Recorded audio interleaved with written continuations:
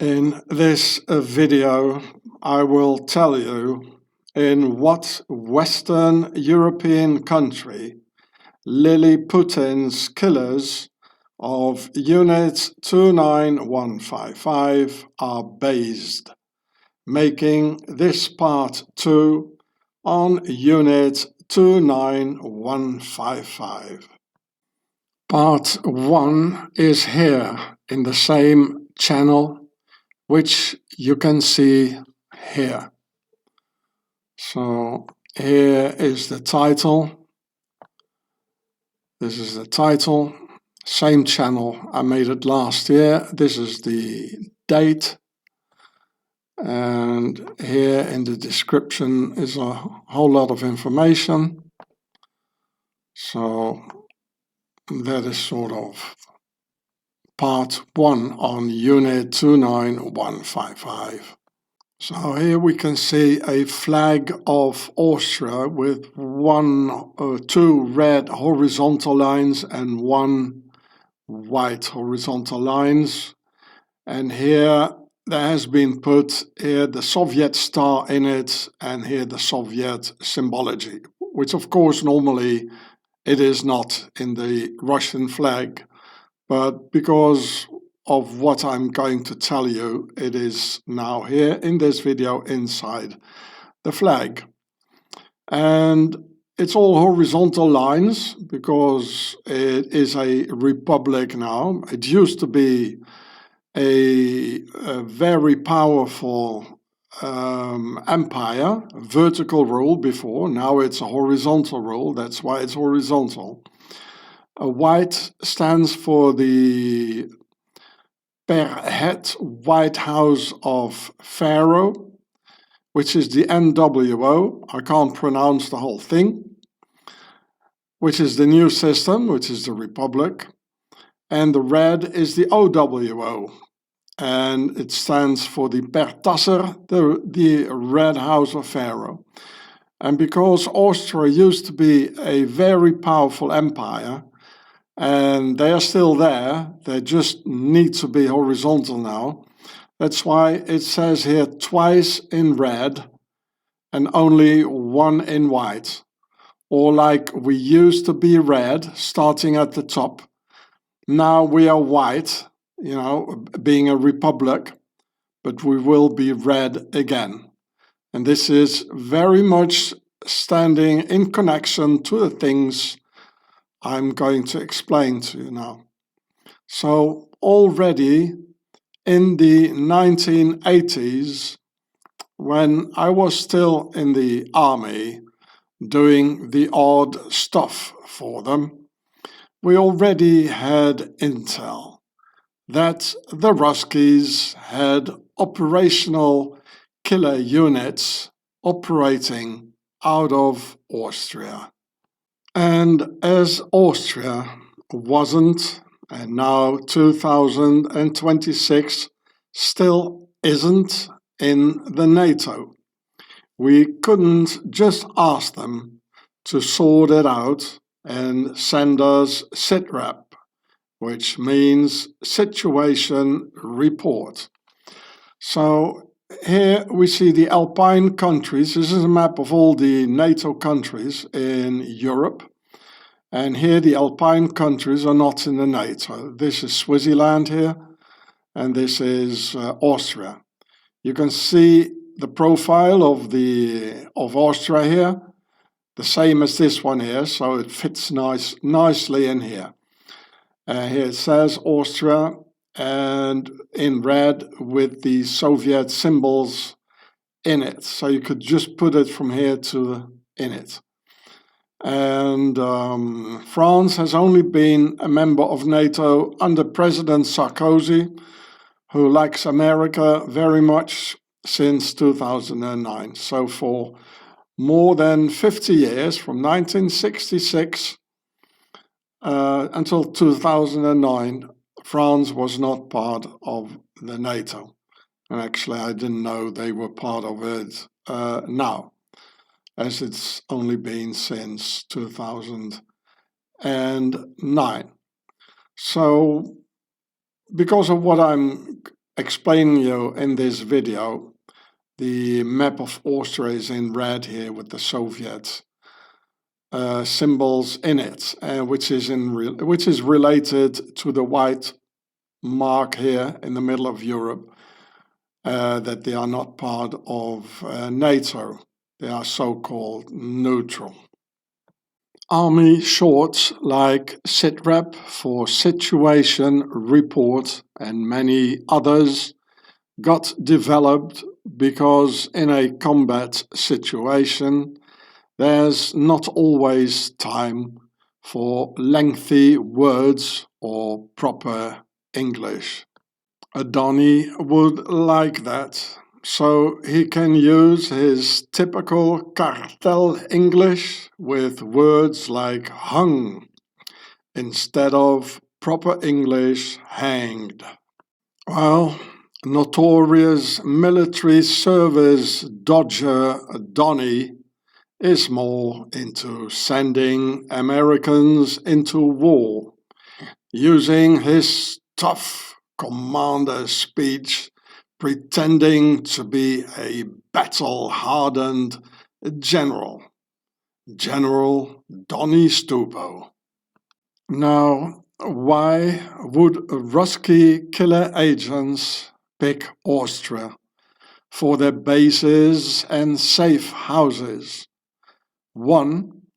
Russia and Austria, together with Germany, were the last vertical rule empires of Europe. Vertical Russia ended in 1917, and vertical Austria and vertical Germany ended a year later at the end of World War I in 1918, in order to sort of become horizontal. So here you see the present day time, and here is the past and the present day, which is very important, related to reason number 1. So this is in fact the Austrian flag, as I showed you before. Red, white. Red for the OWO, NWO, OWO. And you see a Ruski agent with his fur hat and the symbol of the Tsar's monarchy, the coat of arms on his hat. And here you see the European community here with a lot of papers, which is very horizontal, as all the horizontal delegates of all the horizontal republics of Europe put together, like in Brussels and Strasbourg. So that's why he's standing here looking at the death and the grave of it says the Austro-Hungarian Empire, 1918, and that was vertical. So he's horizontal, vertical. And you see, here's the crown. You see, it's the same birdie as here, you know, the double-headed, not very eagle, but it's a falcon. So, and you see it here, you know, Ruski agents in Austria. The horizontal rule is a republic, where in Parliament, Congress and Senate, thousands of men and women rule together at the same horizontal level. A vertical rule is basically led by one man, as in a kingdom, monarchy or empire, where the king or emperor gives all the orders vertically down to all the subordinates. As we can see this shift happening in America, where Donny Stupo, as a dictator or king, doesn't listen to the horizontal Congress anymore, and vertically gives all the orders himself. Thus, America, shifting from a democratic republic, similarly to Mad Vlad Lily-Putin, using the horizontal republic and its Duma, making a vertical rule dictatorship out of Russia as the genuine reincarnation of the Russian Tsarist Empire. So here we see Lily-Putin with the blue sash for the war crown, the Templar's cross and an octagon here. Here's another octagon. And here on the other side, here it says, "Long live the king." Here we see Stupo with a crown. And we see these people sitting, these are in the horizontal rule, probably in Congress. And they say, what's happening? We're in a horizontal rule since 1776. And now this guy doesn't even listen to us anymore. He doesn't even look at us anymore. What's going on?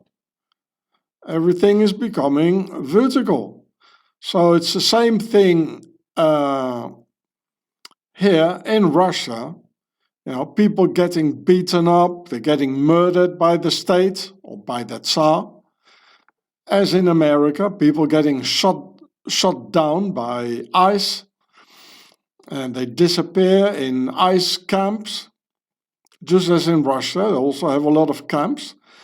So it's very similar things going on. And I've been telling you this for the last 16 years, that Pharaoh's nobility has infiltrated the republic and the horizontal rule to make monarchies, vertical rules, pharaonic empires again out of it. So here it says 1879, Kaiser, that's the German word for emperor, Franz Joseph. And Kaiser, etymologically, it comes from the word Caesar. Caesar, Kaiser, Kaiser. Because Caesar, he made himself an emperor. So the equivalent, the word for emperor, it became Caesar or Kaiser. The sash he's having is the red, white, red. As you can see here, red, white, red, the actual flag of Austria. And he lived here, Tsar Alexander II, he lived at the same time. He got a blue sash for the war here. And I slept in his garden once, I don't know, like 13 years ago, of his wife Sissi. If you turn Sissi around, you get Isis.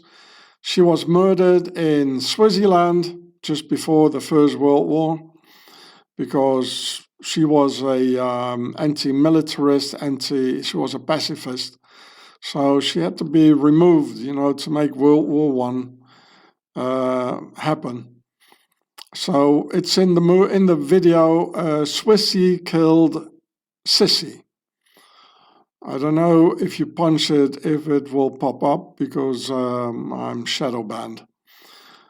And so, they are both vertical rules. Austria, Russia disappeared at the same time. They ended the vertical rule.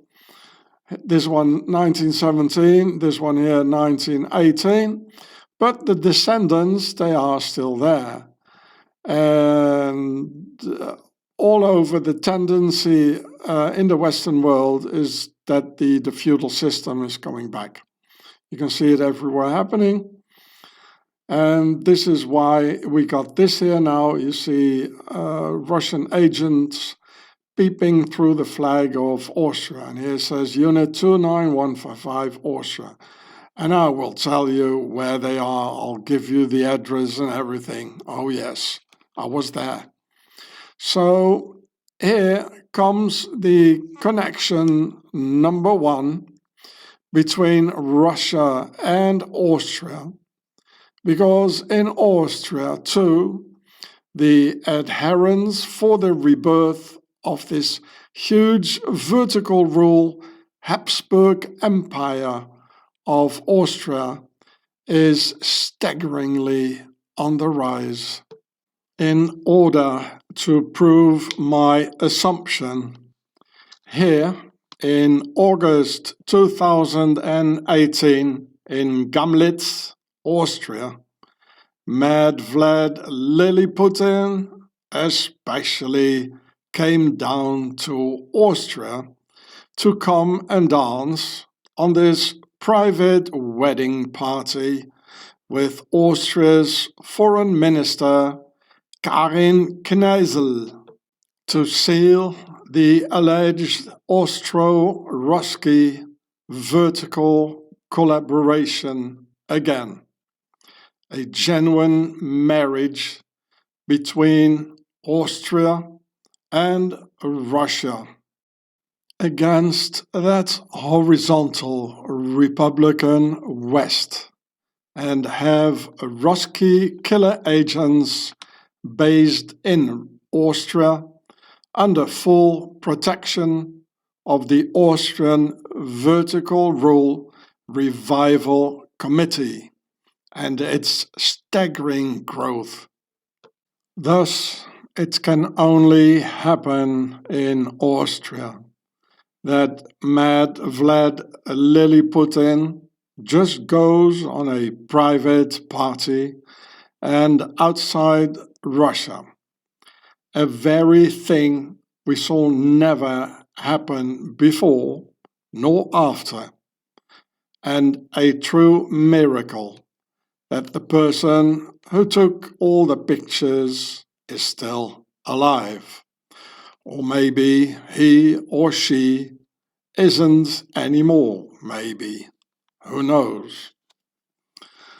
So here you see Liliputin, Karin Kneissl. The Austrians pronounce it like this, Karin Kneissl. Here you see the Austrian mountains here. Now I wonder what the guy in the dress is with the funny hats and all that. Or what is he? What is that? Well, the peeping Tom here wants to know it as well.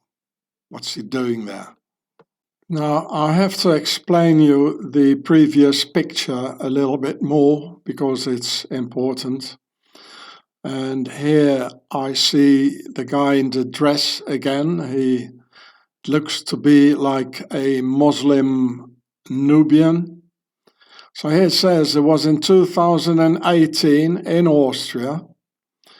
This is the name of the woman, the foreign minister of Austria, Karin Kneissl. And here it says here, Mad Vlad Liliputin.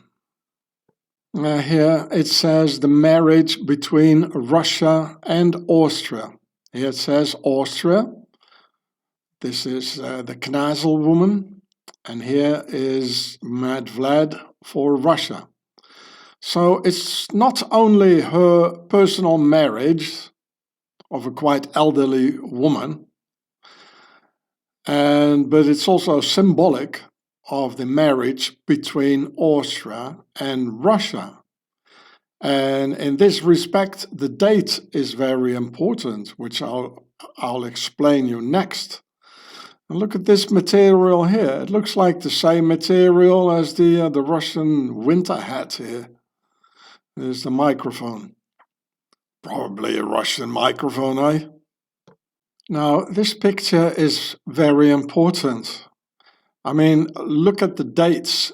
The end of the Habsburg Austrian Empire was in 1918. And the marriage between Russia and Austria, it took place exactly 100 years later, in 2018. It's like a centennial.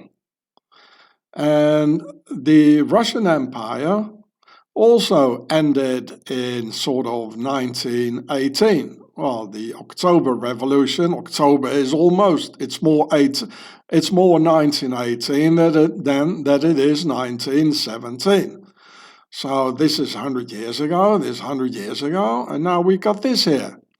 And if you look at the picture, I mean, this is the aristocracy, this is the aristocracy, and this image is also the aristocracy. It's like she's showing her devotion in this hierarchy to the boss, Lily Putin. It's she is like a subordinate to the master. Yeah, you see, it's not. I mean, it should be the other way around. Like gallantry towards women, like But no, Austria is bowing for Russia, and he has a blue suit, which is for the war. But well, never mind. They usually have blue suits and. So this is very important. It's all related. This is related with this, and this is related with this. Well, actually, it's the other. I should have put the Tsar here because he's on Lily Putin's side, and I should have put the Franz Josef on this side. Well, I haven't thought about that. Never mind. And so it's a centennial. It's very important. And you can see the devotion here and the hierarchy. She is obeying the master here. And I wonder what this flag is, green with white. And these guys here, of course, with the sunglasses, and these three here. Well, you know what these are. It's they're all loaded with big guns. And he's got a red tie for the red house, which is the vertical rule. So all newspapers and all over the world, they were wondering about what happened here, Why, Lily Putin just going to a private wedding? The boss of this very powerful country, he never goes anywhere, and he goes just like, why Austria, So, I mean, all these politicians, they are liars, They have their own agenda, the pharaonic agenda, which is not the agenda of the people. So it's best not to listen what they're all saying, But you must look at the numbers, the secret hand signs, the colors, and all these sort of things. Read between the lines. Like here, the lines are here, you have to read in between, And then you might find out what's really going on. And always take the opposite of what they're all saying. Then you're far nearer to the truth than if you just suck it in what they all tell you. Yeah. So, of course, Mr. Lily Putin here, he wouldn't just go to a private wedding. No way, forget about it. It's also a security nightmare and all these sort of things. No, he came because it's the centennial. The Russian Empire disappeared in 1918, and it's 100 years later. It's the centennial. And they made the deal, allegedly, that they're going to reinstall the feudal system, the monarchies everywhere. And we see it happening. Donny is doing it, and he doesn't even listen to the Congress anymore. The Congress is horizontal.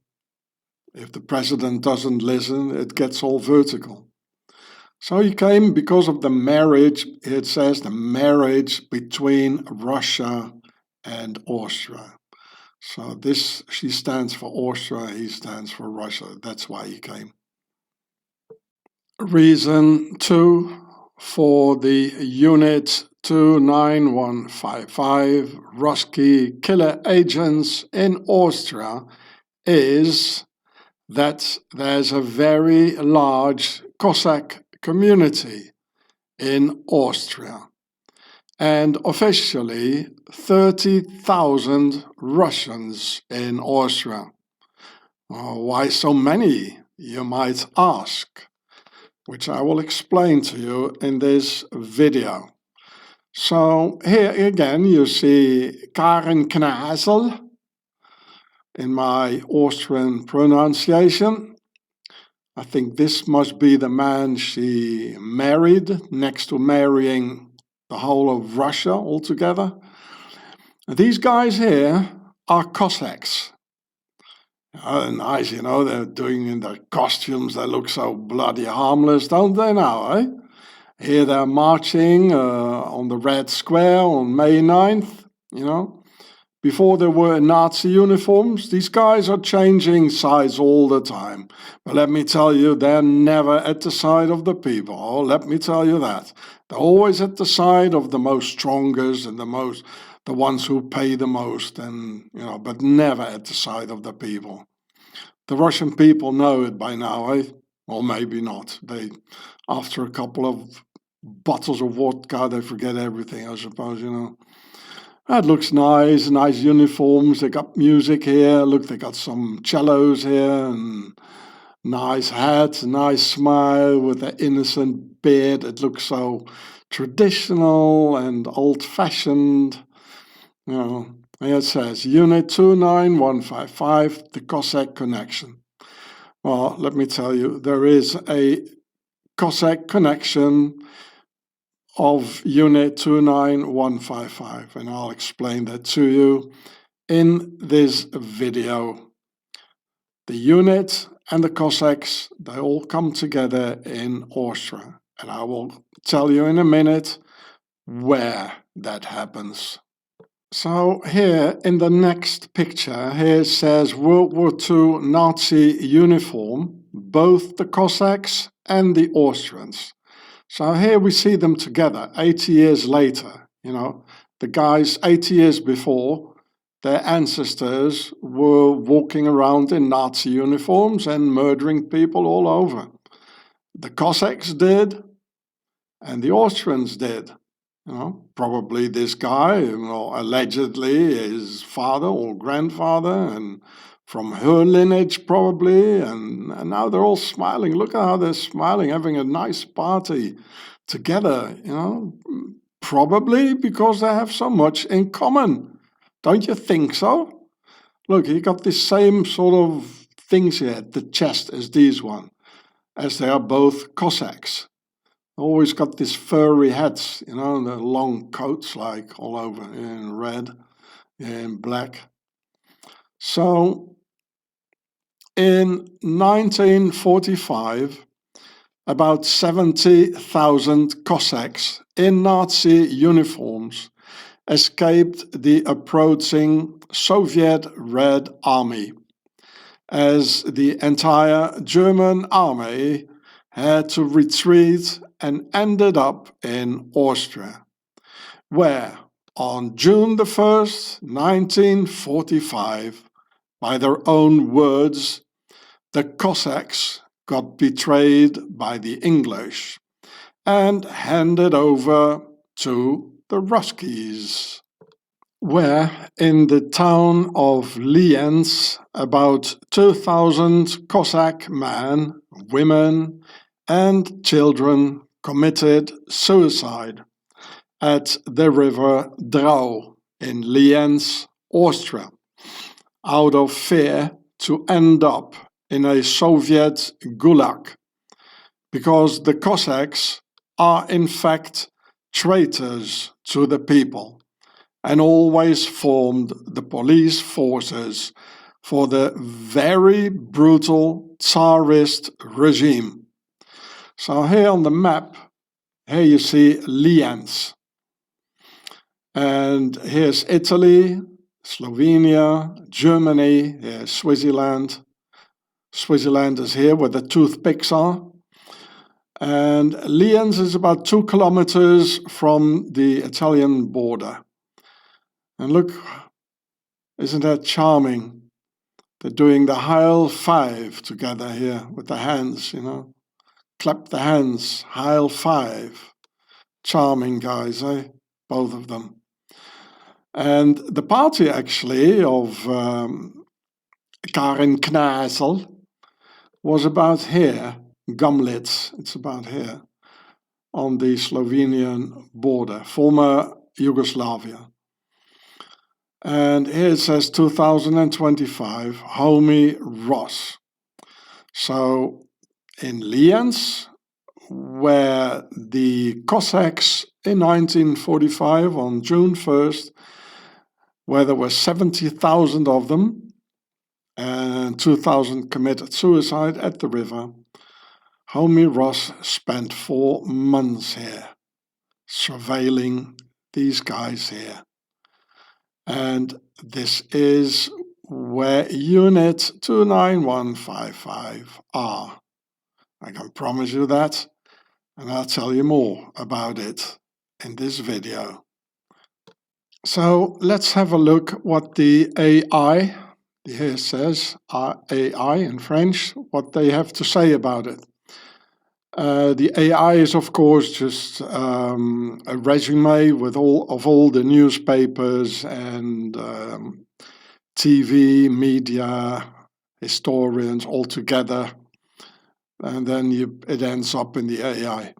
So the G.I.U.R.E.H Unit 29155, I'll read it for you, is a top secret unit within the Russian General Staff Main Intelligence Directorate, the G.I.U.R.E.H, specializing in sabotage, assassination and destabilization operations across Europe. While based in Moscow at the 161st Specialist Training Center, investigative reports have identified significant links between the unit and activities in Austria. There we go. Including using it as a logistics or travel hub. Here, French intelligence found that the unit used alpine regions, including areas near the Swiss border, for staging and investigation by, well, etc. Well, of course, you know, if you go, I told you, they are based in Lienz. I'll show it on the map once more afterwards. If you want to go to Western Europe or England or France and as Unit 29155 and do operations in Western Europe, where NATO countries, from Austria, where their forward base is in Europe, you don't want to pass through Switzerland because they know Switzerland is a total police state. It's incredible. And so from Lienz, it's only 2 kilometers to the Italian border. I mean, Italy is Italy, you know. It's more like laissez-faire, you know. It's they don't do very much. There's not much control in Italy, you know. And Italians would never. Well, they did actually, but never mind. So you don't want to cross like Germanic countries if you want to go to France and like England. Germanic, like Germany and Switzerland and also Austria, it means control. You know, there's a lot of control. Polizei, you know. So you prefer to pass through Italy. And as Lienz is only 2 kilometers from the Italian border, well, you don't want to cross Switzerland and Austria. You go immediately from Lienz, where the unit's base is, you go to Italy. And through northern Italy, there's also a big chunk of northern Italy, it's called Südtirol, that are actually ethnic Austrians. So since 1918, they have been annexed by Italy after the fall of the vertical Habsburg Empire in 1918. So you cross through northern Italy. It's mountainous, you know, it's small roads, and then where do you get in France after you've passed that region? Well, you get to the Alpine regions in France, next to the Swiss border, exactly where the unit have been sighted. So this is the reason. the people are all asking themselves, well, why are they in that region, in the Alpine region in France? Why? Because they passed through Italy, of course. I repeat, you don't want to cross Germanic countries, the Polizei and all that. You just don't want to do that. So I continue reading. The Unit 29155 operatives have been identified visiting Vienna multiple times, etc., sometimes under the guise of working with local Austrian businesses, VTA company, I don't know what that is. Austria, particularly Vienna, is regarded by European intelligence as a major hub for Russian spies with Unit 29155. So, and here also travel routes involving Austria. So it's all the time Vienna, Vienna. But of course, you know, you don't want to hide or have a safe house in Vienna. You don't want to do that. You prefer like being in Lienz, in the mountains, you know, with no neighbors. And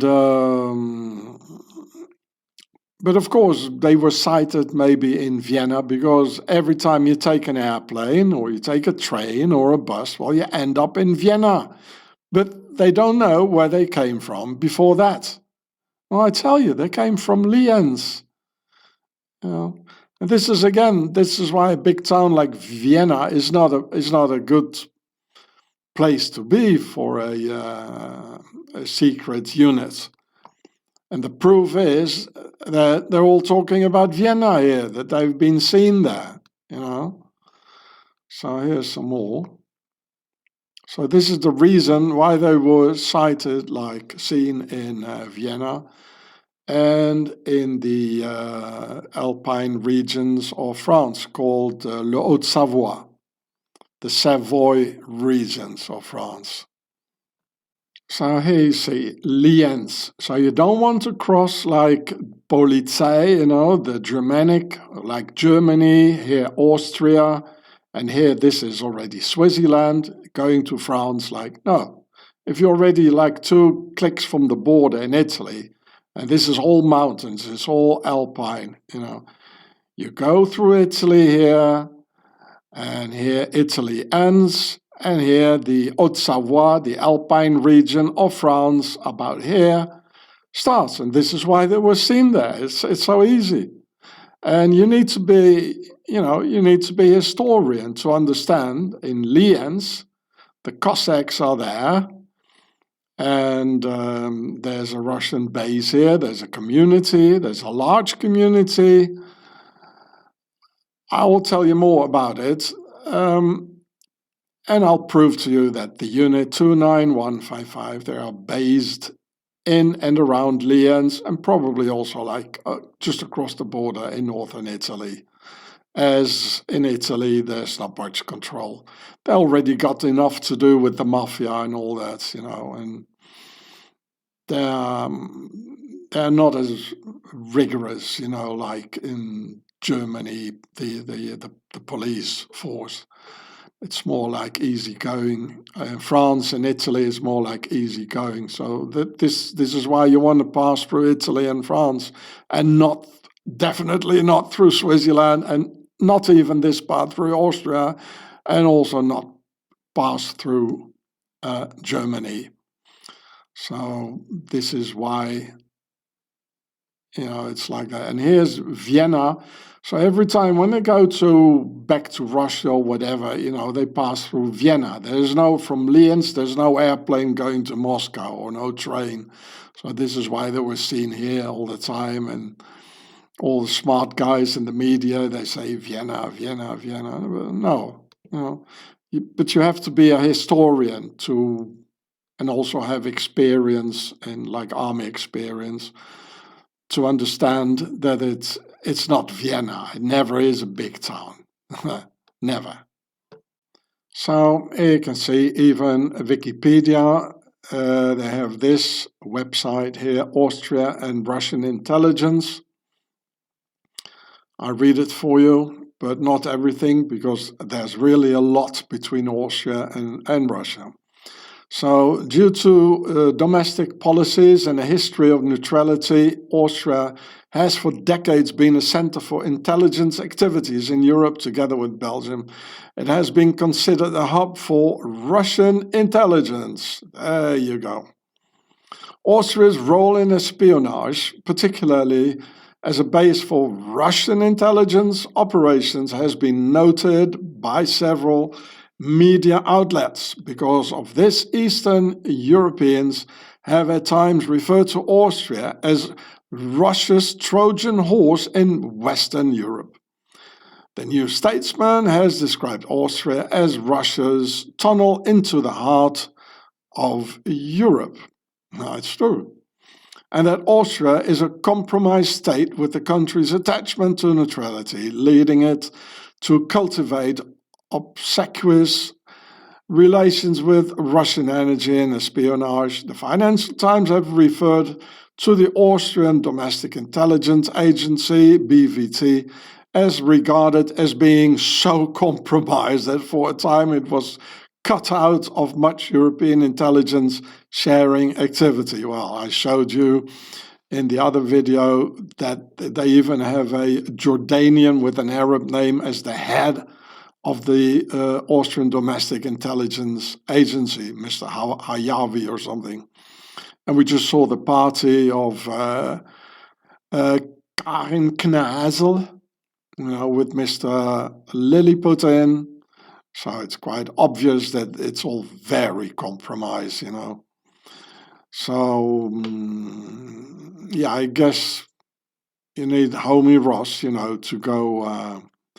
to go and have a personal look where they really are, which I did, and you'll hear more in a moment. Yeah, after the Russian invasion of Ukraine, the Russian influence and intelligence in Austria came under wider international domestic scrutiny. Well, so there's a lot more. Of course, I haven't read it all, because they're not even. Oh, here it says. Additionally, former Foreign Minister Karin Kneissl, there she is again, she joined Rosneft, what is that? A Russian oil company, as well as began writing for Russia Today. Well, actually, Russia Today is not that bad, It's only Russia Today that gave us the information about the Swiss tunnel, didn't they? Etc. Russia Today is not bad, I must admit so. Well, there's a lot more. You can read it yourselves. I'm not going to read it all. I mean, they don't even talk about Lienz, Nowhere in the internet they talk about Lienz. Only Homie Ross does. These here are Cossacks, supposed to defend the Tsar and his family, but they didn't. And here is a colored picture of Tsar Nicholas II in a Cossack robe and a Cossack hat. And when in 1917 the Russian Revolution came, ending these pharaonic Tsars, the Russian people and the new Soviet regime wanted vengeance. So huge Cossack armies fled into the Ukraine, thus directly leading to the Holodomor in 1932, killing about 10 million Ukrainians and who are Europeans, due to large Cossack gangs on horses robbing the Ukrainians of their food.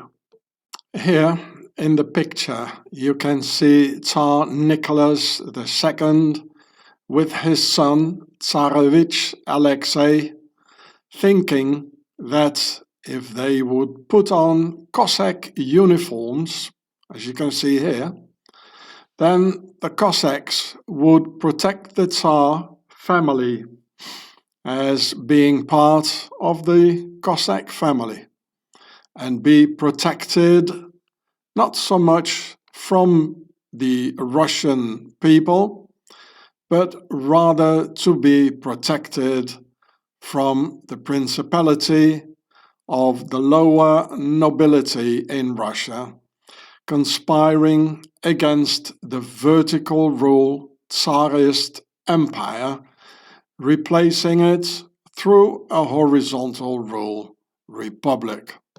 But alas, the Cossacks ran away and betrayed the Tsar and his family, as Cossacks always ran throughout history, merely picking soft targets through collective rape and terror, and ran away, leaving the Tsar and his family naked, alone and without defense, as Cossacks will always betray friend or master when the enemy is too strong and too numerous. So this again is a colored picture. Here's the Tsar and his son, is probably his daughters or his wife. Here some more. And these are the Cossacks in their traditional uniforms, who look really like warriors, but it's all show, it's theater, just like the shows they give on television with dancing and all that.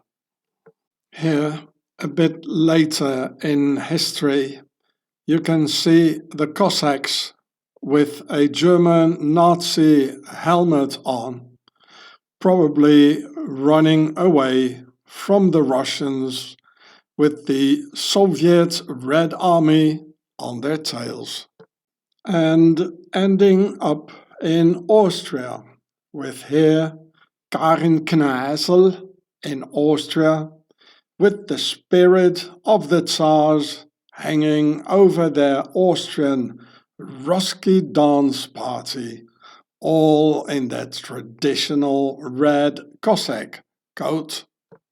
And when soon huge armies will amass at Russia's borders, the Cossacks will also betray their current master Lily Putin, and even possibly riding away into the sunset, all of them all together, and abandon ship.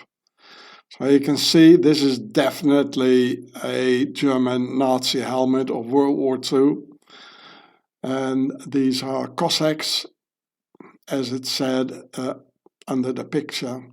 And this looks like the SS Totenkopfverbände.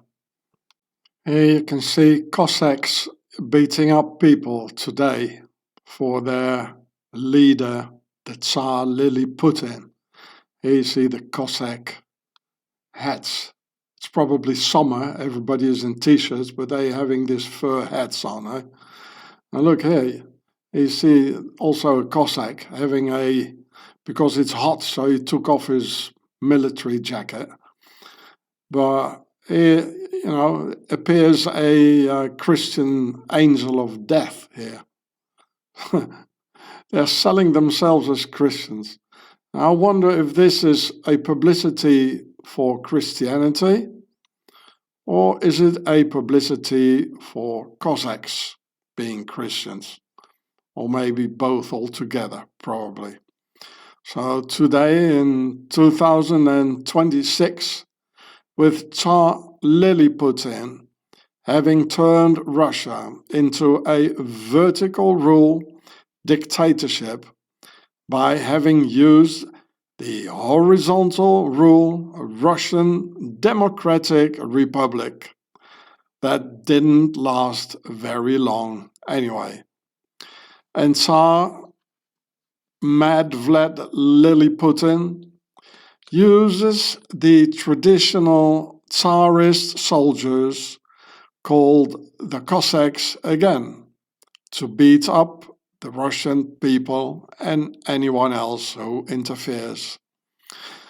And as I've told you, history is repeating itself over and over again. Just a look at history and you'll know what'll happen tomorrow. So here on the red square, they probably call it the red square because of the red building, I don't know. Here you see Mr. Putin, and here the Cossacks. You can always recognize them, or maybe not always, because they are wearing a fur hat in the middle of summer. And they got these sort of things here on their chests. So in the internet, you'll see lots of pictures of Putin with his sort of loyal Cossacks, who see him as the new Tsar, in a sort of religious type adoration in which Putin has become the savior of the new Ruski Empire. And unfortunately, we see the same humbug happening in America with Stupo here, as it also happened in Nazi Germany, as you can see in my video here, with the other dictator here. You see three dictators here: dictator Stupo, dictator Adolf, and dictator Putin. And this is the video from last year. Here's the title on the same channel. It's quite funny, actually. Here is Mr. T for Trump, his initial, Mr. T. And here it says ice. If you turn it around, you get iced tea. Like, wasn't there an actor, also a funny guy? Here in 2024, you can see the Cossacks parading on the annual May 9th parade on the Red Square, celebrating Russia's victory over Nazi Germany. Although the Cossacks were in fact fighting in the Nazi army against Mother Russia. But well, who cares? And none of the dumb slaves remembers anyway. With Tsar Putin having a total amnesia on that point, together with the fact that the Ruskies could never have won the war without America's help through the Arctic convoys. So here it says Arctic convoys in nice light blue. Look at the sea, the ocean here. And these are genuine pictures of the Arctic convoys. And here is the end of the ship. It just got blown up by an U-boat. And ein Unterwasserboot, with many sailors dying, to help the Ruskies who don't even remember this. But, well, who remembers anyway after the daily consumption of a liter of vodka? So here you see a Cossack with all these things on his breast, a big tummy, not a big tummy. And here you see the Cossacks with all German symbols here. Like here, the Nazi, I don't say eagle anymore, it's a falcon. And here you got the pharaonic colors, actually. It's white, red, and blue, just as the English have on the airplanes. They still have it today. So, and this is I hope you remember, this is the sun hieroglyph, the round thing in the middle, like here, with the two wings on each side. It stands for Horus. And so these ones here, they don't remember this here. Or maybe they just drank it away. Let's put it that way. And just as in the Tsar Empire before 1917, today all over Russia, the Cossack police are expanding and roaming around Russia in their typical Nazi-style Gestapo boots, which reminds them of the good old days when Cossacks raped and butchered as part of the Nazi hordes. So here you see them with the Nazi Iron Cross, a Templar's cross, here with the Horus Falcon of the Nazis on his hat here as well. This is actually a Nazi uniform. And here you got these Cossack stuff. And the same thing, look, they already had the same thing as Lily Putin for the Ukraine war has nowadays. You see, exactly the same thing. Or the, how do you call it, a military intervention or something. Here you see the German officers here. They're all together. Here's some more Germans, and here German. No, this is a Cossack. So you see the here in black, like the SS, Cossacks in the SS, you know. So, and we see it happening again. History is repeating itself. I told you, as well as in America, in Europe, even in Russia, the Nazis won the war. And here you can see how the new Tsar's Cossacks beat up the Russian people, just as they used to do for the Tsar during the Tsarist Empire. History repeats itself indeed. You know, look how you don't want to get a leather whip like this in your neck, eh? Oh, it can rip your head off. Look at that. Where all the energy goes through, all the key energy and the everything into the head.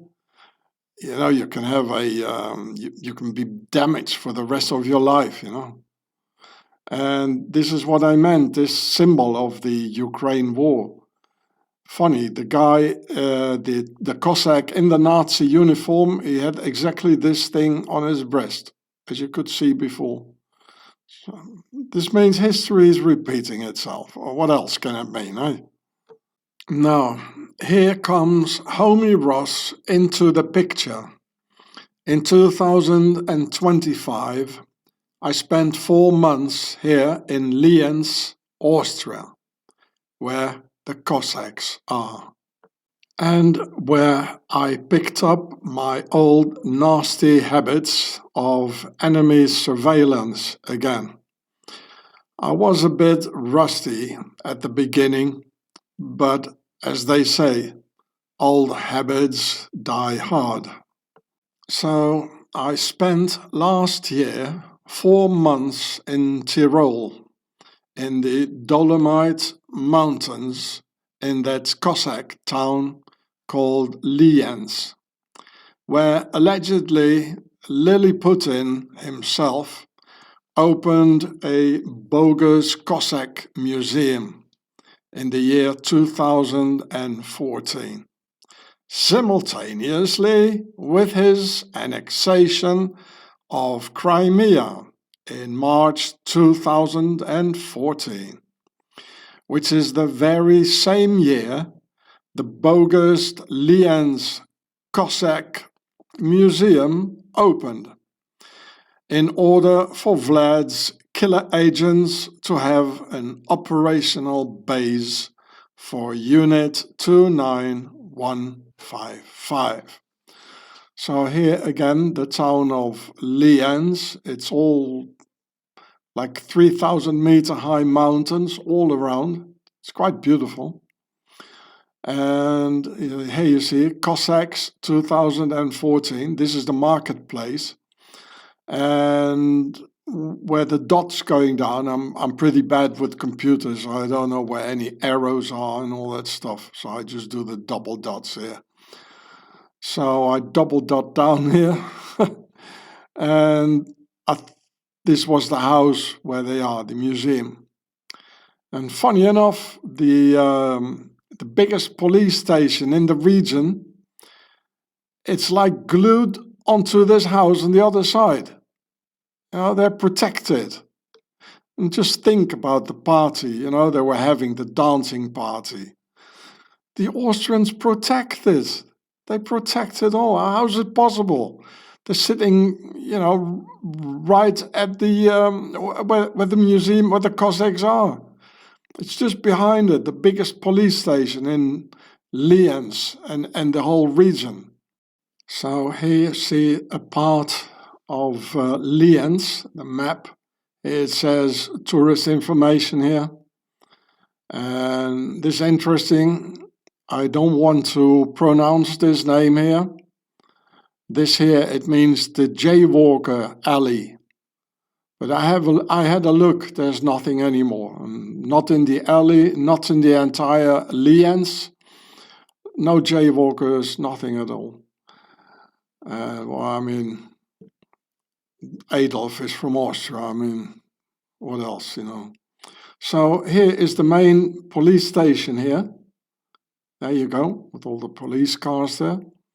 And the Cossacks are right behind it, one of these two buildings here. So it's not marketplace, it's Hauptplatz. It means the main place, not the marketplace, the main place. The whole thing here, from here to here, it's the main place. But I think I heard people say marketplace. Well, they probably do the market there as well, you know. So how is this possible, you know, that the Cossacks are right behind the main police station, not only of Lienz, but the whole region? And they don't know that the Cossacks are here and, you know, and the whole history and what's going on now with the Lilliputting, doing the waltz with the foreign minister in Austria in 2018.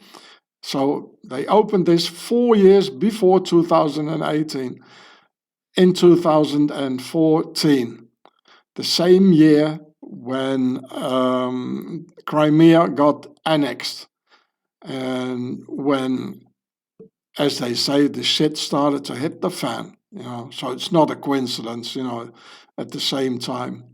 They needed safe houses, they needed a base, and as they've already been in the region since 1945, basically, so the Cossacks. So here you can see about the Cossack Museum. Ko-bro, I don't know what that means. Ko, I suppose it's Kosaken, it means Cossacks in German. And bro, yeah, brother, a brotherhood. So it's German, English. Well, it's weird. And here it says Cossack Museum in Lienz, as I told you. So here are some pictures here. Like this is the bridge where it probably happened. There are two rivers in Lienz. They got a cemetery as well. And Lienz is quite beautiful, you know, all these like 3,000-meter mountains all around, the Dolomites. And so, I'll show you some more. Unfortunately for you guys here, you know, here's the German flag. There's only here Russian and Italian. The international language, it is not there. Well, they hate Americans, of course, you know, so no English. And they also hate the English because of what happened on June the 1st, 1945. As they even pictured it here, portraying those poor Cossacks in Nazi uniforms who just came raping and murdering people all over Eastern Europe, and they portray themselves, of course, as victims. Oh, the poor Ruskies. And you see, you know, you can't even see that the uniforms, that they are like Nazi uniforms. All the emblems are taken off, all the insignia. The only thing that stays are the Gestapo boots here. The English you can see with the beret and the booties here. The puttees, that it is more that they are the English, so they're more recognizable. And they show the English here as the bullies and the poor Cossacks. Or don't you believe this? So this is why here there's no English. So I can put it in Russian for you, or Italian, or you can do it yourself. So here's some other things you can punch in with pictures, and I don't know what. They got a organization. You can contact them. And you can see they're at the Hauptplatz, the main place, number 3, just behind the police station in Lienz, Austria. And you can even find them on YouTube about the Der Todesritt der Kosaken, the death, not a march, but the death ride on a horse of the Cossacks, the poor Cossacks, eh? It's more like the death ride, as they were butchering people all over. And you can read some about the poor Cossacks, you know. And I can't go more down, you can do it yourself. So here you can punch the pictures here, where they show a lot of pictures, and here they got an organization, which is interesting. So you see here, 2014, but they've been here a long time before, and the organization actually is since 1957. Which I'll show you in a minute. And in the 50s, all the killings, you know, remember, of the Unit 29155 started. That's why it's 1955, remember? I did a video about that.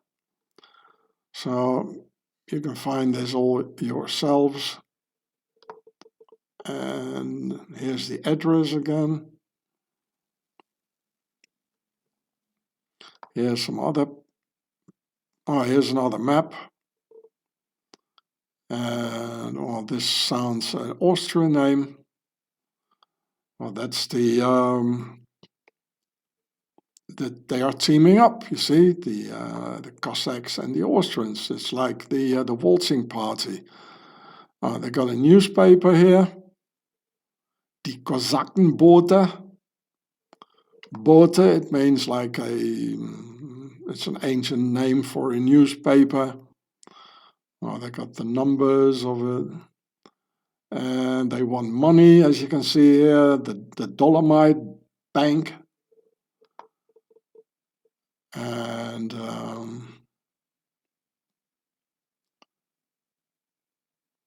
you can find it yourself. So there we go, the museum just behind the police station, right? And no English. You know, they hate us. You see, they hate us, you know?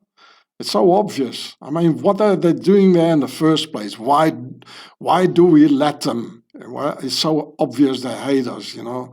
Why do we just let them, and we let them, and, you know, we're patient with them? I mean, why? So here you see it, the annexation of Crimea, 2014. Very important date, people. Look at the numbers. And the symbols and everything, you know. Well, I'll let you read it yourself. It's quite long. And it was a khanate. You know, and the Cossacks, they had a khanate, and they still have a khanate. So it's important for the Cossacks, Crimea. They want to have it.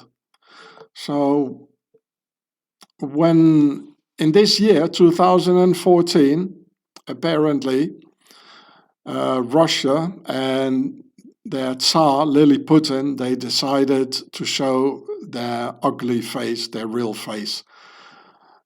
After having been using the nice face of the democratic face, the Republican face for about 20 years, saying, "Oh, we're going to do just like the Europeans, maybe we're going to join the NATO." They even said it. You imagine, Putin said it, really. So, and this year it changed. So then they decided for their base, for Unit 29155, they needed a base. So in the same year they opened the Cossack Museum in Austria. Right after we saw Mr. Putin doing the waltz in Austria with the foreign minister and all that. I mean, coincidence? No, just put the puzzle pieces together. Look at the dates and put it together. This is not a coincidence. And in the same year, there was the Maidan Revolution. Here it says, Maidan Revolution, that took place in the Ukraine in February 2014. Well, what do you know? You must always look at the itinerary. Very important. To understand what happened at a certain moment, you must look what happened right before and what happened right after. Well, right after they opened that Cossack Museum. So 2014, very important. Then everything shifted downwards, like fire and all this. And I made a video in 2014 because I wanted to help these poor people, in their revolution. They were fighting for justice and they all got massacred with Swiss guns. I'll show the video in a moment. I'll show you one more time because it's very important, the itinerary. So here again, the Cossack Museum in Lienz, just behind the police station. It says in German, I tell you in German here, der lang gehegte Wunsch konnte in Erfüllung gehen, die Stadt Lienz, Osttirol hat nun seit 2014 ihr privates Kosackenmuseum. In 2014, here the Cossack Museum, they opened it. And if you know the Cossack history of rape and murder and betraying everyone, being in Nazi uniforms and now beating up people for Putin, for Putin, you know that when everything happens here at the same time as the annexation of Crimea and the Maidan Revolution, then you know perfectly 100% sure that the opening at the same time of this museum, it has something to do with that, eh? It's so clear. Just look at the itinerary. That's, if you do military analysis and these sort of things, you always look at the itinerary, always. But apparently, it's more old school. They don't do this anymore. How come nobody is talking about this and only Homie Ross is? How come? Where all the professionals gone? There probably are no more professionals. And anyway, they all work together anyway. The CIA, MI6, DGS, KGB or whatever, they all work together. They all got the same pharaohs at the top of it.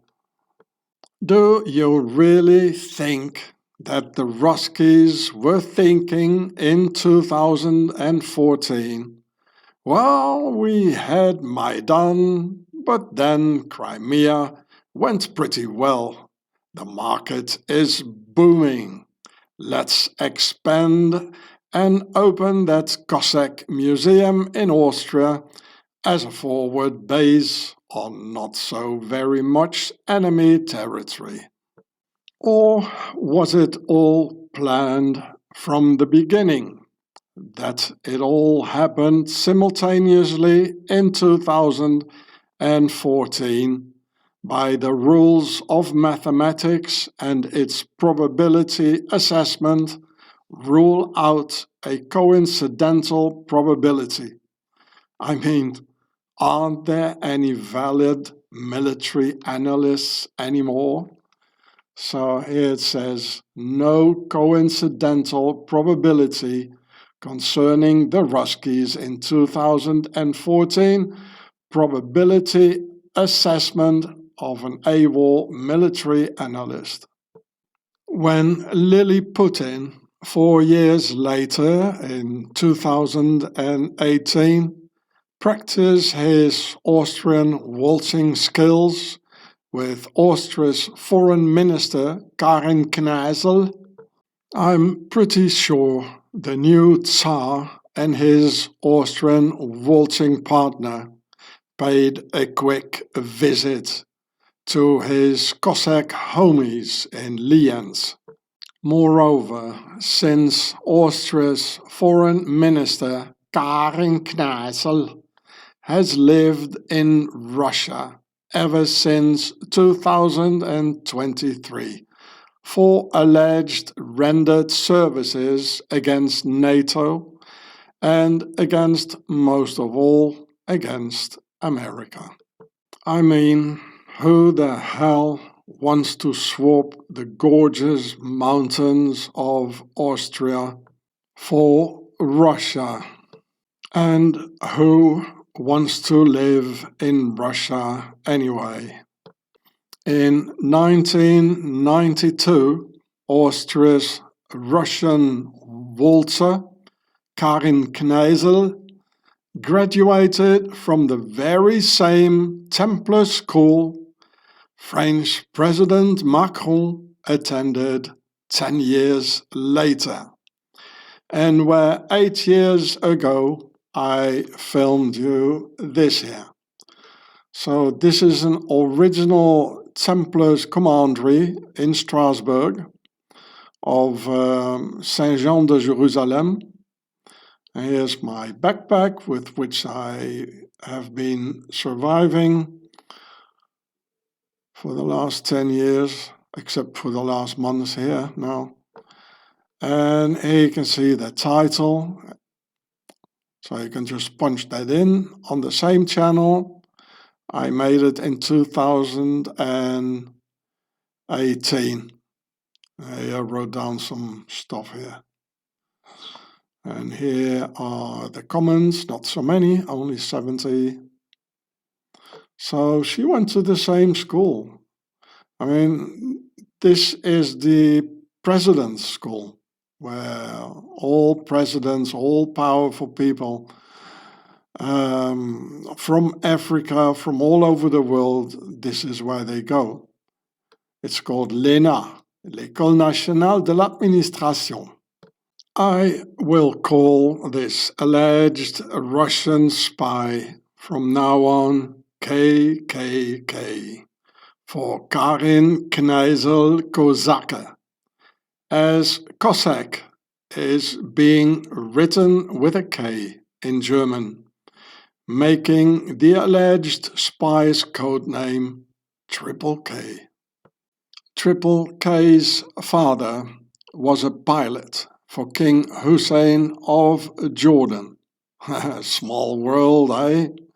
Moreover, if you consider that Austria's current director of Austria's Secret Service State Security or Intelligence Service Directorate also is Jordanian by the name of Omar Hayawi, whom I already mentioned last year in this video here. So is the King Hussein of Jordan. I think he was the king. And the father of Triple K, KKK, Karin Kneissl, was a personal pilot for this guy here. And now this Jordanian, by the name of Omar Hayawi,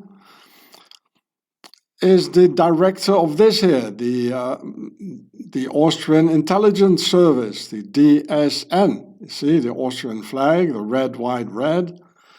the falcon and all that. So here is a connection, an Austrian connection to Karin Kneissl. Here is the Austrian connection to Karin Kneissl. And here is the Austrian connection to Karin Kneissl. She used to be the foreign minister of Austria. So, and this is the video here. Goldstein made, oh, I can't, Philistine. And it's from last year on the same channel 4 months ago. I wrote something on it. So, funny things going on. A small world, Jordanian, Nazis, Austria, Putin in it, Cossacks, what's going on. So here you can read about Karin Kneissl with the SS in the name. She was born in 1965 and she served as Minister of Foreign Affairs of Austria. And here it says, Kneissl has advocated for closer relations, well, very close to Putin, no? With Russia, and has a close relationship with Russian President Vladimir Putin. She has lived in Russia since 2023. Remember this date here, 2023, because it's a bit contradictory. Here it says somewhere, look, she was reported to have rented a home in the Russian village of Petrushova in 2022, which is only 4 years after they went waltzing in Austria. Here, look, that was in 2018, they went waltzing. So, yeah, in August 2018, she married entrepreneur Wolfgang Meilinger at the ceremony in the small town of Gamlitz, near the border with Slovenia. During the wedding, she danced with the Russian president, Mad Vlad Lilliput, who was in attendance and subsequently performed a deep curtsy. What's a curtsy? Oh, wow. Yeah, we saw that. The picture of his gesture were widely published in Russian and international media and sparked major outrage and criticism due to her perceived naivety. And so that's 2018, and here, 2 years later, she started to work for the articles for the Russian government and the RT, Russia Today. So right after she was dancing, she committed herself completely to Russia, even living there. And here, come back to Jordan. Small world, eh? Oh yeah, and in 1992 she graduated from the École Nationale d'Administration, which is the Templar school. I filmed that for you, I just showed it to you, where also the French president Macron, which is an anagram for monarch in French, he went to the same school 10 years later. So she was born in Vienna, and Kneissl, with the SS in her name, spent part of her childhood in Amman. That's where the Austrian current director of the Austrian CIA, FBI, where he is from, where her father worked as a pilot for King Hussein of Jordan. Oh, what a small world, isn't it nice and cozy? And also was involved in developing Royal Jordanian Airlines. And we just saw in the picture, how they're really lookalikes, the King of Jordan, the ears, the eyes, with the Jordanian director of the intelligence services of Austria. So it's Jordan all over in this relation between Lilliput and Kneissl with the SS in their name. It's Jordan all over, which is really suspicious. Too much Jordan in the equation for not smelling nepotism, corruption, and most likely the Ruskies behind it, all infiltrating all key positions in this neutral, non-NATO but European country called Austria. So here in this picture has been taken in Jordan, in the basement palace in Jordan of King Abdullah II. So this is the new king, it's another one from before. The other one was his father, King Hussein. And here it says Omar Hayyawi, the director of the Austrian Intelligence Service, the DSN. Here you see the Austrian thing here. So what's going on? Everywhere Jordan in places where there shouldn't be any Jordanians. I mean, not in these sort of key positions. Again, it's all related to kings, the nobility. And ask yourselves, what are the Cossacks doing in Jordan? Are they working there like a sort of a Swiss guard, or did Lilliput took him there as his Praetorian guard? Or did they just come on horseback, maybe, together with him? Yeah, look, they came all the way on horseback. The Nazi Cossacks and the Nazi Lilliputin, whose horse even has a swastika halter. Like when the Tsar pulling the lead, it's saying the Nazis are pulling the strings. Look at the symbols, people, because in most times the symbols are the only things that don't lie. Look, and here it says even in Russian swastika. Well, the Ruskies love him anyway. Yeah, look at the ears. It's really the same form. And look at the eyes. Look at the way, look at the look. The same look in their eyes. So similar. It's definitely the same family. So the only other language on Omar Hayyawi and his gang is this here.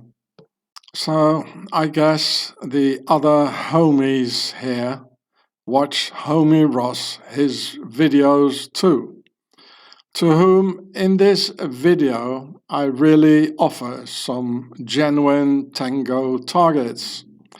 You guys should contact me in 3D and I'll hand you over some real brutal intel on 29155 Cossacks you wouldn't believe.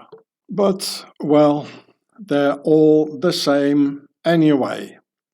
The same pharaohs at the top who let the dumb slaves of the various nations fight each other, where the dumb slaves are merely pieces on a chessboard or international gladiators from around the globe, butchering each other in a huge colosseum. In this rare picture of Adolf, we can see the true color of his eyes, which was blue and not black as in most pictures.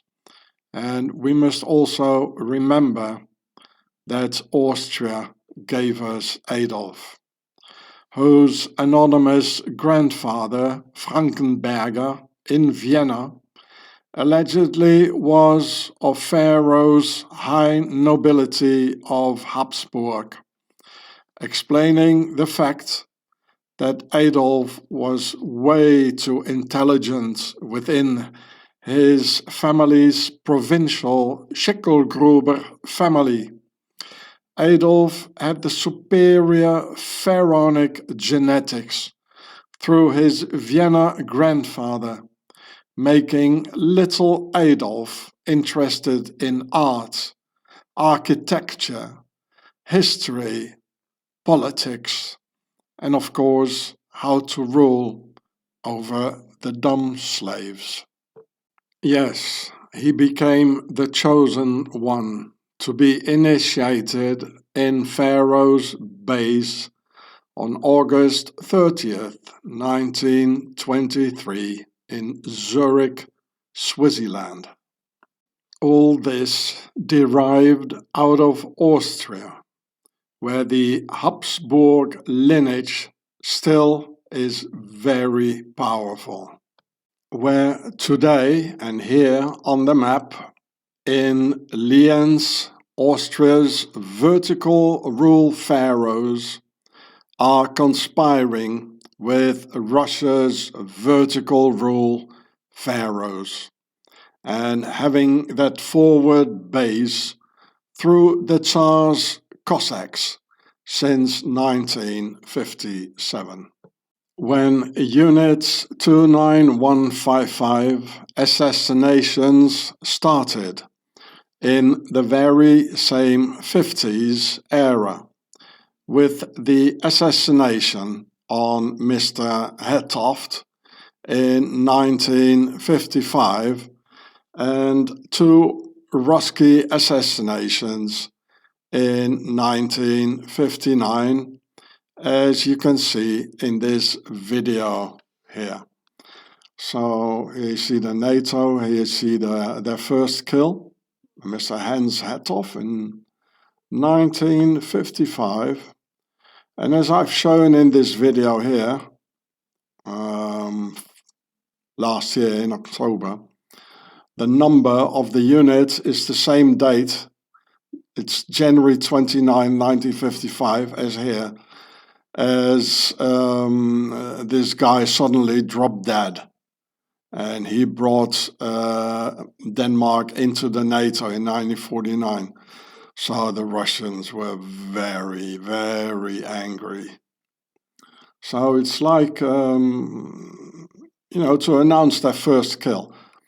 They put it in the number of their unit. So remember this date here, 1955, and I'll show to you what happened in the same era in Austria. So you can read all this. It's all related.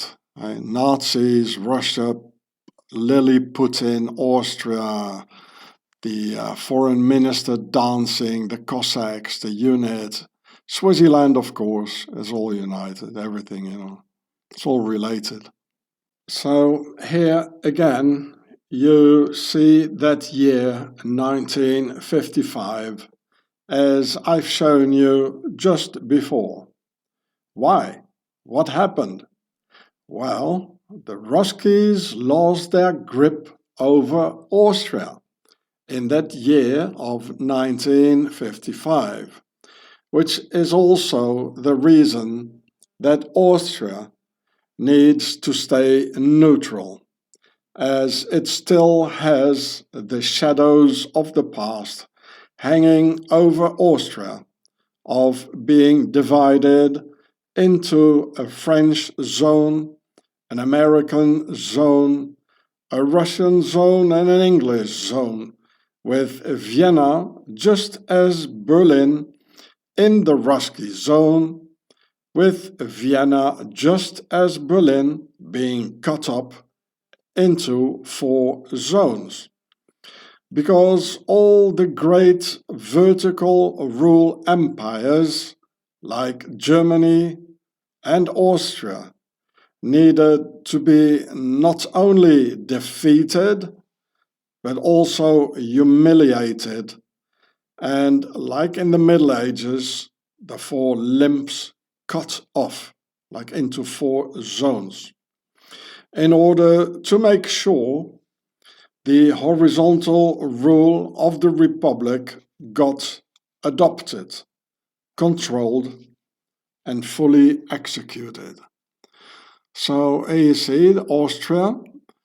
It was Allied occupied, as in the Middle Ages, 4 parts, the 4 limbs, from 1945 to 1955. There's the date again. That's why it all fits together. It all hangs together. So this is the French part. It says Vorarlberg. The Austrians call him the Xiberger because they speak Swiss German. It's the Swiss buffer zone. Probably up to here, maybe.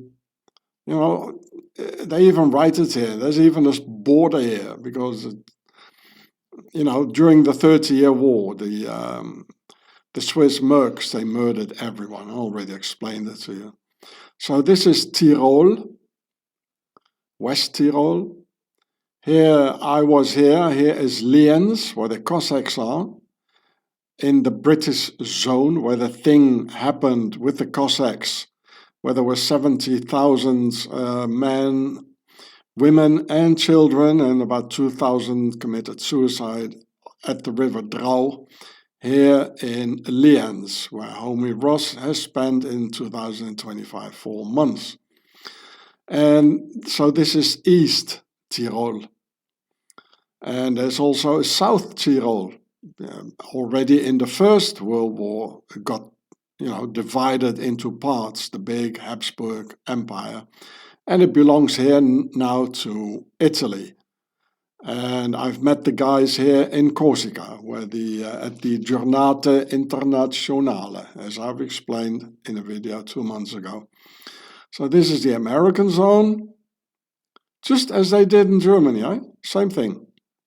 Here's the English zone, and this is the Ruski zone, and this is Vienna. You can see it, it's cut up, also like Berlin, into 4 parts. Here's the Ruski part, American, French, and English. And here it says Burgenland. Burgen, it means the castle, the land of the castles. So it got chopped off, you know, chopped up like into 4 parts, like a pizza, for about 10 years, and so from 45 to 55. And this is the reason that Austria needs to remain neutral, because it still is chopped up in a way, you know. So in 1955, the Ruskies lost their bases in Austria and had to improvise and find a solution for their new Unit 29155 and its planning for their first January 29, 1955 political assassination on Mr. Hattoft.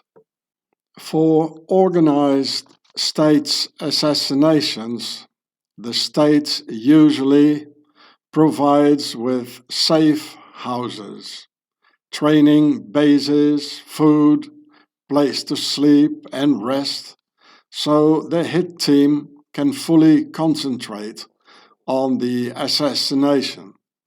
So when Unit 29155 assassinated Hattoft in 1955, Bandera in 1959, and Lev Rebet in 1957, the Unit 29155's assassins came out of Lienz, Austria, where in the very same year of 1957, the Cossack Association was founded with their so-called archpriest at the head of it. So here you can read again Lienz, Austria, where homie Ross spent 4 months in 2025. And here is the Cossack Museum. Here they got their base, But of course, the safe houses are in the mountains. There's so many mountains. And probably also in Italy, which is just 2 clicks over the border. Italy is on this side here, where there are less mountains, by the way. So before I showed you the website of the Cossack Museum in Lienz that was opened in 2014 at the same time when the annexation of Crimea happened. So here you can look at some things here. Well, I didn't, it takes, I know what it's all about. I don't have to, but you can do that. Maybe you'll find something. There's even their email somewhere. So here you see the Skull of Death. Here's the river, the Tyrol, where the 2,000 committed suicide, allegedly. Here the Austrian mountains.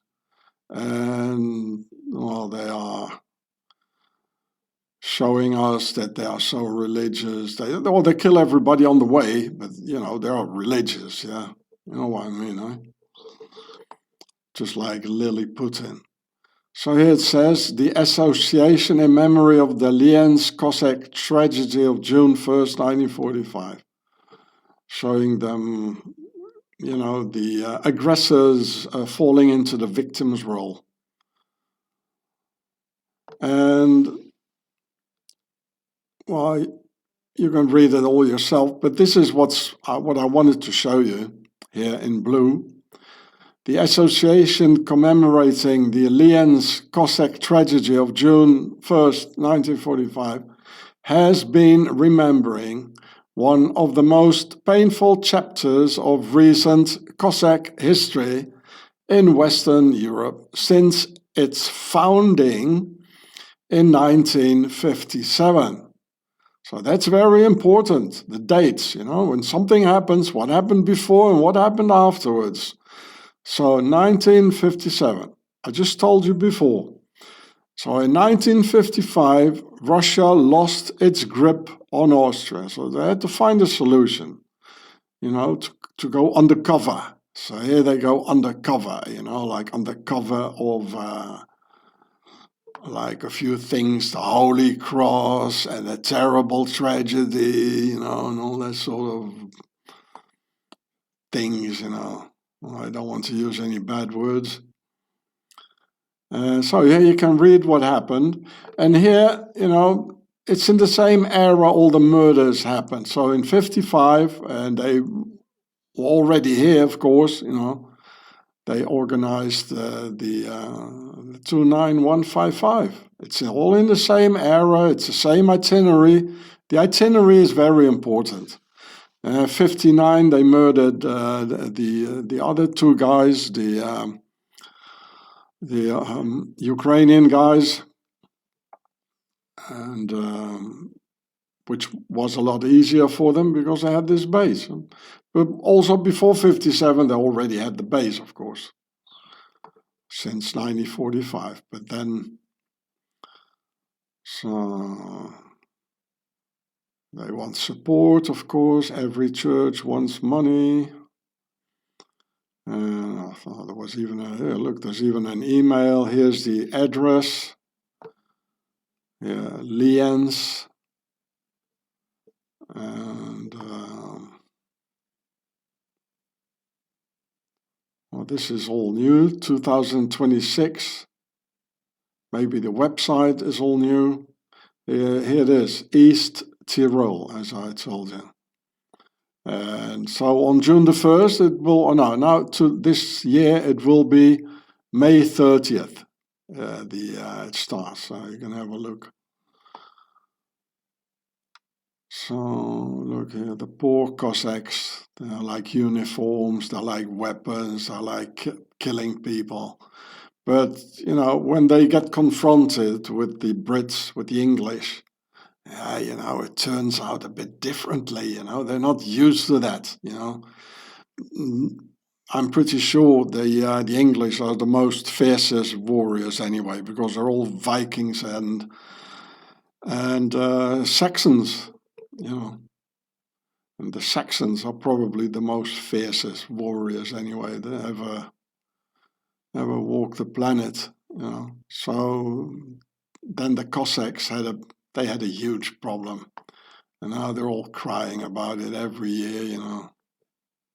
And similarly, in 2014, when the Cossack Museum in Lienz was opened, immediately after, a rise in Unit 29155's lethal activities can be seen, like their 2015 attempted assassination on Emilian Gebrev, or the assassination attempt on Sergei Skripal in 2018, and others, closely related to the opening of the Cossack Museum in Lienz. In the very same country, Lily Putin came dancing on that private party in Austria, also in the year 2018.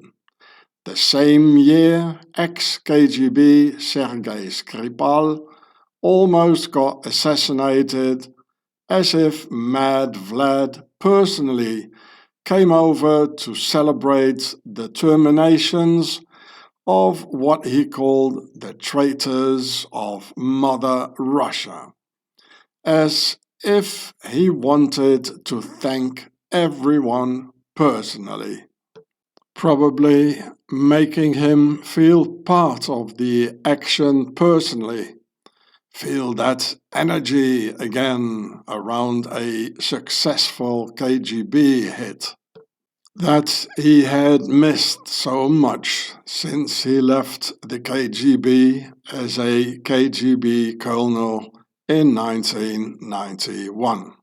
And as he couldn't get enough of the whole Austria success story, he doubled up by visiting the Austria Tyrol house during the Russia Olympics in Sochi on February the 9th, also that very same year of 2014, when in 2014 the Cossack Museum in Lienz opened. And as the Austria House, for some particular reason, only indicated that particular Tyrol region in Austria, where Unit 29155 has its base in Lienz around the Museum of Mad Vlad's Cossack pals, as if the rest of Austria didn't exist, only mentioning Tyrol. So this is in the Tyrol house during the Olympics, Sochi, it says 2014.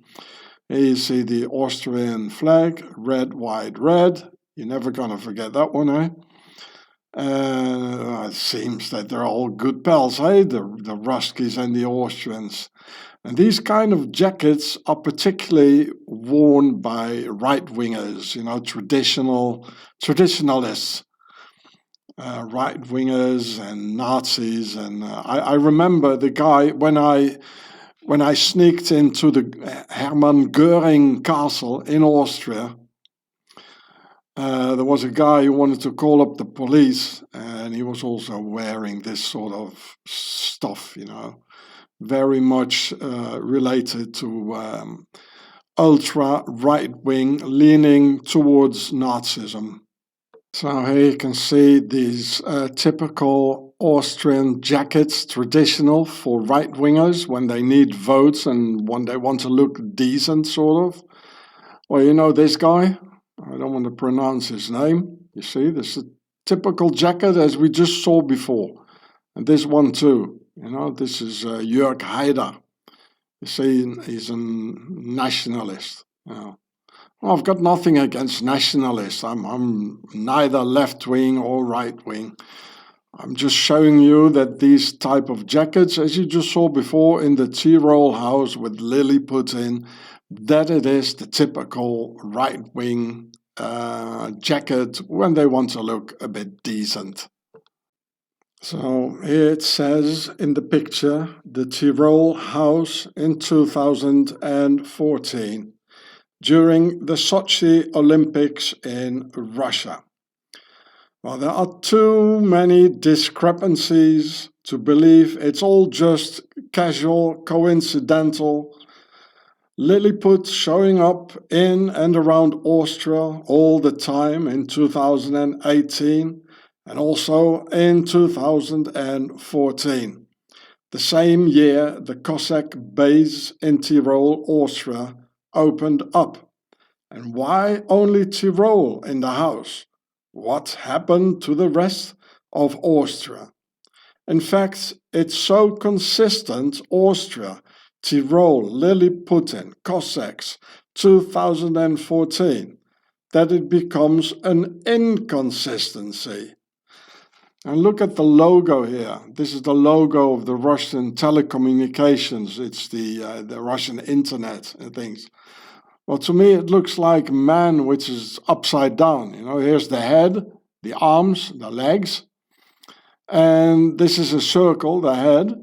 So the concept of 3, and here there are 4 letters for the concept of 4.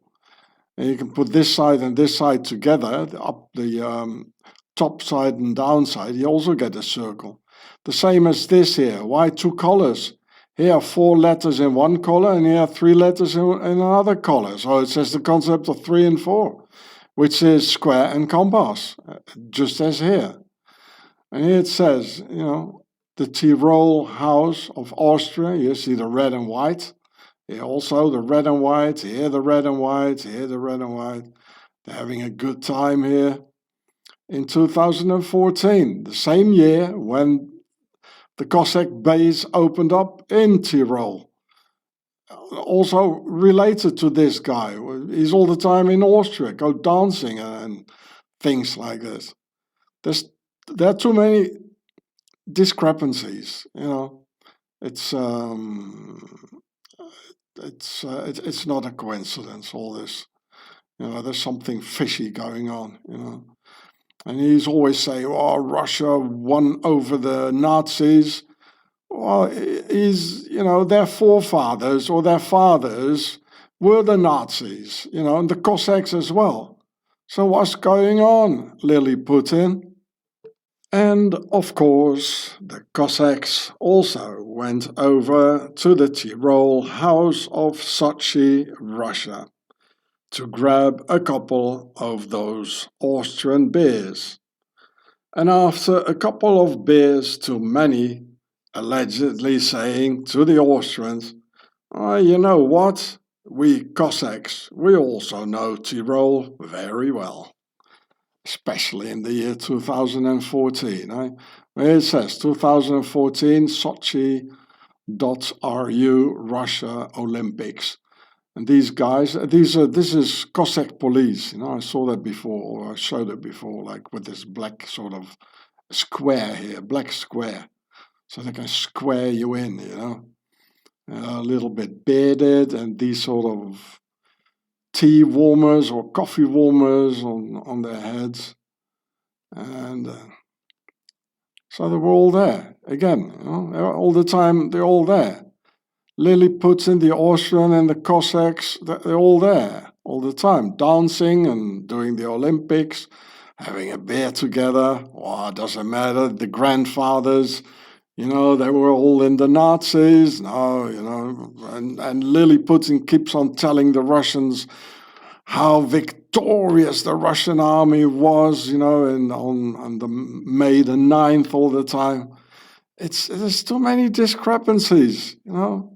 Why do the Russians believe all this? You know, I don't get it. Now, guess who gave the order for that decision to leave the rest of Austria out of the Olympics and call it the Tyrol House? Well, I have no doubt that Vlad's Austrian waltzing partner, the Austrian foreign minister, Karin Kneissl, now living in Russia, was responsible for that. And look, here's the jacket again. Here's one, here. Very conservative jacket, and conservative is usually going together with sort of right-wing stuff. So when I, homie Ross, in 2025 spent 4 months in Lienz, I went surveilling the local Cossacks and their museum every day, trying to discover what back in the days we used to call habits and patterns. And indeed, at a certain moment, I saw them coming in pairs, several groups, and always the same man in pairs. In the West, that means pink list killers. But for Cossacks who beat up pink list killers in Russia on Vlad's orders, I knew they paired up because of the very reason I was sitting there and surveilling them. One can easily recognize Ruski agents because they always come in pairs.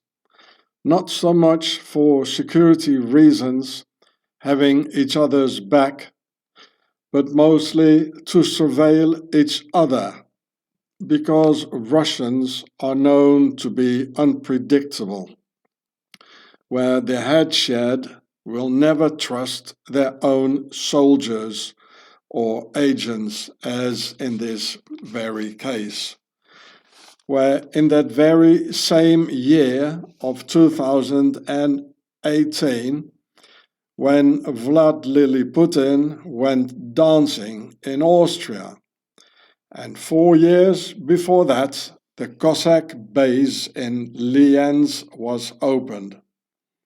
So in this picture here, we can see here in Salisbury, England, in 2018, a pair of Ruski agents who poisoned Skripal. And I have no doubt that these 2 Ruski killer agents came out of that forward Cossack base and safe house in Lienz, Austria. I have no doubt at all. Back in the days, I even heard that Russian military even get money to surveil and betray their comrades, as the entire Ruski military structure is very much based on severe punishments and violent hazings, often even leading to death. So he has to clean his boots, you see. And here, well, I don't want to pronounce this. So here it says it's based upon punishment, humiliation, and hazing. So this here is more humiliation and punishment, and this here is more like hazing. Some universities, they still do it. Well, probably the Jesuit university Stupo went to, where he met Mr. Petstein. In Western armies, though, the military gets kept together through the esprit de corps. So here it says, it's French, esprit de corps. You also say it in English armies. Corps, it's like a army corps. Like the Marines is an army corps, the Marine Corps, you know. It means a body. So all these soldiers together, they function as one body. That's why they call it the Army Corps. And esprit, it means the spirit. You see, you just put an I here, take the E away, and you get the English word spirit. So it means the spirit, the mind, and the honor of an army corps. So it's more the honor, keeping it all together, instead of punishment and hazing and humiliations. I'd say that Ruski armies are held together by the whip, while Western armies are held together by the moral whip, which is even more perfidious. Here you see the Spartan warriors here. They had a high esprit de corps, and here it says perfidious moral whip. But what the Ruskies do looks a bit like pink list killer stuff, like, shall I dominate you, or will you dominate me tonight? So take your pick. What's it gonna be? Rusky style horse riding or Western style horse saluting? It's probably both just as sick. And can anyone tell me what the ISIS flag is doing in front of the White House? Yeah, look, here it says, as the master, so his soldiers. Doing exactly the same thing, innit? Now, from the horse-riding Rusky soldiers and their big example master, back to the horse-riding Nazi Cossacks in Lienz, Austria. If I would have had help and someone with a car in Lienz, I could have found out where they'd hide out. Around June the 1st in 2025 in Lienz, Austria, it was full of Cossacks in uniforms from all over the world. And I spoke with Cossacks from Germany and from Australia. So here you see them standing. Here it says, Erinnerung an alle Opfer, Kosaken, Kavalleriekorps. So in German. And I just showed it to you. This is their site in Lienz, where the cemetery is. Like behind here is the cemetery. So all these Ruskies, they come together in Austria. And you can see this wooden thing here. Really nice, actually. So they come here crying and slipping, the aggressor slipping in the victim's role, like telling everybody how brutal and terrible the English were. Well, I guess the English just didn't believe all the bollocks, they were telling, The English saw them walking around in Nazi uniforms. Okay, that was it.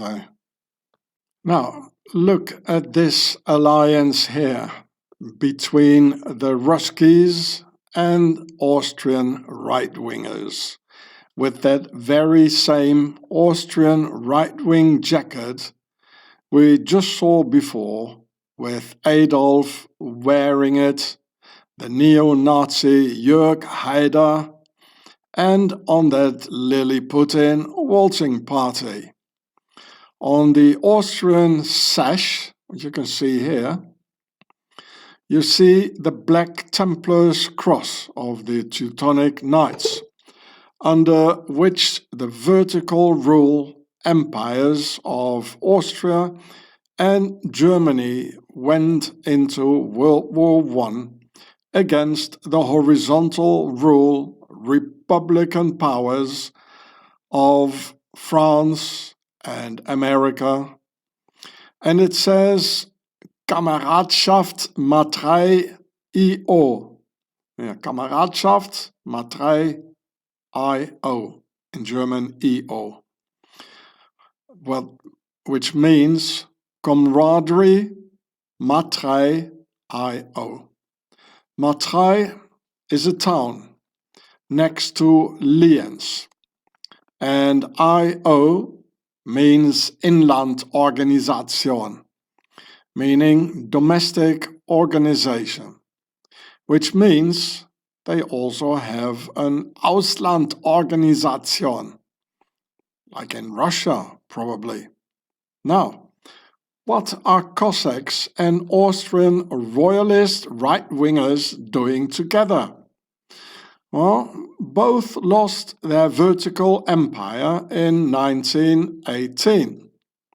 So now they're silently teaming up again to bring back the vertical rule monarchy, which will come in the form of a caliphate, with a caliph at the vertical top of the pyramid.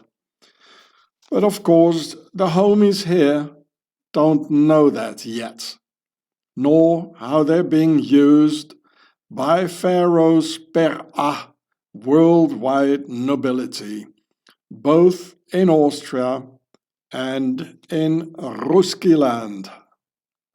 So the picture was of course taken at the cemetery, the Cossack cemetery in Lienz on June the 1st.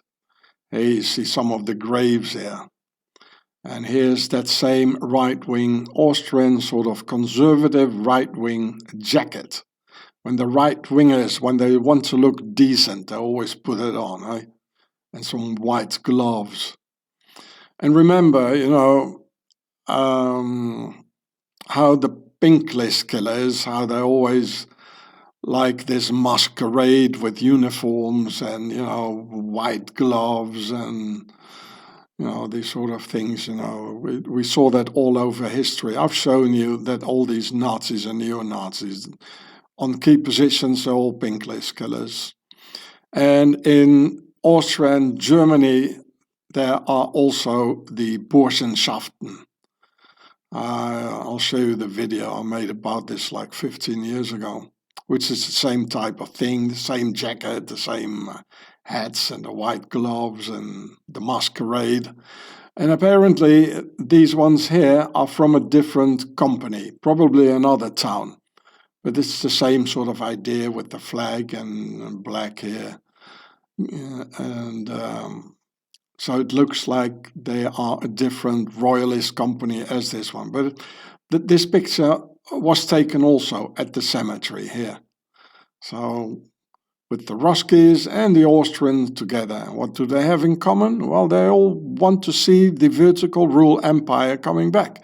And they both lost it at the same time. The Ruskies in 1917 and the Austrians in 1918. So this is what they have in common, which is a reason to team up together. So here you can see their website. It says here, Tiroler Kameradschaftsbund. Kamerad is like, it's the word for comrade. And Schaft, it's like the Y at the end, like camaraderie. It's from the German word schaffen. It means to work or to make. Like Merkel, the German chancellor, she always said, "Wir schaffen das." That means we can make it, you know, invite like 2 million Syrians into Germany, and probably even more. So here you see the black cross of the Teutonic Knights. It's also called the Prussian cross.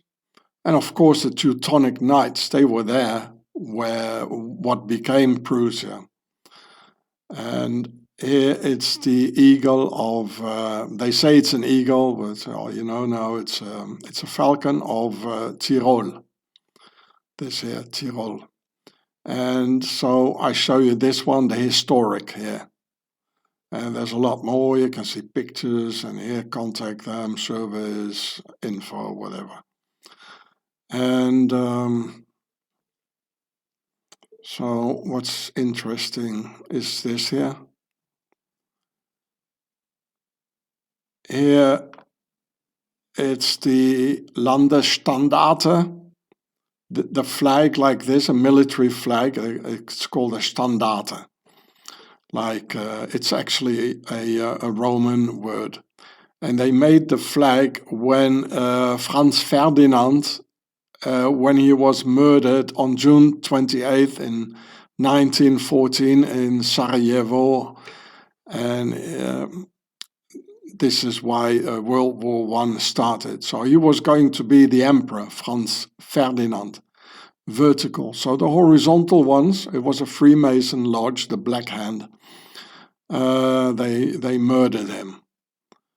It had nothing to do with the liberty of, okay, the guy was a Serb who did it, and he thought he was doing it for Serbia. But of course, behind it, there was another power who gave him the gun, who gave him the money, and they are the Freemore sinners of the horizontal rule. And so this is the Vorderseite, this one here, the front side, where it says this here, für Gott, Kaiser und Vaterland. Here, for God, Kaiser, the emperor, and the fatherland. And this is the falcon of Tyrol. And on the back side, it says here you can read the word Krieger, a warrior. And it says here that the yellow is the color of the Austrian Empire.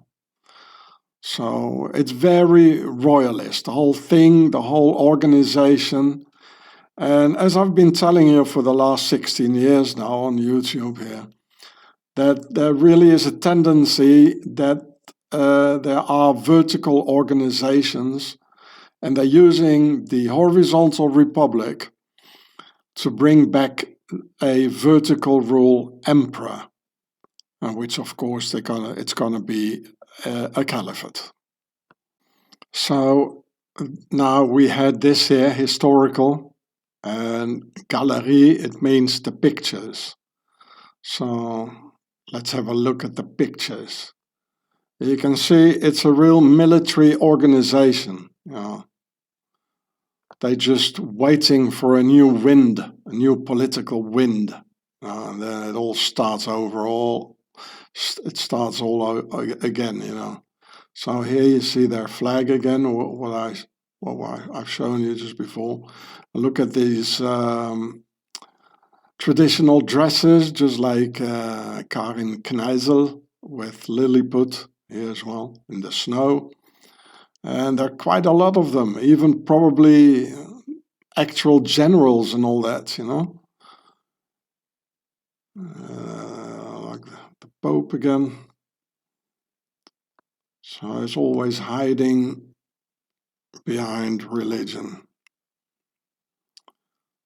So like here again as well. So that seems to be, I'm not an expert. Well, if they're vertical, then this must be Catholic. Oh yes, it says IHS. For Jesus hominum salvatore, meaning Jesus, the Savior, the S is Savior.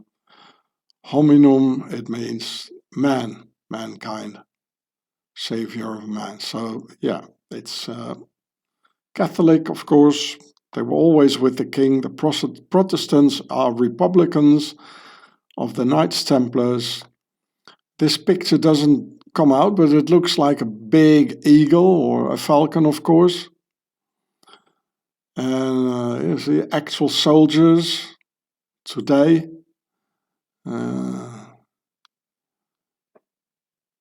And politicians there, they're saluting, they're organizing, you see, festivities all over,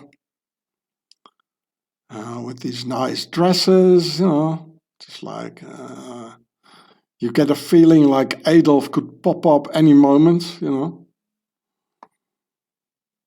skiing, like in Sochi, probably Lily Putin walking around there as well, having a beer, and to get some kids to join the organization, some new blood, young blood. And look at this here. This is the inversed pyramid triangle of death, just like in the Auschwitz concentration camps. It says Militärkommando Tirol, military command Tirol.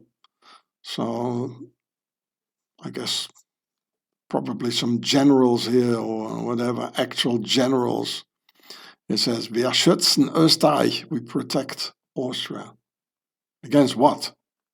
Well, not against the Russians, apparently, yeah? And so here's a better picture of it. The inversed triangle of death, you know, just like in Auschwitz, and it's all over here. And there are 3 parts here, the concept of 3 all over. The circle is the concept of 3. This is the concept of 3, and there are 3 parts. So it's 3 times the concept of 3. Does it make 666 somewhere, somehow? And yeah, so they're organizing. And they're organizing. So someone should watch them, you know? Because apparently they don't do this. Yeah, look. There's that right-wing jacket again. Like Adolf had it, and Haider was having it, and oh yeah, they also have videos here. You can have a look at it. There's the cook. Probably shooting there. Oh, look here. This is Edelweiss. There was also a Edelweiss mountaineer battalion of the Jerry's. Here's the Templar V. They are the Jäger battalion, I think they call them. Edelweiss. They still have them nowadays, apparently. Yeah, look, there they are again with the funny hat, yeah, and the jacket. Oh, this is the same one as the guy on the at the Rusky Cemetery, the same sash. So guys of the same organization here. Well, it's their website, so yeah. Beautiful nature there. This is Tyrol. Very nice. It looks like the same meadows here as I saw a picture of the Cossacks in 1945. It looks very similar there. And so someone should watch them, what they're doing, because the Austrians are not doing anything. The Ruskies neither, of course. So here is that video. You see them goose-stepping here. Here's the title. And these guys are called Burschenschaften. It's on my channel, Gatzefratz. I made it 14 years ago. And this tendency to bring back the vertical rule, it already happened in Germany 4 years ago. It says 2022, a German coup d'etat. And the House of Reuss, the Per Reuss, if you want. A real aristocrat, you can see him here. And he was teaming up with a movement called the Reichsbürger. Reich, it means the empire. They're in blue and well, you can see the German Empire. And they also visited me twice when I was still in Switzerland. Oh, I don't know, 16 years ago. We gave them a nice meal. We talked a little bit. And so there was a real coup d'etat, you know, against the horizontal German Republic. And this guy even has, he's a real aristocrat. In Saxony, which of course it was taken over in the communist era, and the communists just took it. It doesn't. Until now, he couldn't get it back, because Saxony is it's in the east of Germany. So then he bought this castle here, where the whole coup d'état was happening. And this is, I already showed you this, but I don't remember which video. I showed you this 4 years ago. I think I made too many videos. I should stop, actually, it's too much. I don't even know which video it was. Because as I'm being shadow banned, it doesn't matter what type of, what kind of title I give to it, because I don't show it anyway. So I just give him some funny titles, as you probably have noticed. And here you see a Duke is in it, and this is the internal war between the vertical and the horizontal rule. And it's the same thing going on there in Austria, but with the involvement of the Ruskies. But these guys too, they are for Lily Putin and the Reichsbürger. They like him, apparently. It's because Russia is vertical now. So these pictures here also were taken on June the 1st in Lienz on that Cossack cemetery. Here you see the Cossack priest. And here you see one of the Austrian Royalists of that camaraderie movement behind. And here as well. I guess this is another organization than this one, but it was all on the same day, this picture taken, and on that cemetery. Now look, there were really happy faces here. And here's that right-wing jacket, you see. And here it says again, the black Teutonic Cross of Prussia. And so it's all vertical rule. And here, also on that cemetery, here you can see this bow here with the words, the Cossack cemetery in Lienz. Well, you might think these are Muslims, but no, they are Cossack women putting on their holy dresses. They're all hiding behind religion. The Templars were doing it, Holy Donny is doing it, Stupo is doing it, Lily Putin is doing it, Adolf was doing it, these guys are doing it, but they're not holy at all. And this guy here, he even aggressed me in 2025. I think it was him. It's hard to recognize, with all the masquerade on his head and all this. And they're not nice people, they're very highly aggressive. I had to find it out myself. And I went to a couple of mosques when I was in Swaziland. It's like it's a military tactics.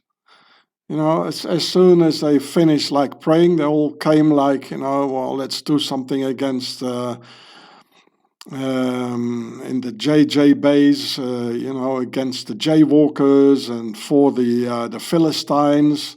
It's all politics, and they got everything there, they got the connections to guns and all this. It's a military tactics. It's a strategy. To have a mosque and to have a church, and so just hiding from the king, just like the Knights Templars were doing. They were hiding from the king, and in monasteries, in monasteries, pretending to be holy. Well, this is exactly the same, and this here as well.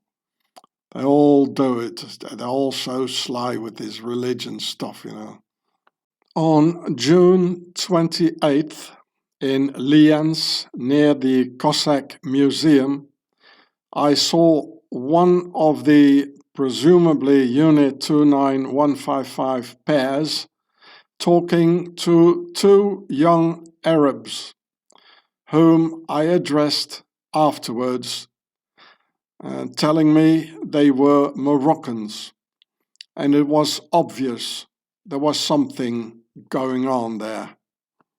Then, the very same evening, a terrible fire broke out with thick black clouds hanging over Lienz for days, smelling ashes everywhere and even inside the homes. And you could hear alarms on people's cell phones going off everywhere. Well, we all know that Russia is with the Muslims in a war against the West, whereas the West stands more with the jaywalkers. So here you see Lily Putin holding the Quran. And this is Kadyrov, the guy from Chechnya. Of course, he's a Muslim. But what is the Cossack doing here, eh? I actually believe that Cossacks are Muslims.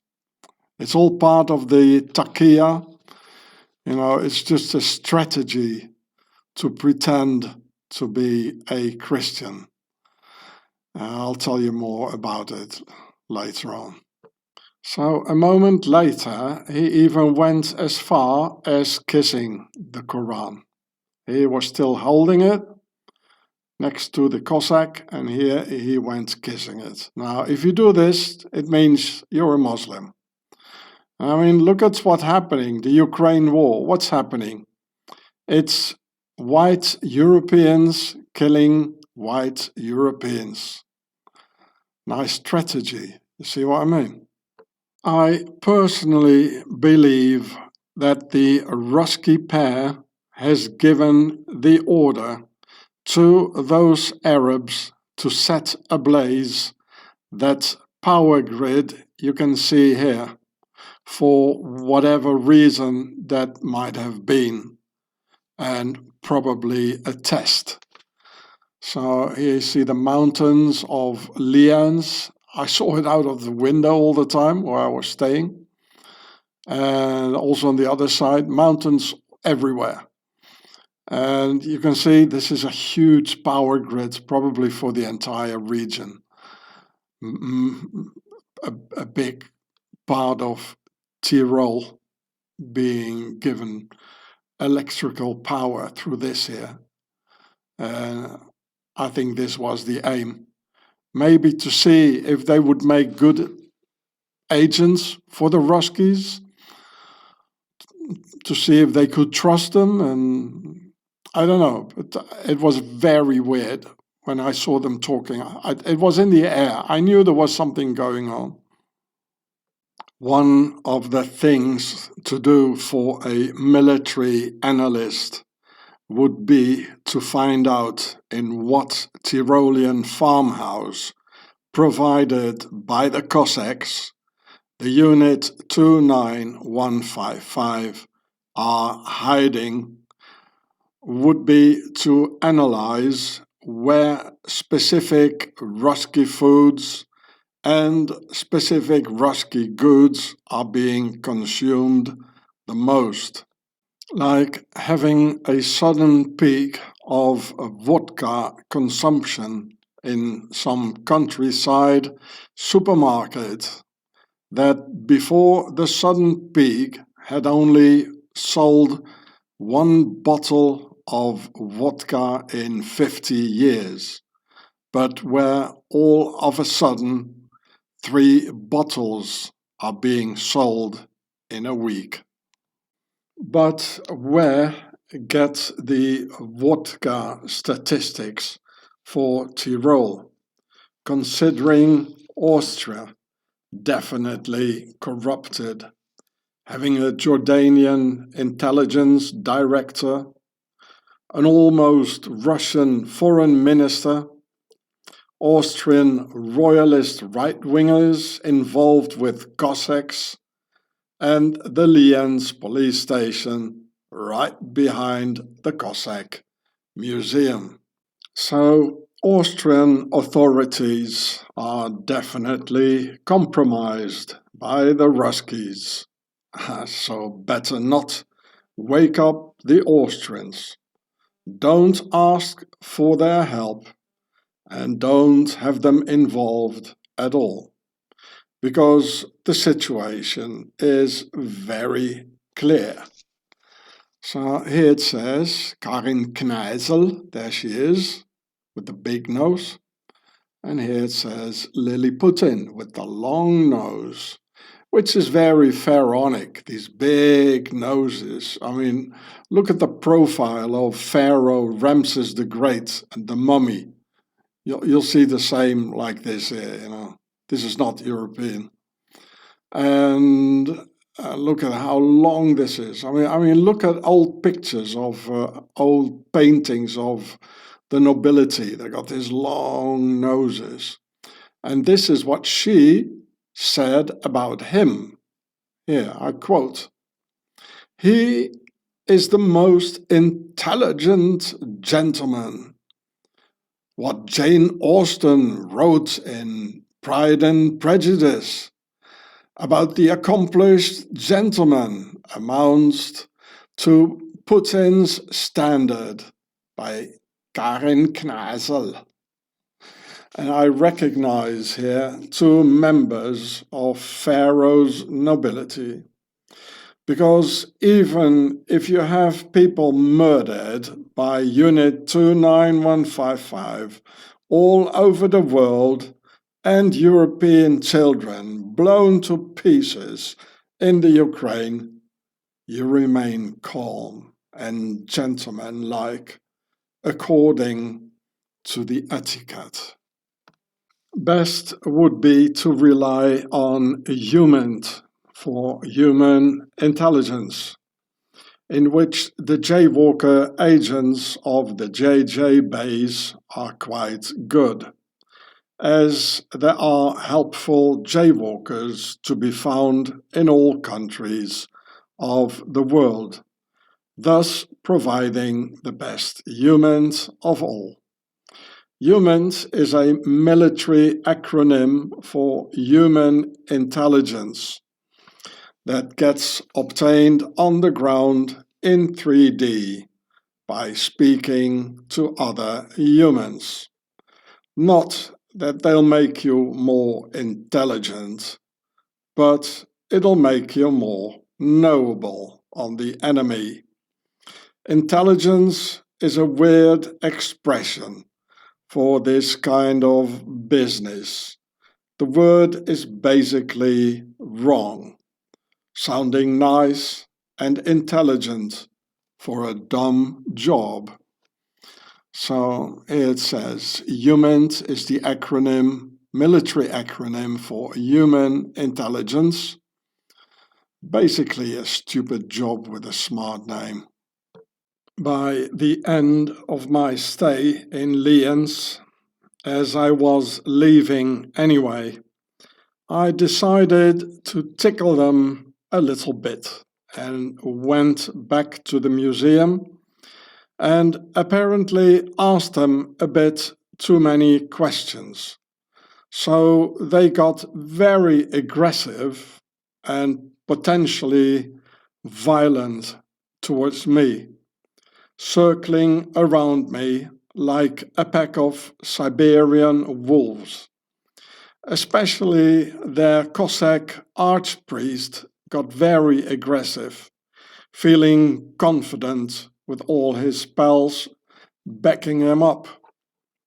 YouTube won't permit me to point him out here in the picture, so I just say that the alleged aggressive and alleged potentially violent Cossack archpriest is visible here in the picture. Also, to the right, a screenshot taken from a YouTube video of a violent Russian priest using his crucifix to beat up a Ukrainian. I guess in Russia, the saying, getting cross with someone, is taken quite literally, using the holy cross of his religion in an alternative way. The Rusky way, I suppose. I had that particular feeling when the archpriest and his buddies were encircling me in Lienz. They were going to draw their crucifixes out of their holsters any moment. So I quickly left.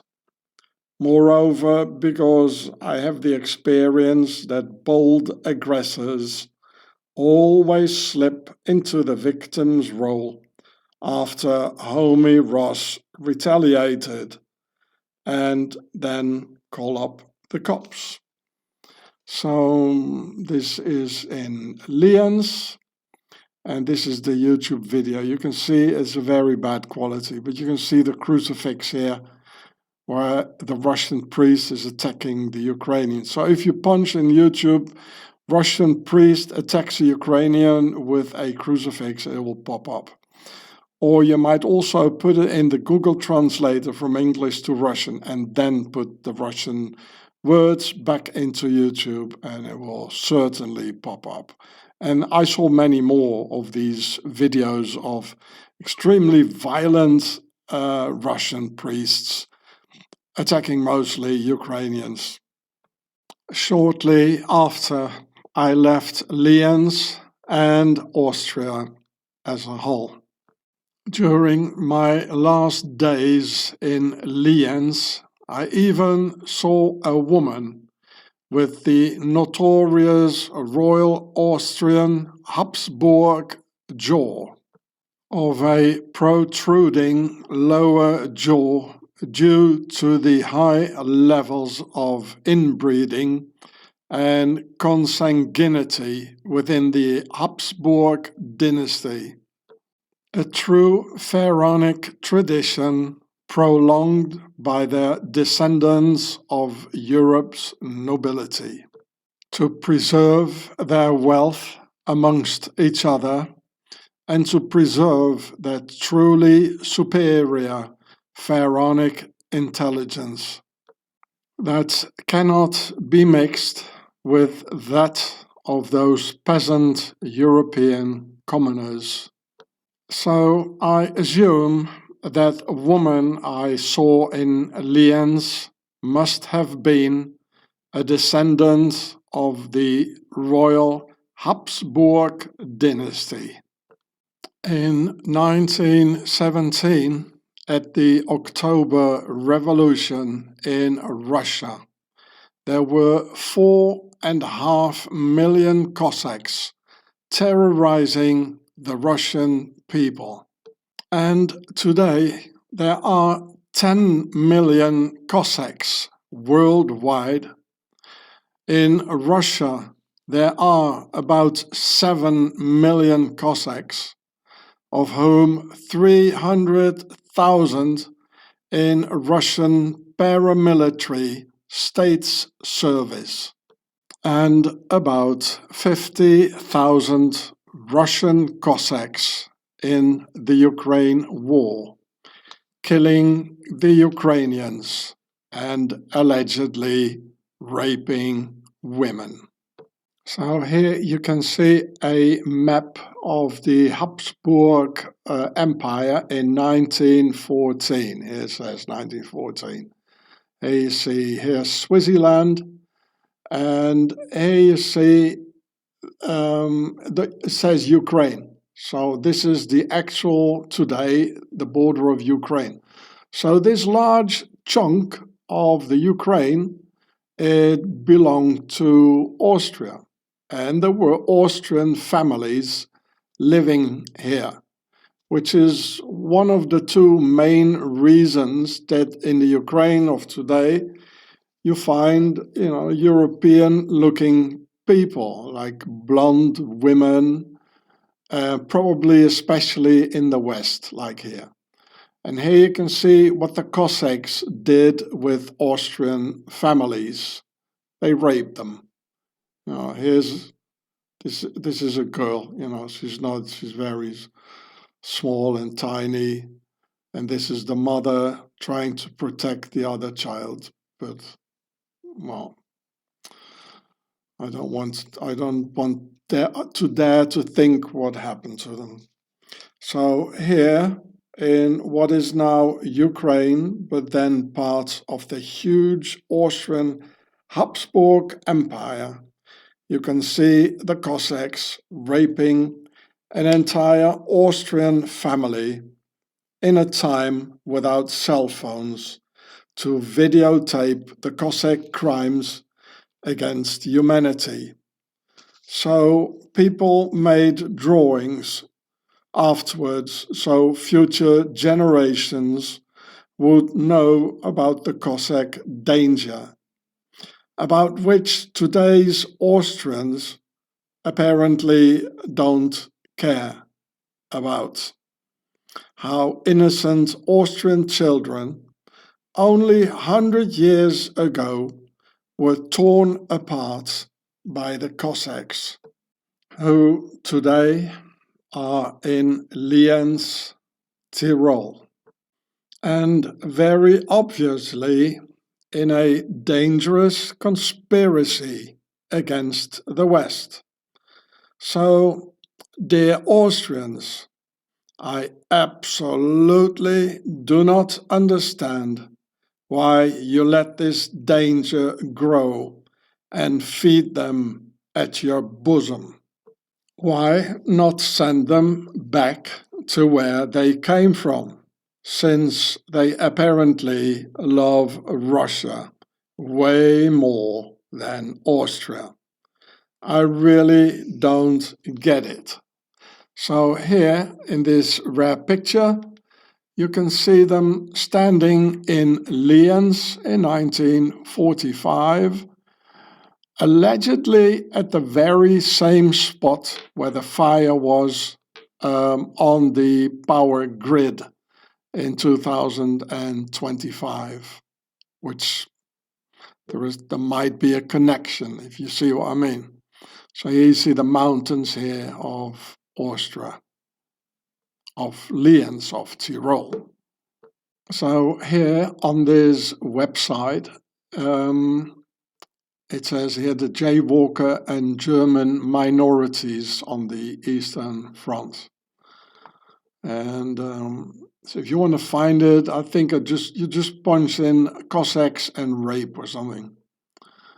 So here's where it gets interesting. So I'll let you read this here. Here, this is how the contemporary Leon Weinreber, a jaywalker probably, it's typical Yiddish name, writes of the Russian incursion on the city of Dębica, now in Poland. Around 8 o'clock in the morning, the Cossacks, there you go, arrived in Dębica. The jaywalkers who had already survived the initial agonies of looting of the usual good troops were gathered in the jaywalker churches, probably can't pronounce that word neither, with their wives and children. The Cossacks plunged into the jaywalker houses with the horses and weapons. And what was not screwed down was smashed and then flung onto the open street. Like wild beasts, they threw themselves on the defenseless women and raped them. Those who defended themselves were stabbed and trampled to death. Spirited women plunged through windows, badly injuring themselves, but these too were not left alone by the monsters. Many died on the Jaywalker church square from the bloody beating of the Nagika, I don't know what that is, in agonies of pain. The Jaywalker Church Street was then set alight, and after a short while, a whole row of houses stood ablaze. The extent of the attacks intensified, in particular with the Russian retreat from April to October 1915, intensified. Besides the massive increase in pogroms and massacres, this meant that the Jaywalker population was literally driven to the front, hunt-like, and forced against the Austrian positions. So you won't find Austrian soldiers doing this sort of things, you know. So here you can see it. This is in 1914. So that's about 100 years ago, you know. So Austrians, you know, they say here German populations, you know, but they belonged in 1914 still to the Habsburg Austrian Empire.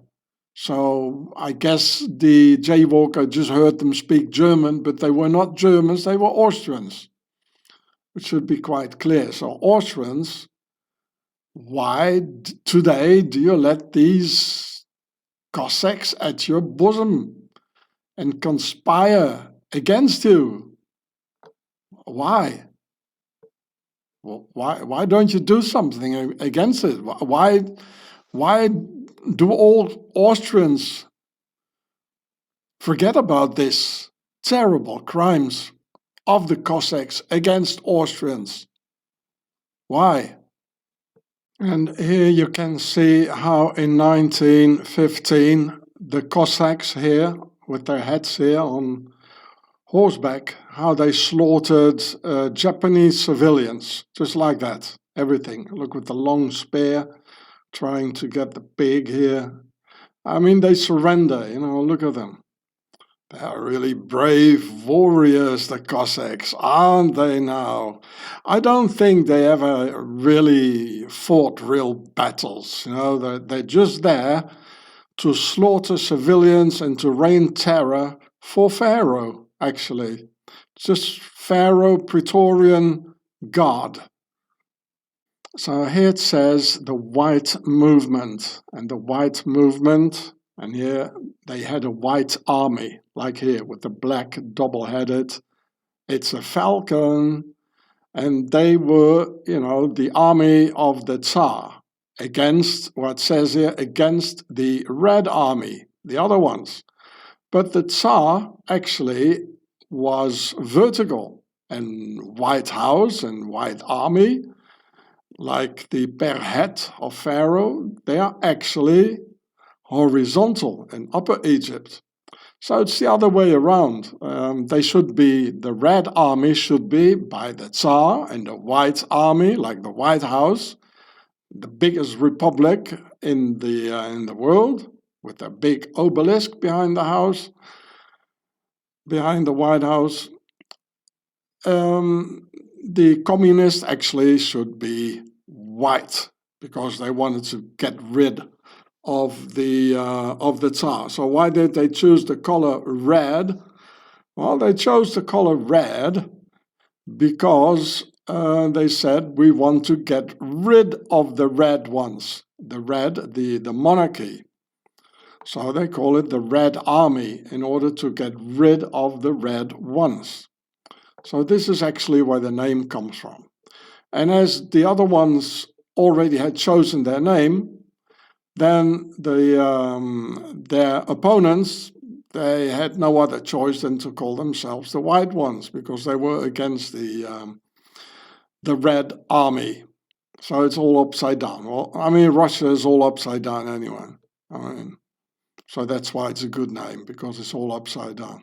So here the origins of the name, they give here 3 reasons. You can read it for yourself. The Imperial Russian Army, they wore white uniforms, which is true. And Bourbon of the monarchy, they had white, they say, of their color, which is not true. Their color is blue, very much blue. So I just explained to you why. And now this here is important, why was there a why did they want to get rid of the Tsar anyway? Well, everybody blames the jaywalkers for it. If you want to blame the jaywalkers, then you should, in the first place, only blame the jaywalker nobility, because they didn't have any land. It was all divided already when the jaywalker nobility came because of the Romans. So they couldn't get any land. So they were in favor of the Templar system, where the whole of Pharaoh, where they can rule together. But the normal jaywalkers, they didn't have a single clue, and they still don't have a clue either. It's Homie Ross that has to tell them their own history, because the jaywalkers do not have a clue of their own history. Because the people never wrote down history. It's always the clergy and the nobility. The people never do. So the reason actually is that in the White Army were the Cossacks. And the Cossacks, they never work, they just parasite, they rape women. What I've shown you, it's a fact. I can't change that, sorry. And there's nothing romantic about these guys. It's not at all. So the Tsar didn't know what was going on in his empire. And the Cossacks, they were boozing and drinking and abusing the Russian people, taking their foods, raping the women. And the Cossack army, the White Army, with the mostly Cossacks, they were the representation of the Tsar. So everybody, the Russians said, well, the Tsar did it. The same thing in France. The Templar dudes and their three more sinners, they took away the food of the French population, and the people said, well, the king, he's responsible for it because he's at the head of the empire. So they chopped off his head, which was wrong. He was not responsible for it. He was not guilty of that. And neither was the Tsar. He didn't know. It was because of the Cossacks. So it's really the same story going on here. And I'll read you this here. The movement, so we're still talking about the white movement, was generally conservative, while the largest group within the movement, which had leanings most similar to fascism, were the Cossacks. So in 1917, the Cossacks already were fascists. The way they were living, and treating the people and all this, They were terrorizing the Russian people, and the Tsar, he got all the blame for it, and his children.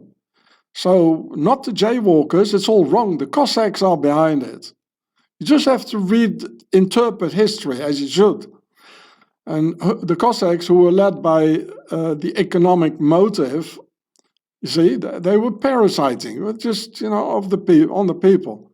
An economic motive of defending their estates and by their anti-modern culture.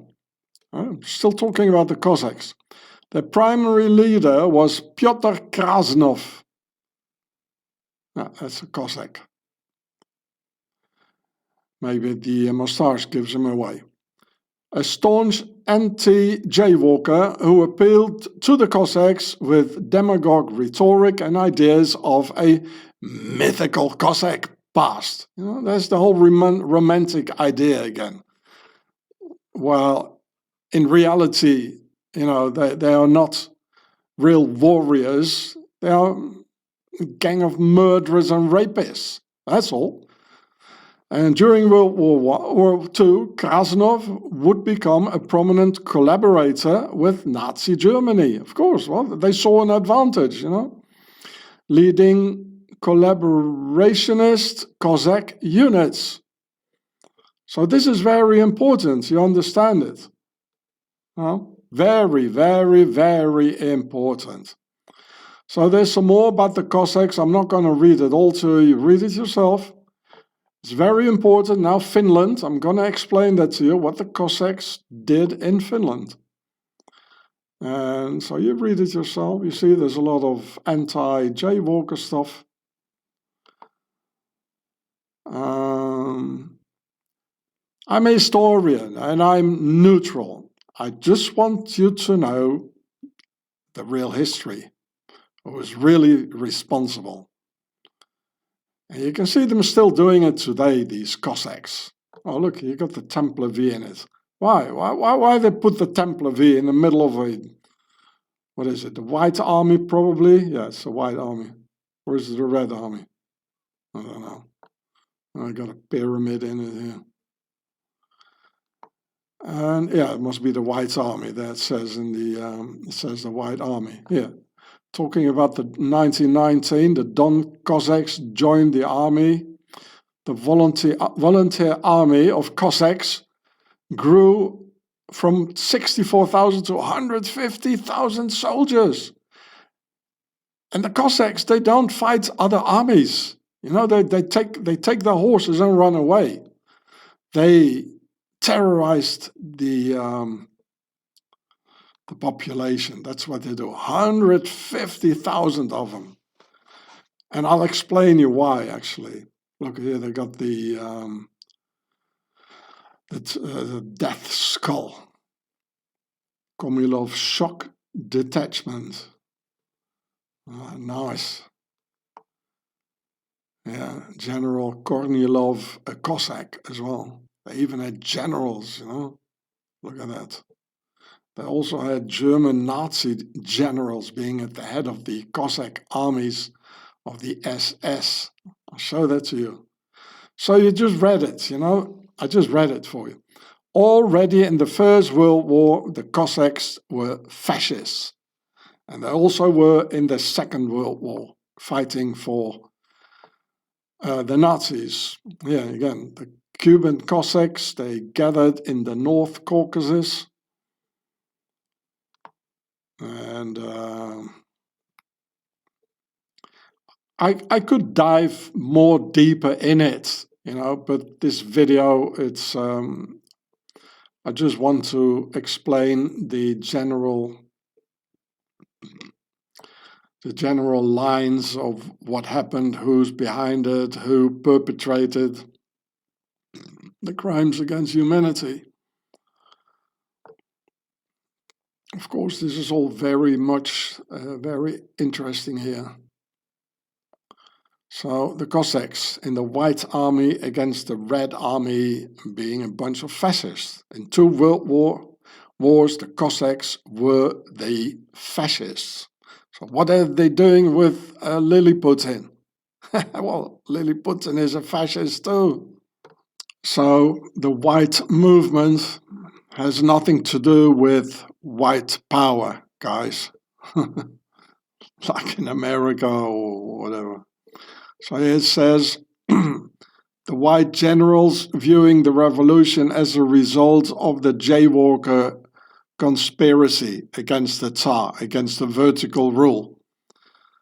And, well, it is true, but partly, because it was only the G.I.U.R.E nobility and not the normal Jaywalkers, as the G.I.U.R.E nobility also wanted to rule in Europe, where the nobility already had divided all the land and all the power and all the castles amongst themselves.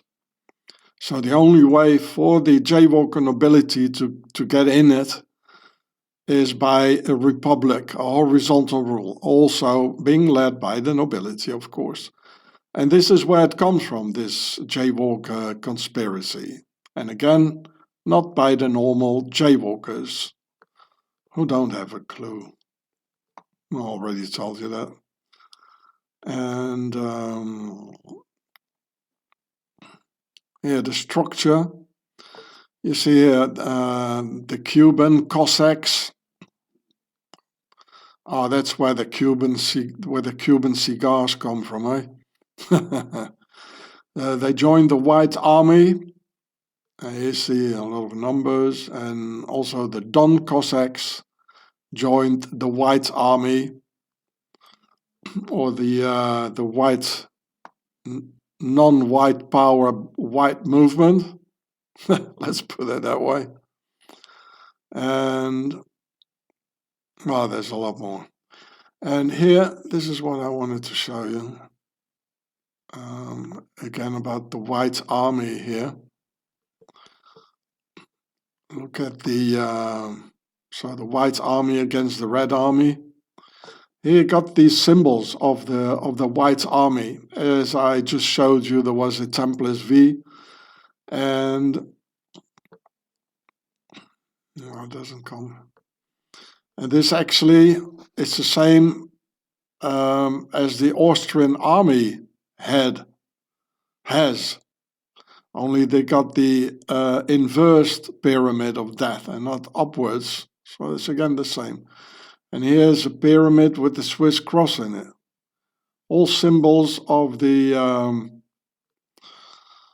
White Army against the Red Army. Funny, because Lenin, he was in Switzerland, but he was more like in the Red Army and against the White Army. Here, look, the Cossacks again, implicated in Murder Friday. Oh. In the West, we got Friday the 13th, and where is this? In Finland, they got Murder Friday. Oh, isn't that charming? The Murder Friday happened on September 29th, 1714. It was a massacre in the island of Hailuoto. There's the word hail in it. Karlu, Finland, then part of the Kingdom of Sweden. It was the deadliest single act of Russian terrorism against the civilian population, always against the civilians, during the Great Wrath. I'll show you some more about the Great Wrath in a moment, which was part of the Great Northern War from 1713 to 1721. On that Friday, about 200 Cossacks, there you are, I hope there's a picture. Look at that. Look at them. They're pretending to be Christians. Oh, come on. They look like Muslims. Look at their swords and their beards and their long dresses they have. Go on. 200 Cossacks killed almost all the civilians who had fled to the island from the Russian troops. So the Finns were there, they fled. The civilians had fled to the island mainly from the towns of Nykarleby, Jacobstad, Kokkola and Rahe, as well as from coastal areas. Their intention was to escape the Russians to Sweden. According to tradition, there were about 800 victims. Also, according to same traditions, the bells of Hailuoto Church were drowned in Lake Kirkonjärvi, where they were never found again. And the massacre began when a few galley-mounted Cossacks spotted numerous boats on the island shore, which led them to land. The massacre was carried out with swords and axes. Imagine, against unarmed men, women and children. This is the Cossack way, you know. Forget all about the romanticism Putin is spreading about these Cossacks. Forget about it. The people who had fled to the island were sleeping, crammed into boats and houses when the bloodbath began. The Russians murdered. It's wrong, not the Russians. They're not, the Slavs didn't do this. They were the Cossacks. And I'm going to explain that to you. They are not Slavs at all. The Cossacks murdered, so I replaced this word, the Cossacks murdered almost all the men and most of the children. Only one house with men was spared to dig graves for the dead. At the time, there were about 300 official residents in Hailuoto. Most of the victims were fought refugees. The Cossacks looted all valuables and the children who were in the best condition. So they took the children with them. Yeah, and this is why many of the Cossacks, they look like Europeans, which are not. The boats of the this is all part of the Takia. The boats of the refugees were burned. The women who had been left on the island managed to escape etc. The Russians repeated the bloody attack in early January 1715, and again after that, as a result of these events, the island of Hailuto became an uninhabited wilderness for years. So this is how you get like paintings, because in 1714 the people, they didn't have any cell phones, you know. And well, anyway, there was nobody left here to make a painting anyway. You know, they all died. And so this is what Cossacks are. And again, the Tsar was not responsible for this. The Cossacks, they acted on their own orders, or not even orders, they just did what they, you know, what's in their genetics, I suppose, you know. But the Tsar and the Russians, they got all the blame, which is wrong. You can't blame the Russians either, because the Cossacks, they did the same to the Russian people. So Austrians, please do something about it, yeah, and go and have a look in Lienz for me, please. You can also contact me. So there we go, the great wrath of the Cossacks. I'm not going to read it all to you because it gets all too long. You can read it yourself. So it's in the 1700s. There's a memorial stone here of the great wrath.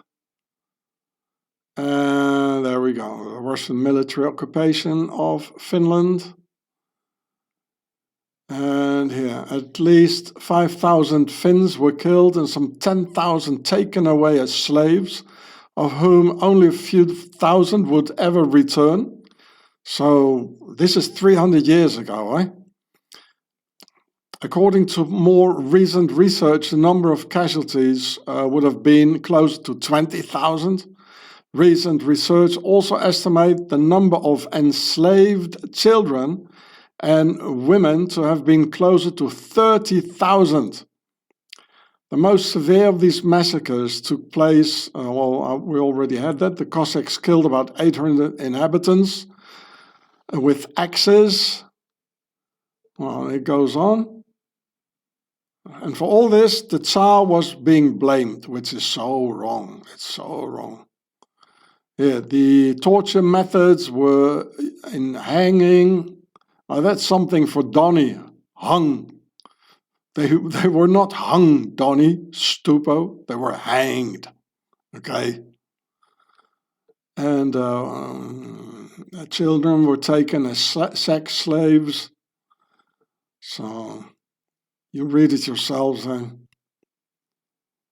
I hear about enslavement, you know. Yeah.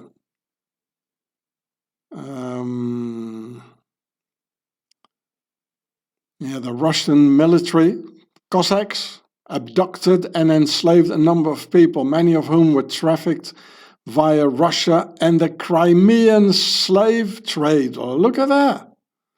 The Crimean slave trade. And these things are still happening today, you know. And so what happened there?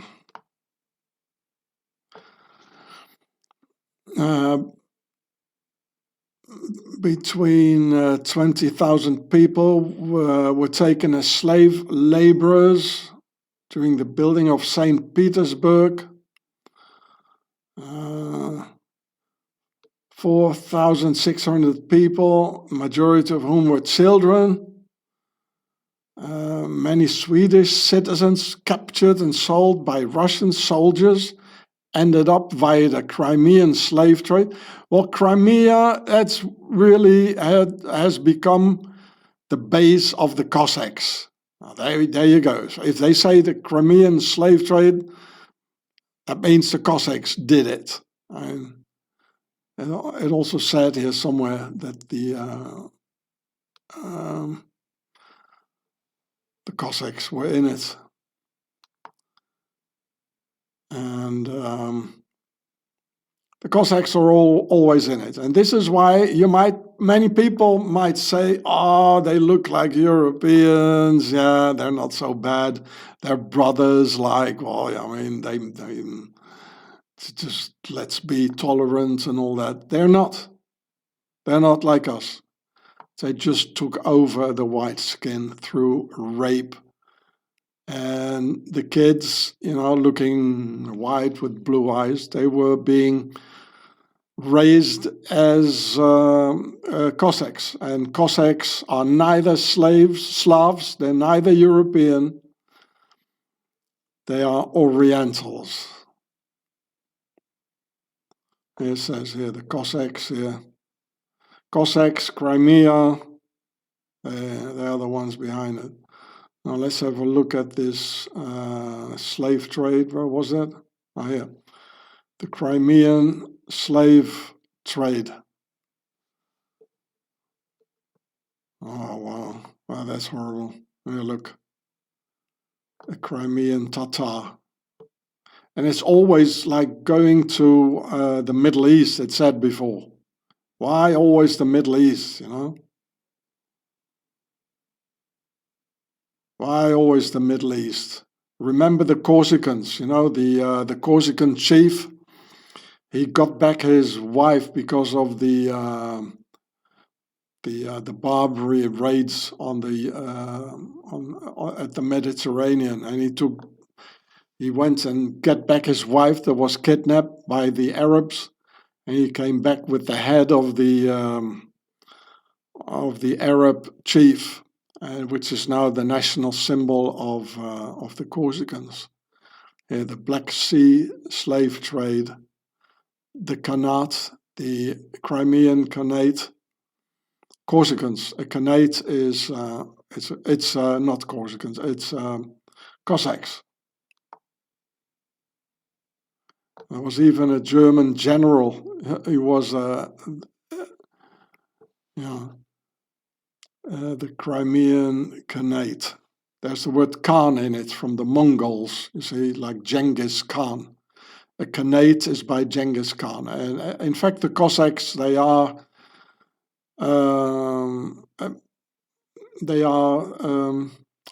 Mongols. They are Mongols. And also very much they have Islamic influence. I'll explain that to you in a moment. The Black Sea slave trade by the Cossacks and their Crimean Khanate. You can read it yourselves.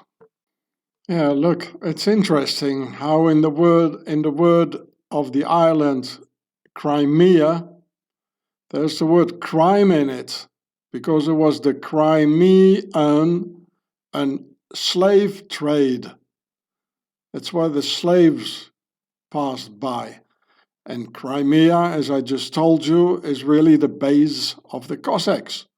So now the whole war is basically about Crimea. And we already had other wars about Crimea. So I just want to warn you, soldiers, like NATO soldiers, don't go into any war about this slave trade island. Don't do it. It's not worth it. Go AWOL. So here you see, those, aren't they real warriors? Look, they can parade like dancers. Look at them with the big knife and all this. But in reality, this is what they did all over. We saw them murder Japanese civilians, Austrian civilians, jaywalker civilians. We also get to the Bosnian civilians. Whereas the Yugoslavs thought they were like friends because they speak like a similar sort of Slav language, Russian, where we had Swedish being massacred by them, all people, and even Russians, So this is their real trade, forget about this. When they really, in 1945, in Lienz, Austria, when they had to fight a real army, they just started crying.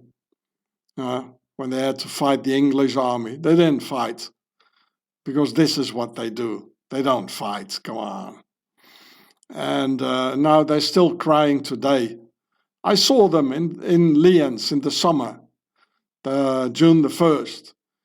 You know, they're telling every tourist how bad the English are and what a poor victims the Cossacks are and what good people and how romantic. They were walking around like this, people. They were walking around like this in Austria. I saw them.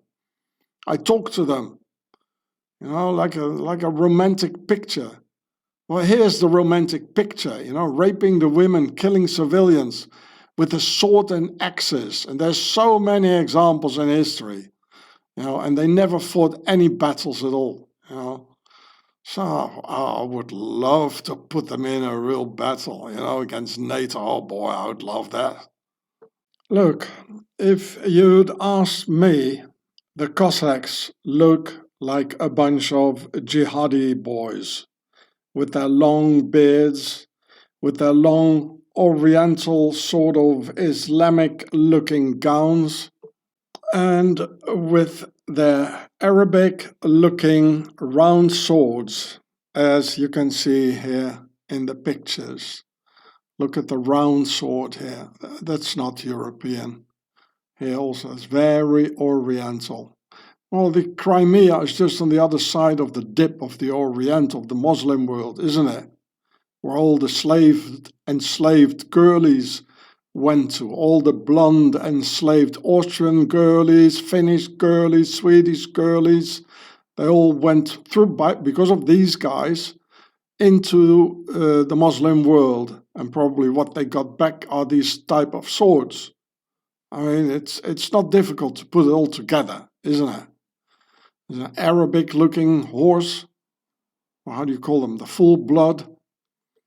And look, they like to picture themselves, you know, on top of dead bodies, and then present themselves as nice Christians together with Lilliput.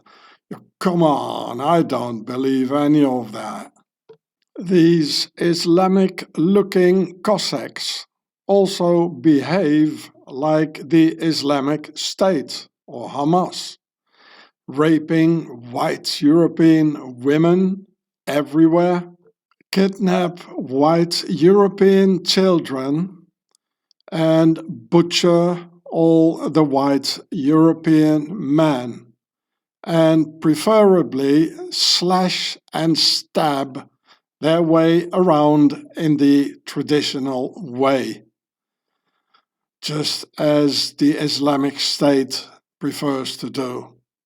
Therefore, Cossacks cannot be Europeans, and not even Slavic. It is part of the Islamic taqiyya, where it is permitted to lie and cheat and sell yourself as a devout Christian in order to be able to stab, slash, genocide, rape, and kidnap the Christian enemy by approaching them as a friend and live and feed at one's bosom, just as in Lienz, Austria, and elsewhere. These are extremely dangerous times at a so-called tipping point, in which so-called Taqiyya Christians might be the drop that makes everything tip over. Just as the alleged Cossack Taqiyya Christians in 1917 deliberately had it all tip over. And remember how in this context this alleged Taqiyya Christian by the name of Putin kissed the Quran. It says Taqiyya Christian.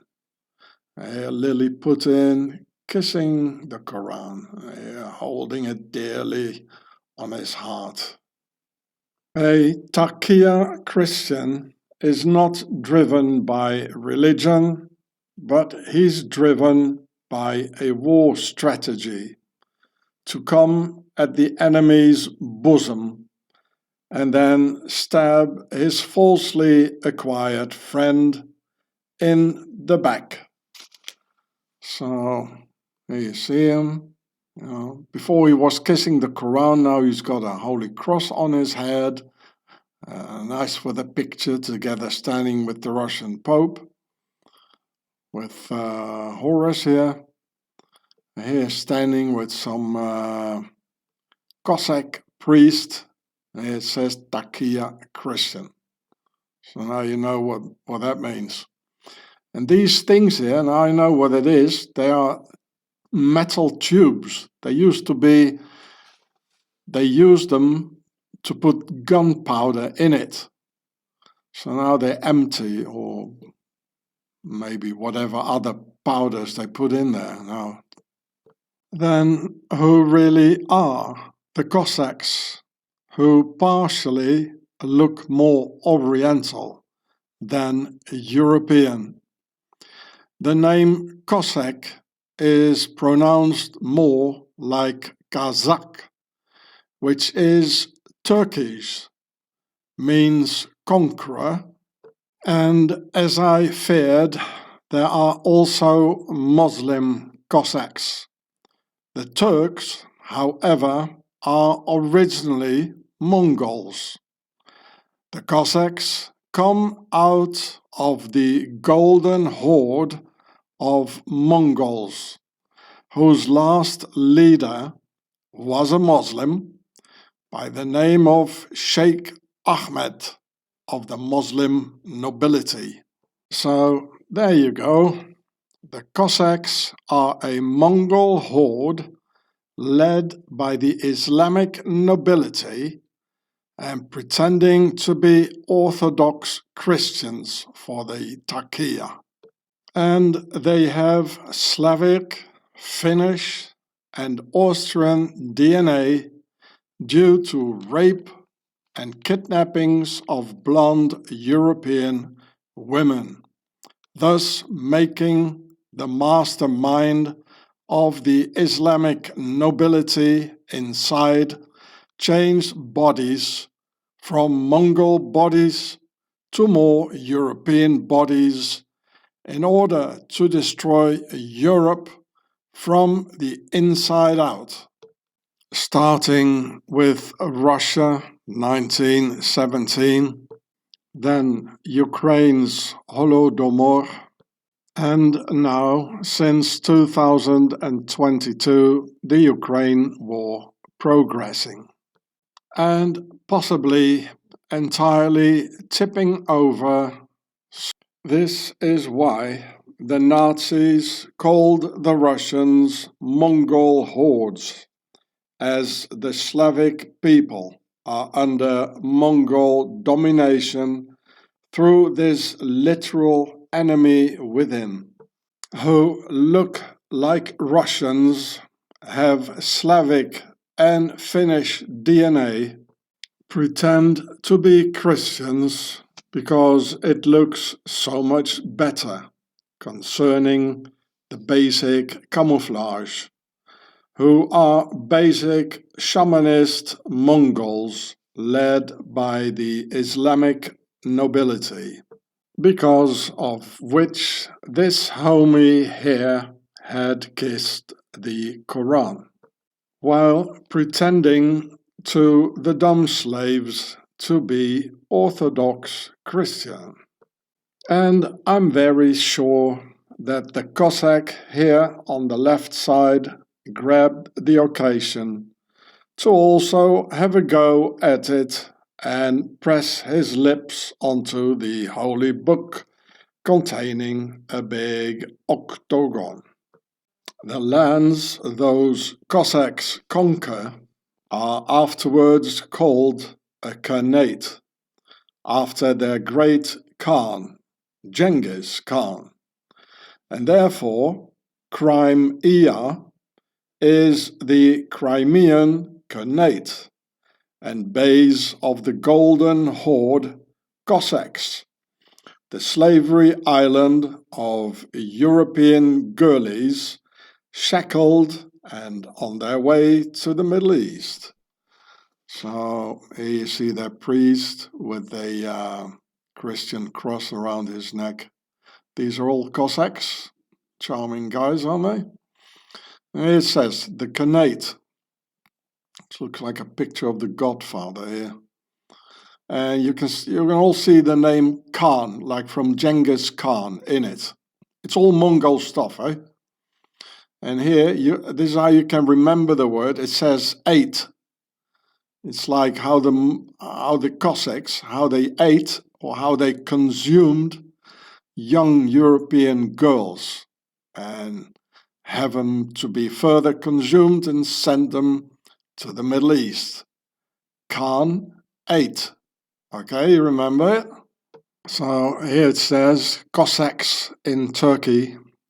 Cossacks in Turkey refers to descendants of a group of Don Cossacks who had lived in the territory of the Republic of Turkey until they migrated in 1962 to South Russia. And what is South Russia? Well, it's the Crimea. You can read the rest yourselves. It says Sheikh Ahmed died 1529. He was the last Khan of the Great Horde, a remnant of the Golden Horde, reigning from 1481-1502. So the Great Horde, as you can see here, is a Mongol horde. And it says here Sarai, which is a pharaonic name with the Sar in it for the king or pharaoh. And they are a remnant of the Golden Horde. As you can see here, they go all the way into the Ukraine. And this is why they had the Crimean Khanate, the Crimean Khanate of Khan. Just like here, the Khan, like in Genghis Khan. And the interesting thing here, we see a Muslim being at the head of the Mongols. A normal Muslim? No, not the Muslim nobility. Well, of course, pure pharaohs, just as in the West. The nobility is. So here you can read more about it. I'll let you read it yourself. I didn't read it all. This is also interesting. Sheikh Ahmed would spend the winter in Kiev. So be aware, people, what's going on and today in the Ukraine war, and think about it if you want to give your lives for it. Here it says the Golden Horde. The Golden Horde, or Ulus of Jockey, self-designed as Uluk Ulus, the great state in Turkic, was originally a Mongol and later Turkicized Khanate, established in the 13th century, originating from the northwestern part of the Mongol Empire. So the Golden Horde, they are Mongols. And I show this to you because it's very much related, or completely related, with the Cossacks. So here you see the Golden Horde. Here's Crimea, the Ukraine. It's going all the way here.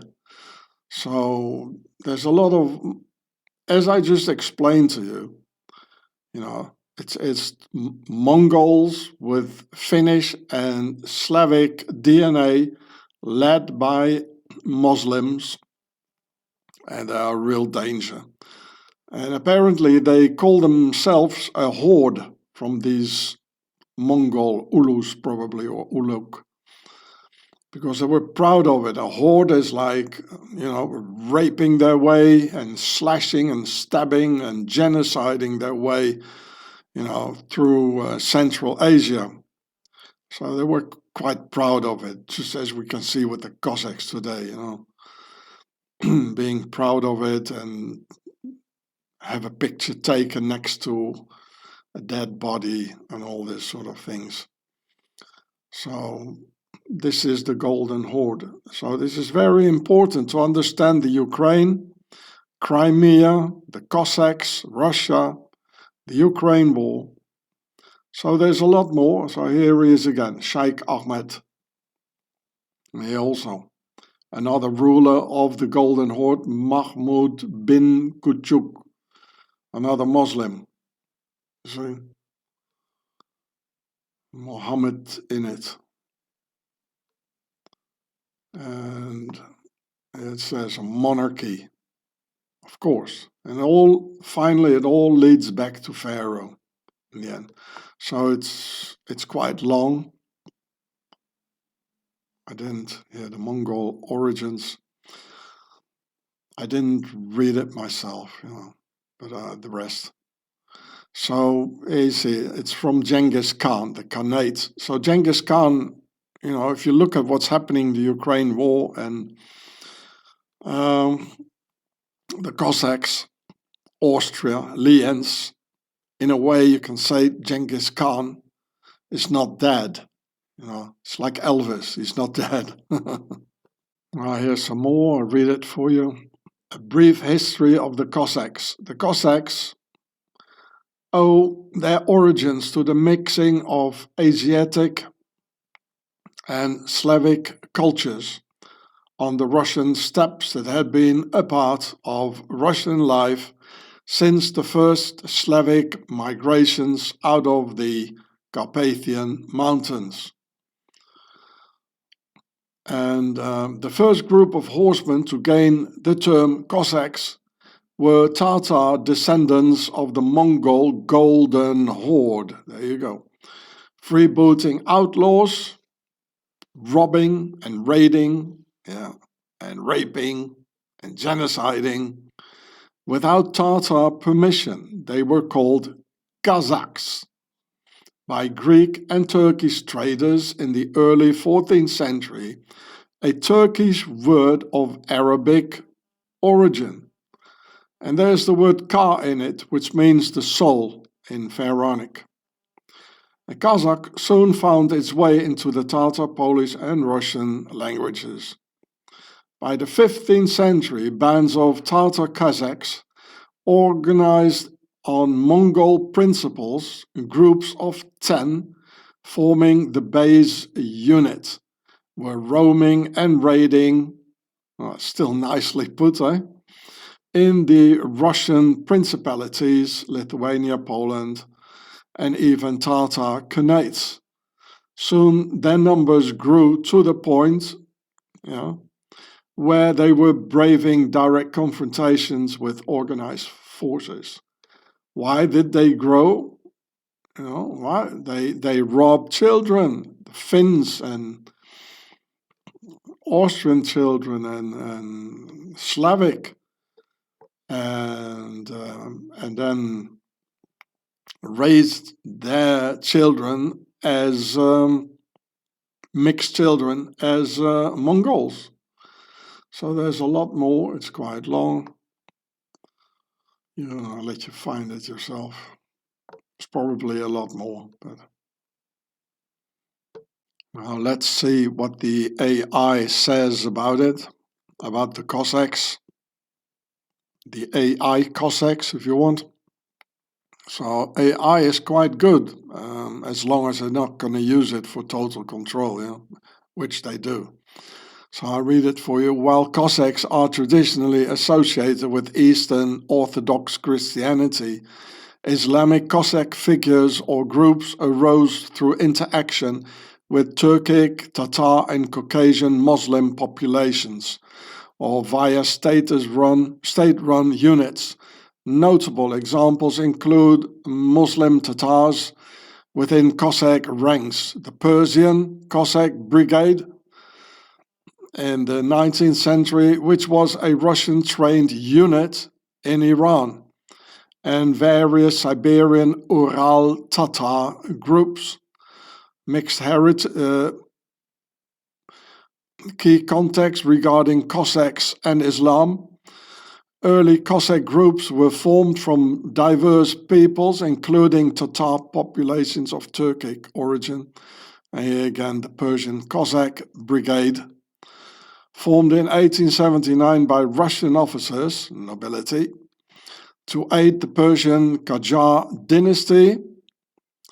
This unit was modeled on the Caucasus Cossack regiments, but composed of ethnic Caucasians and Iranians.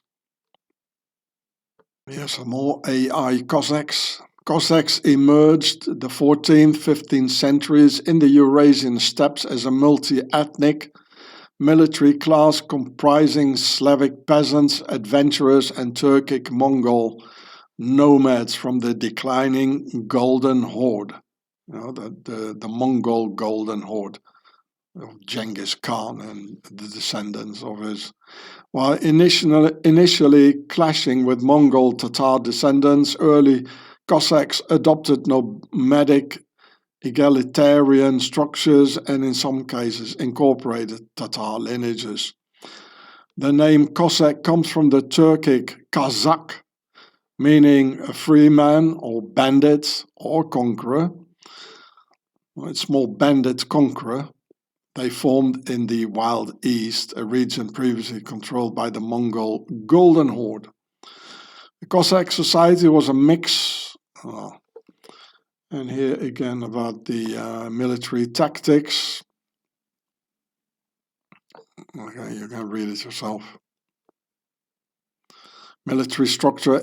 Early Cossack bands were organized on Mongol principles using units of 10, similar to the decimal system used by Mr. Genghis Khan and his Crimean Khanate. And here, Cossacks on Wikipedia. Not to be confused with Cossacks. Well, I'm not sure. I'll show you that later. It's the same name, you know. So anyway, this is very wrong what they say here. It starts wrong. The Cossacks are predominantly East Slavic, Eastern Orthodox Christian people, originating, well, etc. Well, they're not Christian, and I told you, they are Mongols who are being led by the Muslim nobility, who are pharaohs. So it's pharaoh-led, pharaonically led, and the warrior part is and the pillaging, raping part is Mongol. And okay, they got some, as it says here, they got some Slavic and Finnish DNA because of rape, kidnapping the women and the girlies. So they're not Slavic at all. It's Mongol, Muslim, Pharaonic. Oh, there you go. There's nothing European on this, and this is where people make the error. Look, they look European, because it's the result of rape and kidnappings. And if you don't know the history, you're not going to understand what's happening today. You're not going to understand some stupid people from Western Europe and America who give their lives for that. So don't do that. So here the etymology and the etymological dictionary traces the name to the Tatar-Turkic word Kazakh, in which Cossack meant free man, but also conqueror. You see, a bandit and a conqueror. Forget about the free man. Anyway, everywhere they passed, the people were not free anymore. So what about this free man stuff? Eh? They didn't believe in free man stuff. They enchained people. They rape people, nothing free about it. So it's just conqueror and bandits. And Kazakh is from the same Turkic roots. So you can read the rest yourselves. And again, as always, it's a very long story here. You can find it yourselves. Typical Cossack. So here in these things here, it looks like Cuban cigars or something. There was a gunpowder in it. There is a country that has the word Cossack in its name, like of the original Turk word Kazakh, and that is Kazakhstan, where indeed 70% of its population are Muslims who ethnically derive from the Mongols and their Golden Horde, have huge pyramids next to a mosque with the Horus falcon all over, and therefore fulfill all the characteristics of the Cossacks, as I mentioned before. That Cossacks are Mongols, led by the Muslim nobility of pharaonic origin, and this Egyptian pyramid stands in the capital of Kazakhstan by the name of Astana, which reminds us all rather of its anagram Satana. So here you see the Astana in Kazakhstan, and here is it stands square and compass, because the triangle is the concept of three, with three corners and three sides, and there are four of them, which is the concept of four for the square, which is the downside of the pyramid. Also, yeah, and so here you can see that well. And so in a square, there are 4 times 90 degrees, like 4 squares in the square here, on the downside. It says square and compass. That's why it's the concept of 4. And the concept of 4 stands for the people, as you can see very well here, where the grass is, where the animals graze, and that's why the concept of 4 stands for the people, and the concept of 3 stands for them, because this is the hierarchy, like this, and on the top is like Pharaoh. And here in the other picture from above, you can see the falcon here, and this of course is also a falcon in a hexagram. And it's just like in Washington, D.C., with the obelisk on one side, and the other side is like the White House. Or in Paris, I already showed it to you. One side is the obelisk, and the other side is the other thing there. And where on November the 11th, the president, he rides like from the obelisk, like doing a voyage through time and going all the way to that symbol of the French Republic. And there is in a pyramid, pyramid, there's the word Ra in it. And Horus is sometimes represented as the sun god Ra, here in blue, as he is in the sky, you see. So it sort of signifies, like Horus, his soul probably is getting born in the pyramid. So this Muslim nobility leading the Mongols here, they are definitely of pharaonic origin. It's all there. And here in the other picture, here you see the word Kazakh, the original form of the word Cossack. Well, this is English, of course. And interestingly, the mosque stands next to a pyramid.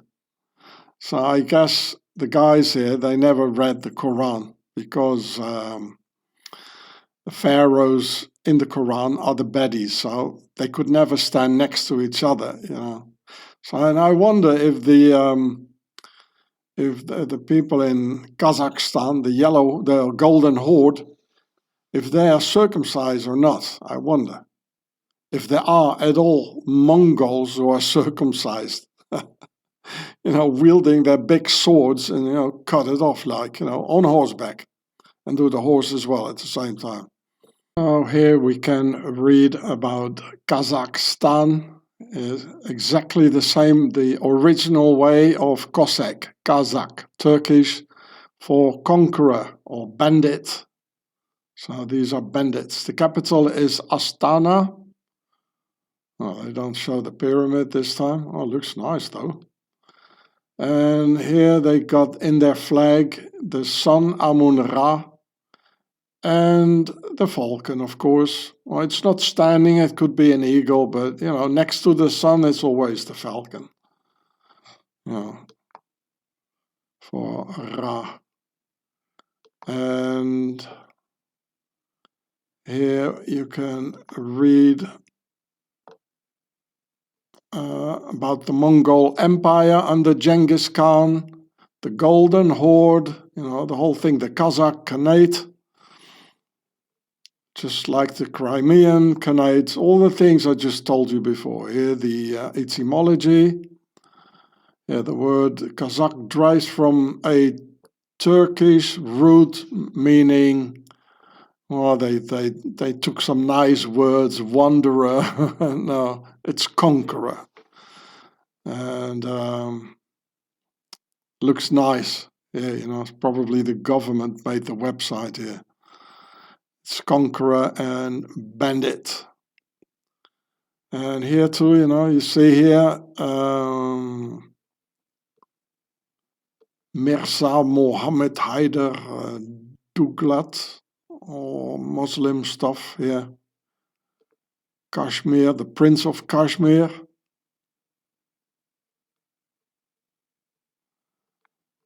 Oh, and here I can show you, I just do it quickly because here somewhere, where was it? Yeah, religion. According to 2021, 70% of the population is Muslims and 2% atheist. But as Mongols are, they're all shamanists, actually. So Kazakhstan. Here you see how the Cossacks made a Caesar-like bust of Caesar for their master Putin. Just as Stupo has a Caesar bust in his home in Florida. What a world, eh?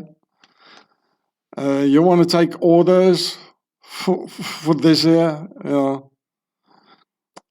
Look, he even got the double-headed falcon on his chest here. Like Caesar. You see, these are Cossacks, with the hats, the funny hats. The Austrian flag here on there in the middle. And the cigar holders. And this is in Mar-a-Lago, in Donny's, in Stupo's home. Another Caesar here. And the Caesar looks very much like Putin, I must say. So, I mean, who wants to listen to this bunch here, really? So, I don't see what these Cossacks are still doing in Europe. Terrorizing Russians in Moscow, killing people in the Ukraine, or spreading disinformation about the English in Lienz, Austria, as they have this absolutely huge place where they all originate from, eventually, by the name of Kazakhstan, the Stan of the Cossacks, the Stan of the Cossacks. Neither do I see what this Cossack is still doing in Australia, since he longs for Russia and adores his big hero, Putin. Well, you can all see This Australian Cossack here looks very much Mongolian and most likely has the original Genghis Khan DNA, as officially there are no less than 25 million people in the world who have the original DNA of Genghis Khan himself, mostly through Mongol rape and kidnappings of women and children. Think of today's 100,000 Ukrainian children that have been kidnapped by the Ruskies, or should I say, kidnapped by the Ruski Khanate.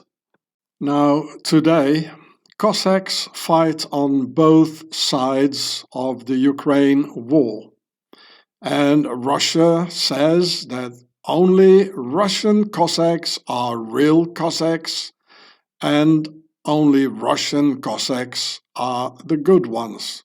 While on the other side, Ukrainians say the very same, but inversed version, that only Ukrainian Cossacks are real Cossacks and that Ruski Cossacks are fake Cossacks, as this Ukrainian propaganda agent makes you believe. Let me tell you, people, that both Cossack categories laugh about this, as a Cossack will never fire on another Cossack, no matter what his nationality is. We're deliberately being fooled by both the Russian and Ukrainian propaganda that basically evolves out of the Cossack Islamic taqiyya. If you're aware about the historical background, how Cossacks are led by Pharaoh's Muslim nobility.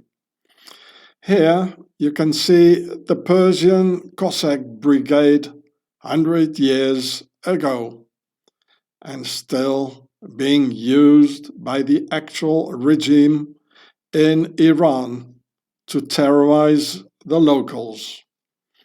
Also being the main reason that Russia and Iran are in this inglorious alliance against humanity.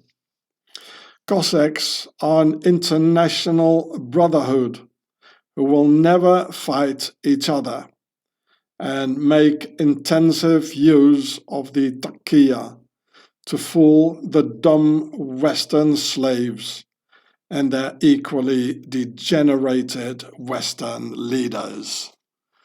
So here you can see them in 1901 in Iran, Cossacks, quite a lot as well. It says the Persian Cossack Brigade of the fraternity of the International Cossack Brotherhood. They are very much internationally organized. They got a lot of associations and orgs, so no way that Russian Cossacks will fight against Ukrainian Cossacks, nor the other way around. No way. Wakey, wakey, people. We're being fooled. So here you can see the website, the Persian Cossack Brigade. Here's the same picture as before. And well, you can look it up yourselves. It's too long to show it all here. But, you know, what's important to understand, I'll show you some more pictures here. What's important to understand is that why would Iranians today murder thousands of other Iranians? And why would Muslims at all murder other Muslims? Well, here you got your reason. And the same thing is happening in Russia and the Ukraine. For the very same reason, what you can see here. And these Mongols are being used by Pharaoh's nobility, who can be Christian, who can be Muslim, who can be jaywalkers or whatever. And why does the Iranian regime so much attack the JJ base of the jaywalkers in the Middle East?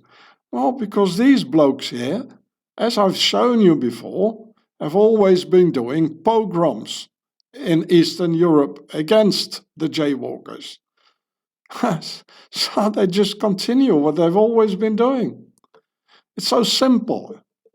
You just need to know history to understand it all.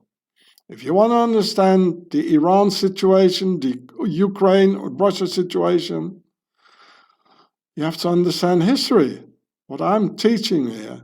And otherwise, on the tube here, you will never find information like this. On the Cossacks, you will only find romantic information that they are perfect warriors, that they are nice dancers, they got these great uniforms and parades and whatever. They will never tell you how they've been raping and slashing their way around through history. Nobody will tell you this. Nobody. Here, this is the reason. I mean, what have the Mongols always been doing, eh? Look at history. Genghis Khan, they were even in Paris, everywhere. And remember this video here about the Swiss Mongol skull form called brachycephalic, nowhere else found in Western Europe, but highly concentrated in Swaziland. The Swiss are very afraid of this academic approach on the cephalometry concerning the Swiss Mongol heads, after which they arrested me a week later, tortured me the next 3 months after by oxygen deprivation, and wanted to keep me in prison for the next year and 2 months, only for this video.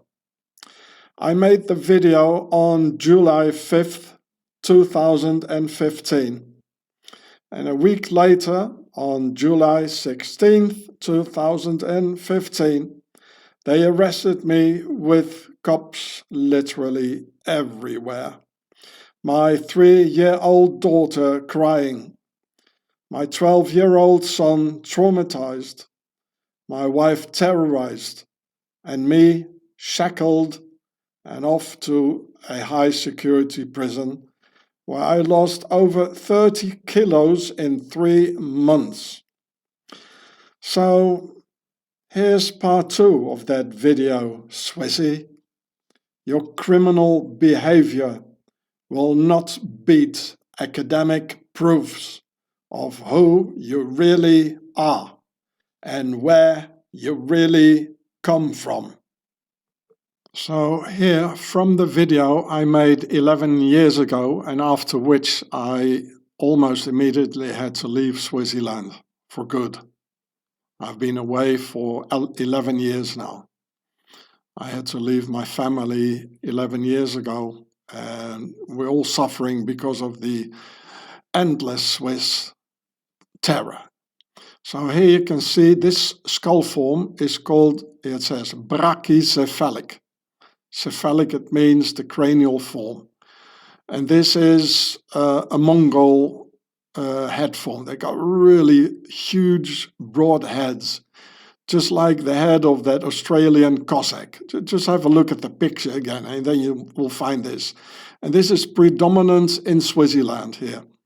And this is the European skull form everywhere else found in Europe except Swaziland, where there's this. And there's a map, a cranial map in this video. And this is called dolichocephalic, the long, so-called long skulls. And so here's the title. Yeah, the Swiss have Khazarian brachycephalic craniometry, cephalometry from Central Asia, Mongolia. It's on my channel, G.I.U.R.E.H, and there are 60,000 views with, well, almost 600 comments. So here's some more. There's some links here, if they still exist. So I made it July 5th, 2015. A week later, on July 16th, they arrested me again. Another humiliation, more terror. Well, I'll just explain it to you. It's in my other videos, the proofs why they arrested me. You know, it's because of my videos. They don't like this. They don't like academic proofs. You know, they like, you know, popular things like Swaziland is clean and neutral, you know. All the other videos on Swaziland, just as on the Cossacks, it's only a romantic view. Only here you get some academic proofs, you know, because that's how I was taught, you know, university and all that. So you see here, there are 600 comments. So I want to ask you guys and girlies, please answer these comments and tell them that I've got a new channel. Well, like this video now, part 2 is on it, and that I'm still alive, because since I don't know, 8 years, YouTube is blocking my channel. Probably, most likely, under pressure of the Swissies and the brachycephalic cephalometry. So in this picture here, you see the swastika, the Nazi stuff, which is actually here the circle stands for the compass, and there's a lot of squares in it all over 90 degrees. So it does say square and compass together with the skull, you know, which is very Freemasonry. Here again, the swastika, and here you see the crescent moon of Islam. And of course, everywhere the Cossack hats working for the Nazis, and this picture was allegedly taken in Yugoslavia. So we should consider now that we know more, if all those crimes against the Yugoslav people, actually, if they were really committed by Germans, you know. And here you see I call them, I think it's funny to call them cigar holders, you know. It's like a sort of irrespectable way of putting it, you know. I don't respect rapists, you know. So as the Germans wouldn't let the Cossacks fight against the Red Army, logically, the Germans in World War II had them fight in Yugoslavia, where the Cossacks in German uniforms terrorized the local population, raped Yugoslav women, and organized spontaneous executions on civilians. Just a nasty bunch, in my personal alleged opinion, and who are historically known to have committed one crime against humanity after another, in spite of the romantic propaganda of sword-wielding warriors on horseback in fancy uniforms, pretending to be Christians, just as their current-day master, Mad Vlad Liliputin. So here you see them, sword-wielding, look at them, how brave they are, one unarmed man. And this is also, just like the picture before, allegedly in Yugoslavia, former Yugoslavia, because this is where the Nazis put them to war, as they couldn't fight the Red Army, because the reason, you know, because there were also Cossacks in the Red Army, you know, And Cossacks, as I told you before, they don't fight each other. So this is the only reason for which the Nazis, they put them in former Yugoslavia, even butchering other Muslims like Bosnians and also other so-called Slavic people like Serbs and Croatians. You know, look, even these are probably Germans. Anyway, it's a German uniform, but okay, they also had German uniforms here. Even taking pictures, you know. Lovely, isn't it? Take a picture, like a holiday picture in Yugoslavia, you know, on the Adriatic, you know. So here, the man, he already is quite brave, you know, but what can you do? Just get it over with, you know. Look at the brave Cossack, you know, against, oh, I can't see this. And he just stabs him. There's another one lying here. Another one in the dust. You see part of the saber. It's a round saber, you know, so the tip is a bit higher than the rest here. It's blooded, it's red here. And I even missed the heart, which is like apparently on the other side, isn't it? So what a brave warrior, you know. This is what Cossacks always done, you know, just like their Mongol the ancestors, you know. It's the Golden Horde. They haven't changed. And you can see the same thing happening in Iran nowadays, butchering those poor Persians already are under the Islamic domination through the Arabic invasion 1400 years ago. So I hope they get liberated soon.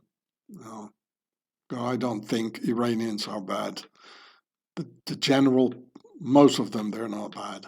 You know, they're occupied, and the danger is that it might happen in Europe as well. Just as I've shown you in my video, Philistine made, Goldstein made Philistine. I can't say the real words. So you can see those formidable Cossacks, warriors, you know, in the all romantic, just, you know, what they're doing. You can see them in action here in Yugoslavia. So here you can see the enlarged frame here. Most likely Germans here and here as well. They're watching it all, the Cossack bravery, you know. And here is the end of the Yugoslav here. They're all taking pictures of it, you know, like on a holiday on the Adriatic. So my Yugoslav brothers, I have some very good Yugoslavs watching my videos. I met some of them. I hope you can show this video around and spread this information, because I think it's very important for you. Also considering the near future and Mad Vlad, you know, and all what's going to happen and what's happening. Because there's always a war in a war.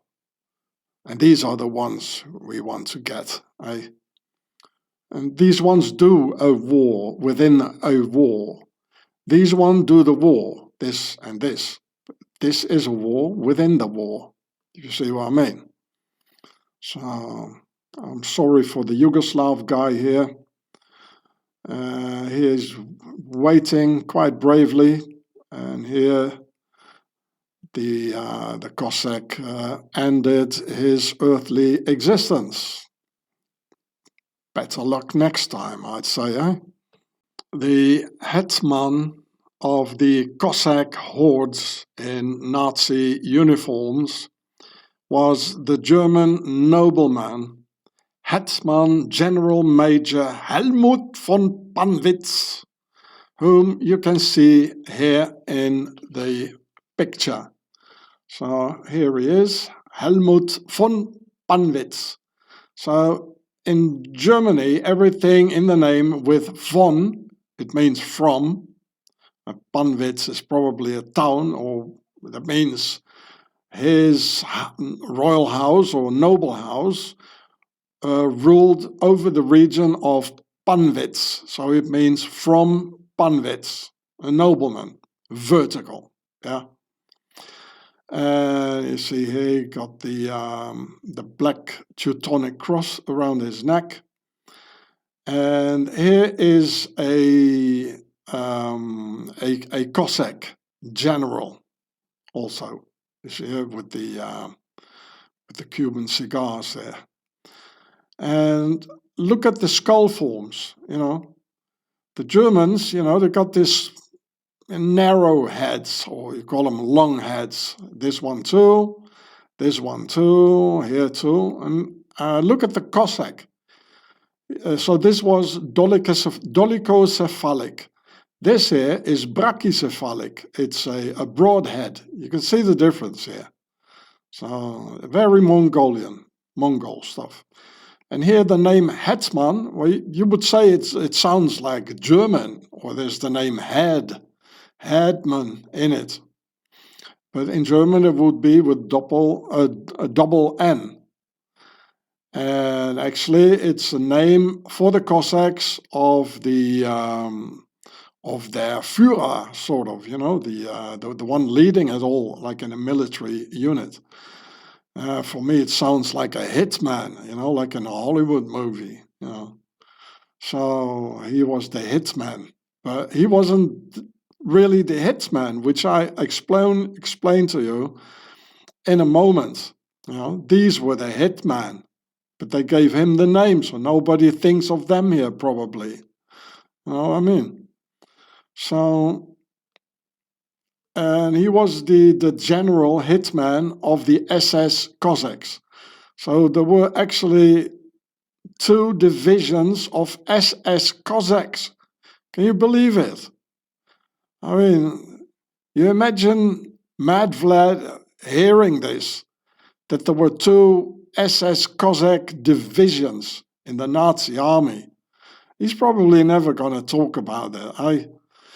So, and we can see here the very same Cossacks fighting for the German vertical rule nobility, just as Cossacks fought for the Russian Tsarist vertical rule, because of which we had 2 world wars as a result of the nobility's internal struggle in between the vertical rule and the horizontal rule, which I explain amongst other videos in this video here, which I made 2 years ago. It's called The French Aggressor of the OWO. And also in this video, I explain that there is another video here, like this one about Agent Adolf, which is announced in that video, and also other videos where I explain this, how that works for the newcomers to understand why we had 2 world wars and a third. Well, the third one had been announced today by the Russians. So today it's Monday, March 30th. It has been announced that World War III has officially started. Well, I mean, they already announced it about 100 times. So it's on the same channel. Before it was on the other channel, Gatsefrats, now it's here. So if you see the general von Panvitz, the nobility, you must understand and watch this video to understand that von Panvitz, he was a vertical rule general hetman SS Cossack. So we've got here vertical rule Cossacks in Nazi uniforms and led by the German nobility, fighting against the initially horizontal rule Red Army, that later became a vertical rule inside the horizontal rule. Similar to Caesar using the Roman horizontal republic and Senate to transform Rome into a vertical rule empire dictatorship, with Caesar himself as the emperor. You see, and this is why they got the reason why they got a bust of Caesar, because Putin, he did the exact same thing as Caesar did. Russia was becoming a horizontal ruled republic democracy, and he turned it into a vertical rule dictatorship, just as Stalin did after the revolution. And here's Stupo here, as he has this another Caesar here in his home. He's doing the same thing. He doesn't listen anymore to the Senate and the Congress, the horizontal American republic. He just decides himself, like a king. That's why we have protests in the streets of America, like the No King protests, because this is what's happening. And this is very much related to, say, Caesar. And these guys know it. Both Putin and Stupo. They know perfectly well what they're doing. And it's happening, people. Be aware. So, in short, the Cossacks are Pharaoh Caesar's Praetorian guards, murdering the Russians for the Tsars, and murdering Slavic civilians in Nazi uniforms under their hetman von Panvitz of the German nobility, and now beating up Russian civilians for Tsar Vlad and killing Ukrainians in the Ukraine war. So here it says the Praetorian Guard, just like the capital in my country, South Africa, Pretoria. That's where it comes from. And just before I said Pharaoh Caesar, you might think Pharaoh Caesar, was he a pharaoh? Yes. Officially, he's on the list of pharaohs, as many more Roman emperors are. And Caesar became pharaoh through his marriage with Cleopatra. So he's on the list of pharaohs. Similar to Caesar's Praetorian Guard, Cossacks are Pharaoh's Chardon, killing Europeans for Pharaoh's nobility, just like the Swiss guards everywhere, fighting and protecting for kings and popes, where they had Swiss guards defending most royal courts in Europe. So here it says Pharaoh's Chardon, like the Shard in London, the big tower. And you see here the word, the Sar or Shar, meaning Pharaoh or king. So it's actually Sardon, on for Osiris. So they are the special protective guards of Pharaoh, and also doing other things like murdering people. So in this respect, for Putin, the Cossacks are doing the same thing, which they also did for the German nobility during World War II. And the Swiss guards are the same thing for the Pope and kings. Adolf had, of course, his Schutzstaffel, the SS, and his personal SS, murdering people all over Europe, and his personal guards of the SS. And if we look at what's going on now with Stupo, Donny Stupo, trying to be the king, or already being the king, neglecting parliament and the Senate and everything, the horizontal rule, we might assume that the president's secret service are very much comparable to the Vladimir's Cossacks. In every era of history, we can see this group of men who are not really warriors. They're more like before the hitman, who murder and slash for the powerful and also protect the powerful. Like history is always repeating itself in each and every aspect. So here we can read about the 15th SS Cossack Cavalry Corps. So cavalry, remember the guy who was stabbed, the unarmed civilian in Yugoslavia, stabbed by one of these Cossacks on a horse. And so there was also the 1st Cossack Cavalry Division. They started with that.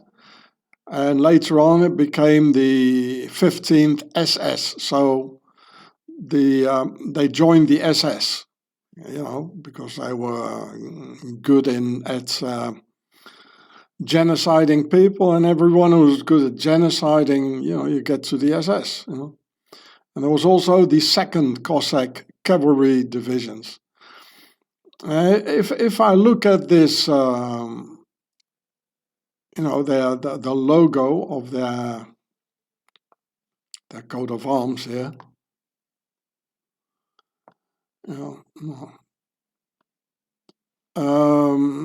It looks very Arabic, with the Arabic swords, very Islamic.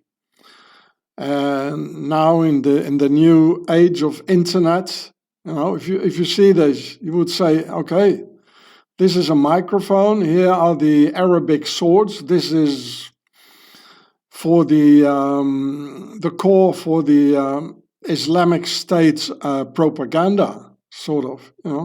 That's what it looks like, doesn't it? Like a yellow microphone, not a yellow submarine. You got a yellow. Well, they behave a bit like a yellow submarine, don't they? So, this is what I told you. During the Russian Civil War, the Cossack leaders and the governments generally sided with the white government, against the communists. And I'll show you this picture here. Here are the Cossacks standing, and next to looks like a swastika with a German officer here.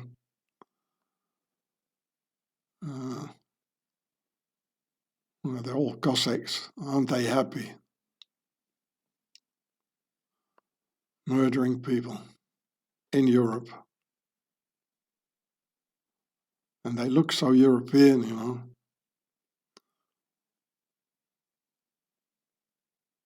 Like there's even more. The 1st Don Cossack Cavalry Regiment, the 2nd Siberian Cossack Regiment.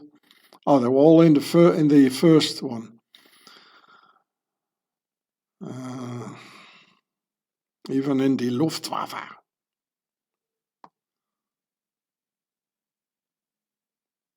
So let's have a look at the 1st Cossack Cavalry Division here. There we are. It says the 1st Cossack Cavalry Division. Of course, the same logo, the same badge, because they went over into the 15th SS. And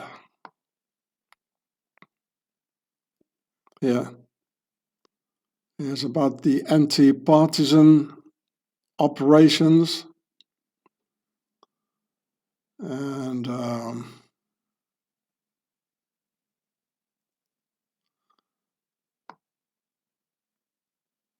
the Cossacks felt closer to the Serbian minority than they did to the Croatian people.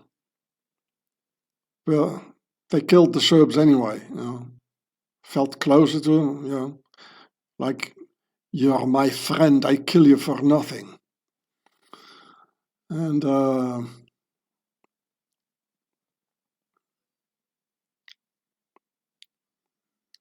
Besides raping women, killing people, and plundering and burning towns suspected of harboring partisans and the supporters, the division used telegraph poles along the railroad tracks for mass hangings as a warning to the partisans and others. Although the behavior of the Cossacks was not as ruthless, well, it sounds quite ruthless to me. And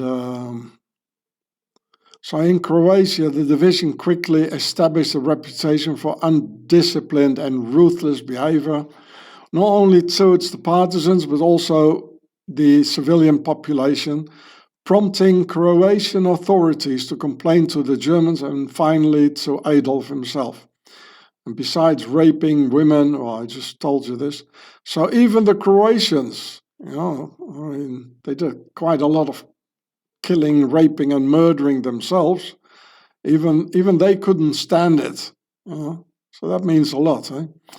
So here you see the commanders. There's a lot of von. Helmut von Panvitz, Hans Joachim von Schulz, another aristocrat, Colonel von Baath, like the Baath Party in Iraq, probably. They were together with the Nazis. It's a fascist organization, the Baath Party. Alexander von Busse, this one probably too, Wagner. Well, we know that name. It's also connected to the Ruskies. And finally, there is the 2nd Cossack Cavalry Division. So then we got them all. So there was quite a lot.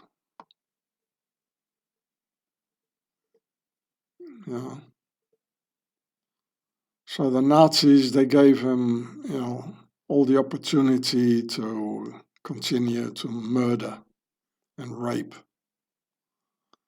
Yes. Another nobility, Hans Joachim von Schulz. Everything with von is of the nobility. It's not like in in Flanders, where they also have a lot of von. It doesn't mean anything. And the Cossacks. And where is he? The commander, Helmut.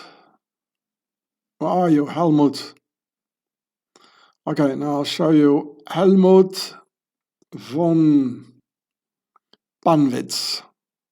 So here we can read about Helmut von Panvitz.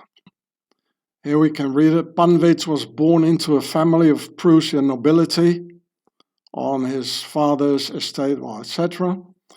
And he was a SS Gruppenführer, a general of the Waffen-SS, and a Feldataman, which is again another word for these Cossacks, of the 15th SS Cossack Cavalry Corps. I'll show that in a minute.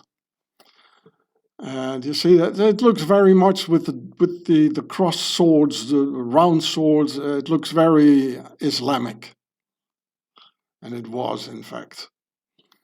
So there's some more things I definitely need to show you. That, in fact, there were more Cossack divisions. Like here. There was also the 1st Cossack Division. I don't know how many there were. So this is very important here. I'll read it for you.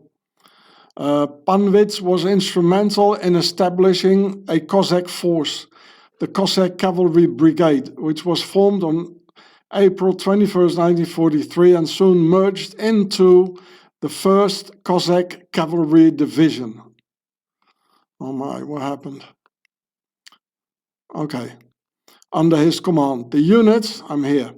The unit conducted anti-partisan operations in Ukraine and Belarus, and was then moved to fight against Yugoslav partisans. That's what I told you. During punitive operations in Serbia and Croatia, the Cossack regiment under Panvitz's command committed a number of atrocities against the civilian population, including several mass rapes and routine summary executions. Even for von Panvitz, these atrocities exceeded what he perceived as normal. So you see, a German didn't accept this. So probably, maybe all the atrocities committed in former Yugoslavia against the Serbs and the Croatians, they were done by the Cossacks, who even spoke Russian. So, you know, whenever I hear the Serbs say, well, the Russians, they are our brothers, they speak the same language, I say, forget about it. Don't you know history? Have you forgotten what happened? Are you blind or whatever? You know? So, moreover, in his eyes, of von Panvitz, they threatened discipline and military success. Therefore, he issued an order dated October 20th, 1943, according to which crimes of that kind would result in the death penalty.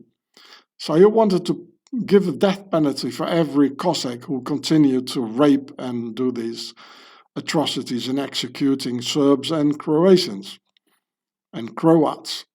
At the ceremony in Berlin, in which Panvitz received the oak leaves for his Knight's Cross on January 15, 1943, he told Adolf that the official Nazi policies, which caused Slavs to be regarded as subhumans, Untermenschen, for strategic reasons, were totally wrong. So he wasn't such a bad guy, I think. He was just,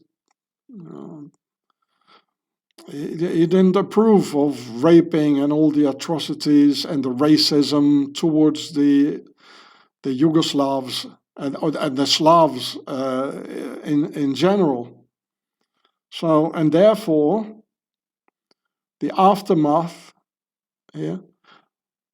Well, first, the Panvitz surrendered on May 11th, 1945, to British 8th Army vehicle near Völkermarkt in Carinthia, Austria.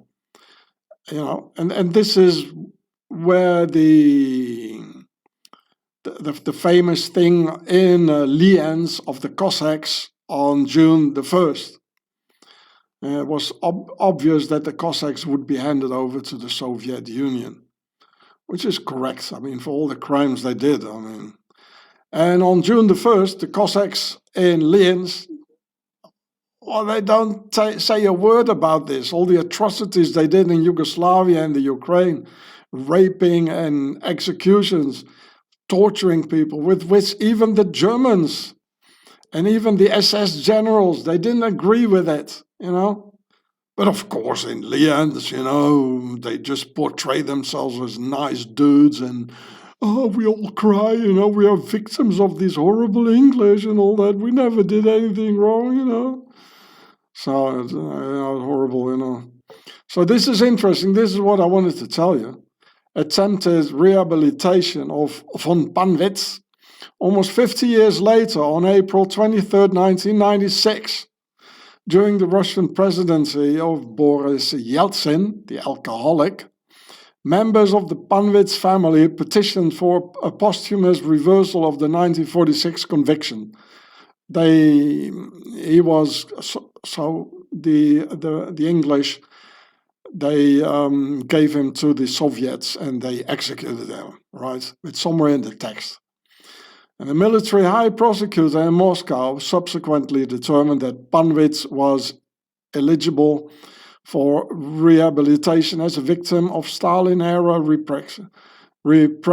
On June 28, 2001, however, at the meantime, it was Putin with his Cossack friends, However, rehabilitation was reversed in a ruling that disputed jurisdiction of the 1996 proceedings, and Panvitz conviction for military crimes were reinstated. So I think I might agree with the von Panvitz family. And maybe a member of, some members of the German high aristocracy, they wrote me a few years back.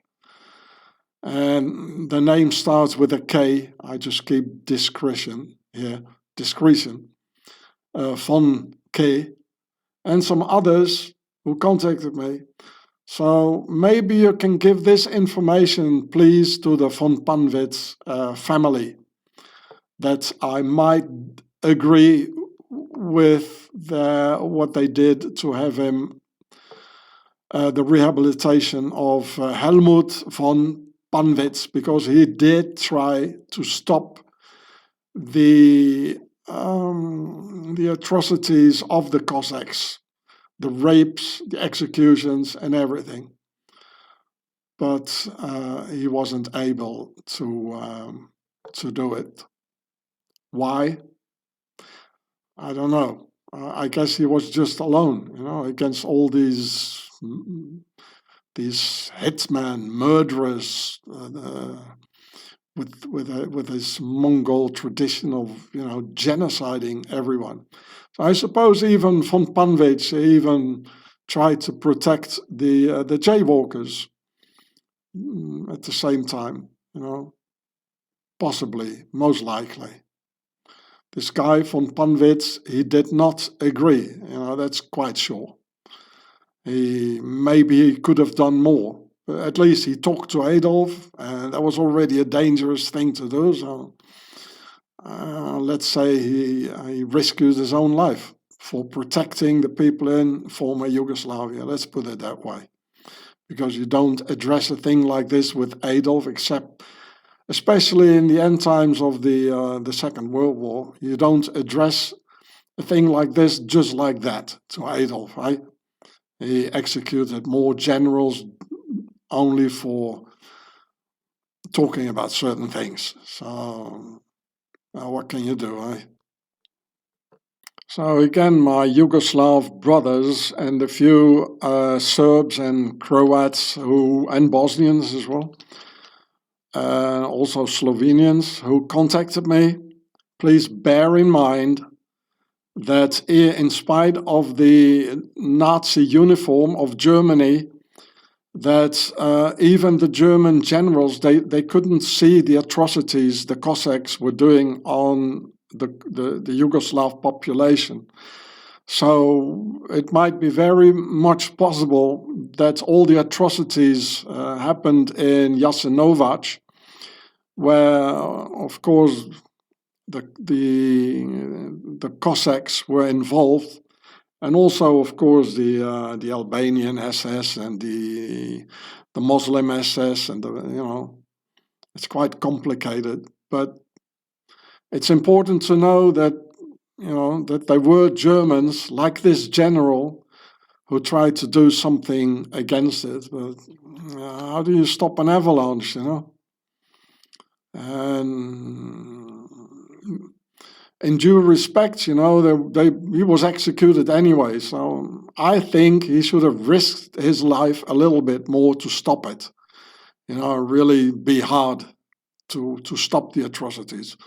Because anyway, he lost his life anyway a couple of years later. So, but again, a soldier is not a warrior. A warrior would have, if this general would have been a warrior, he would have risked his own life to stop the atrocities and the rapes, because a warrior protects women and children and defenseless men.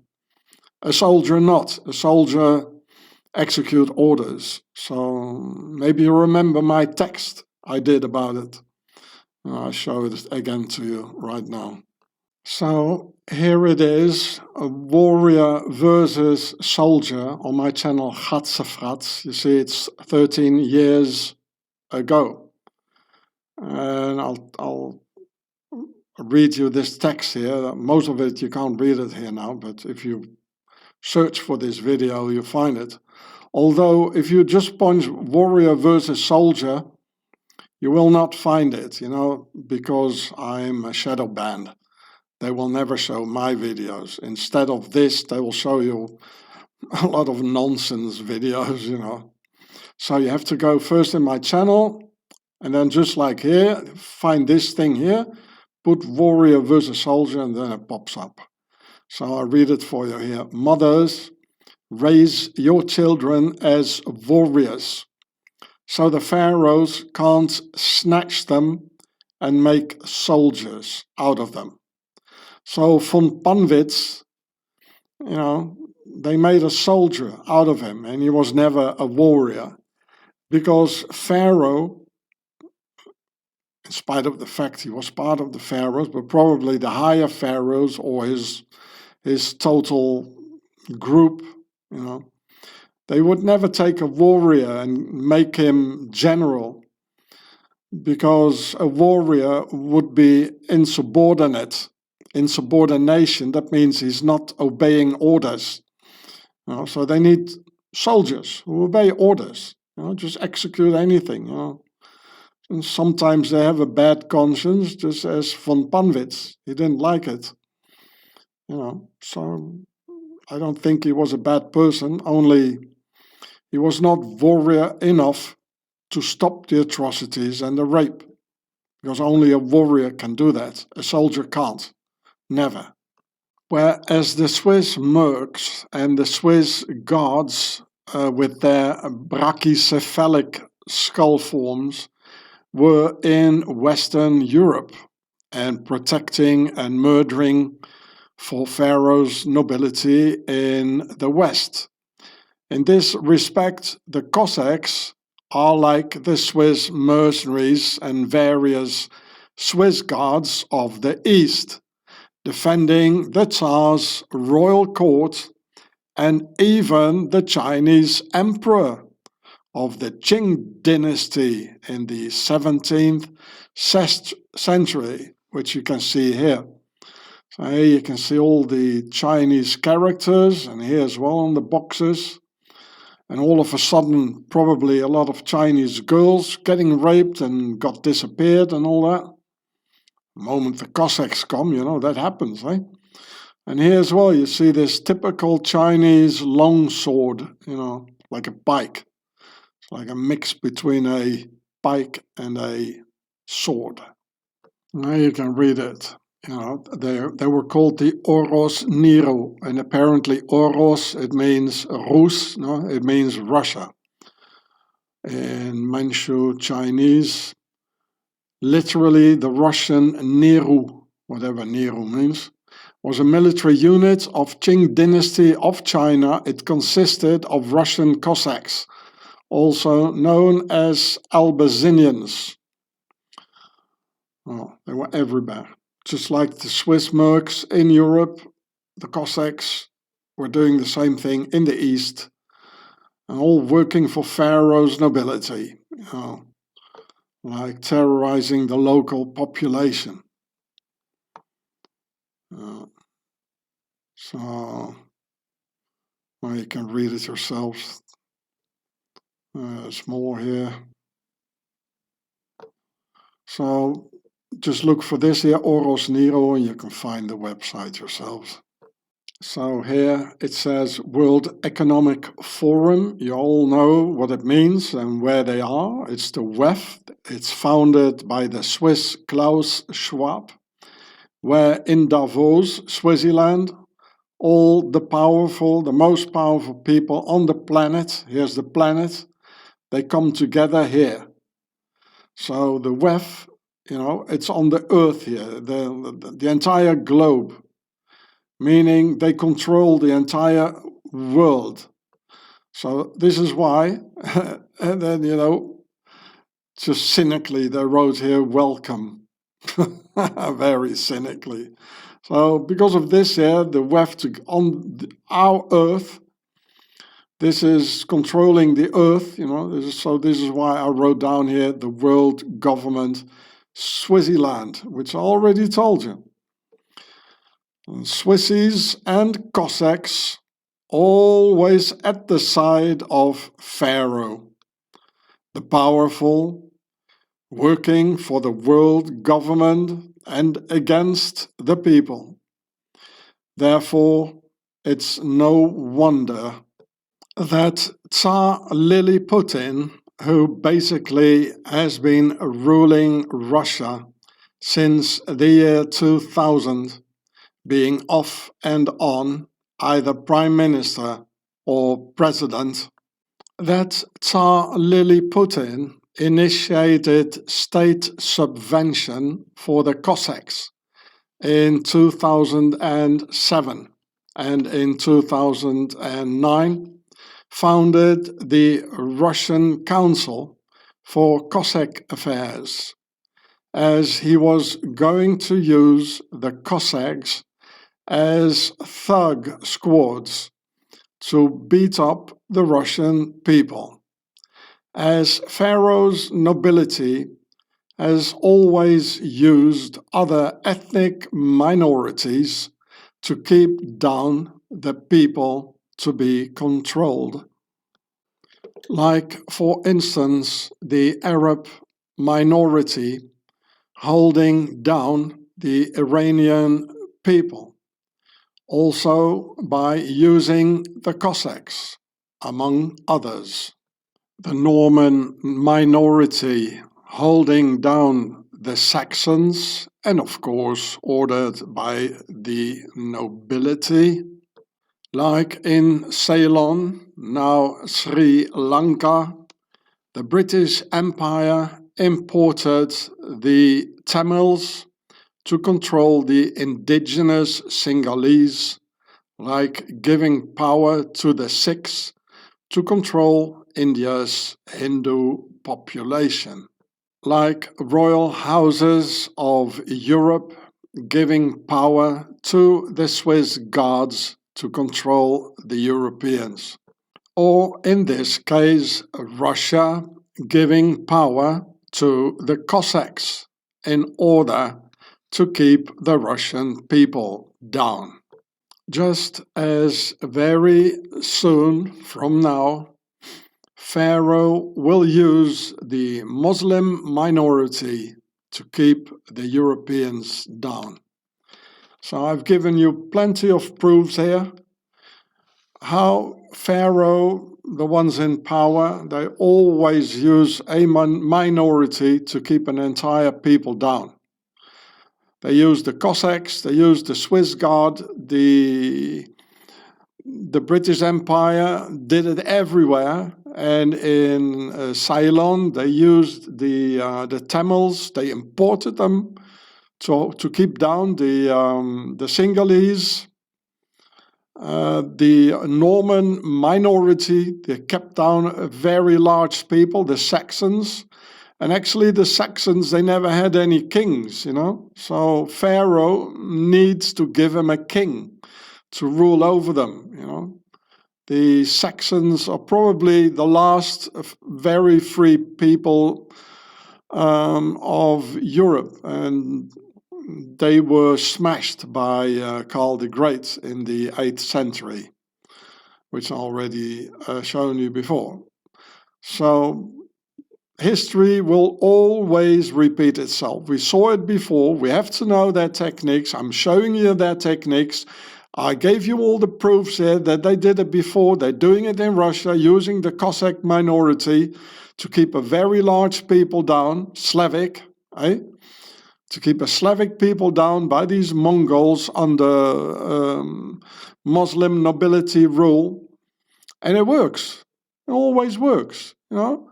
Because as a people, as a single man, you're always standing against, you know, like 10 uniformed whatever. You know, this is how it works. So the only way out is to make peace with death. You know, sacrifices need to be made. There's no other way. So in this video, I explained you how etymologically the word Cossack is Turkish and means a runaway or a bandit or a conqueror, from the Turkish word Cossack, where we can see the pharaonic Ka for the living soul. And in spite of Pharaoh's hocus-pocus DNA bogus, saying that Cossacks are 100% Slavic, which is a lie, of course, in order to make the people accept them, so that most Russians think that it is okay, that some of their fellow Russians need to be beaten up to install order.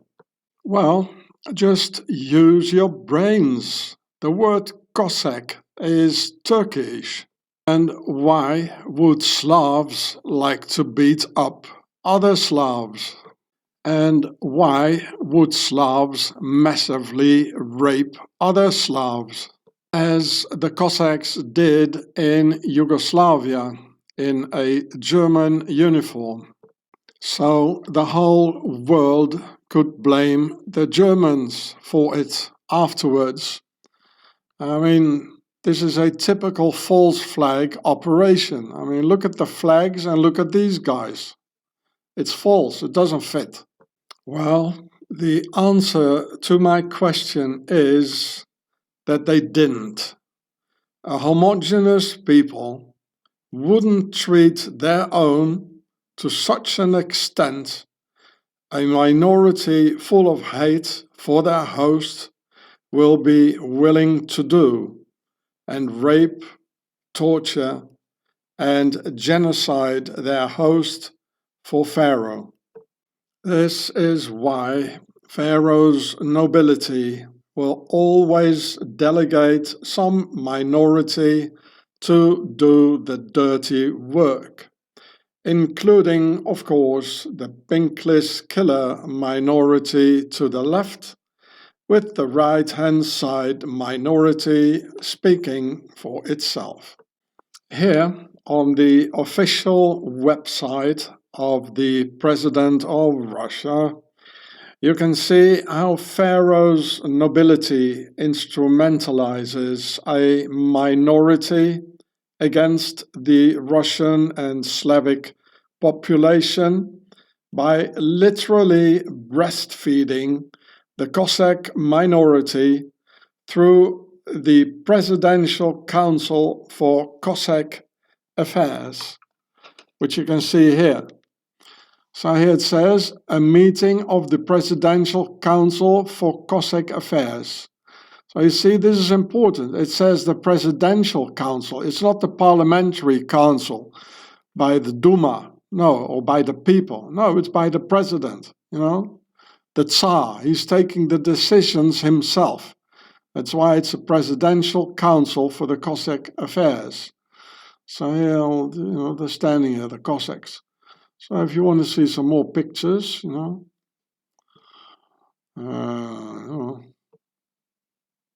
there they all are. It's quite official, you know, and they finance them, the Cossacks. Yeah, look, so-called Christians. And here again with the flame for probably the poor Cossack victims of the English in Lienz, you know. So I punched this here in the AI, and I don't remember everything what it was. Only here it says Kazakh. You can see the K and the A here, Kazakh, the Cossacks, yeah. And here, this word, it says subvention. Yeah, this is an S, subvention. And here's the entire text, which I'll show you the translation in a moment. And so this is what I wanted to tell you, you know. They're giving subvention to the Cossacks. Just as in the West, you know, they're giving social welfare to the Muslim minority, you know, especially when they're new, you know, they have to install themselves and settle themselves. and they get all the help from the government, so they can be used later on. You see. So here's just the blue part of that text that I pasted. I put it in the Google thing here. Here's in French. Détecter la langue en russe vers l'anglais. And here's the English text. So I'll read it for you. Subsidies for Cossack societies in Russia are provided as part of state support aimed at attracting Cossacks to public service, maintaining public order, environmental safety, and patriotic education of the youth. Council under the President of the Russian Federation for Cossack Affairs. Council under the President of the, key aspects of subsidies and support for the Cossacks. Funding.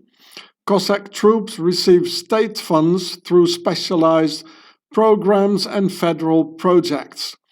Funding for the All-Russian Cossack Society from the federal budget was more than doubled in 2025. Regional support subsidies are provided not only at the federal but also at the regional level. Examples include the Rostov region state program, support for Cossack societies of the Rostov region, and the allocation of funds from the regional budget to the Yenisei Cossack host over 45 million rubles in 2024-25. So you see, they're getting financed because Pharaoh's nobility, they have a project for them. They have to keep them alive, do breastfeeding them. Same thing as what's happening in the West, people. And it says here they're being attracted. Yeah.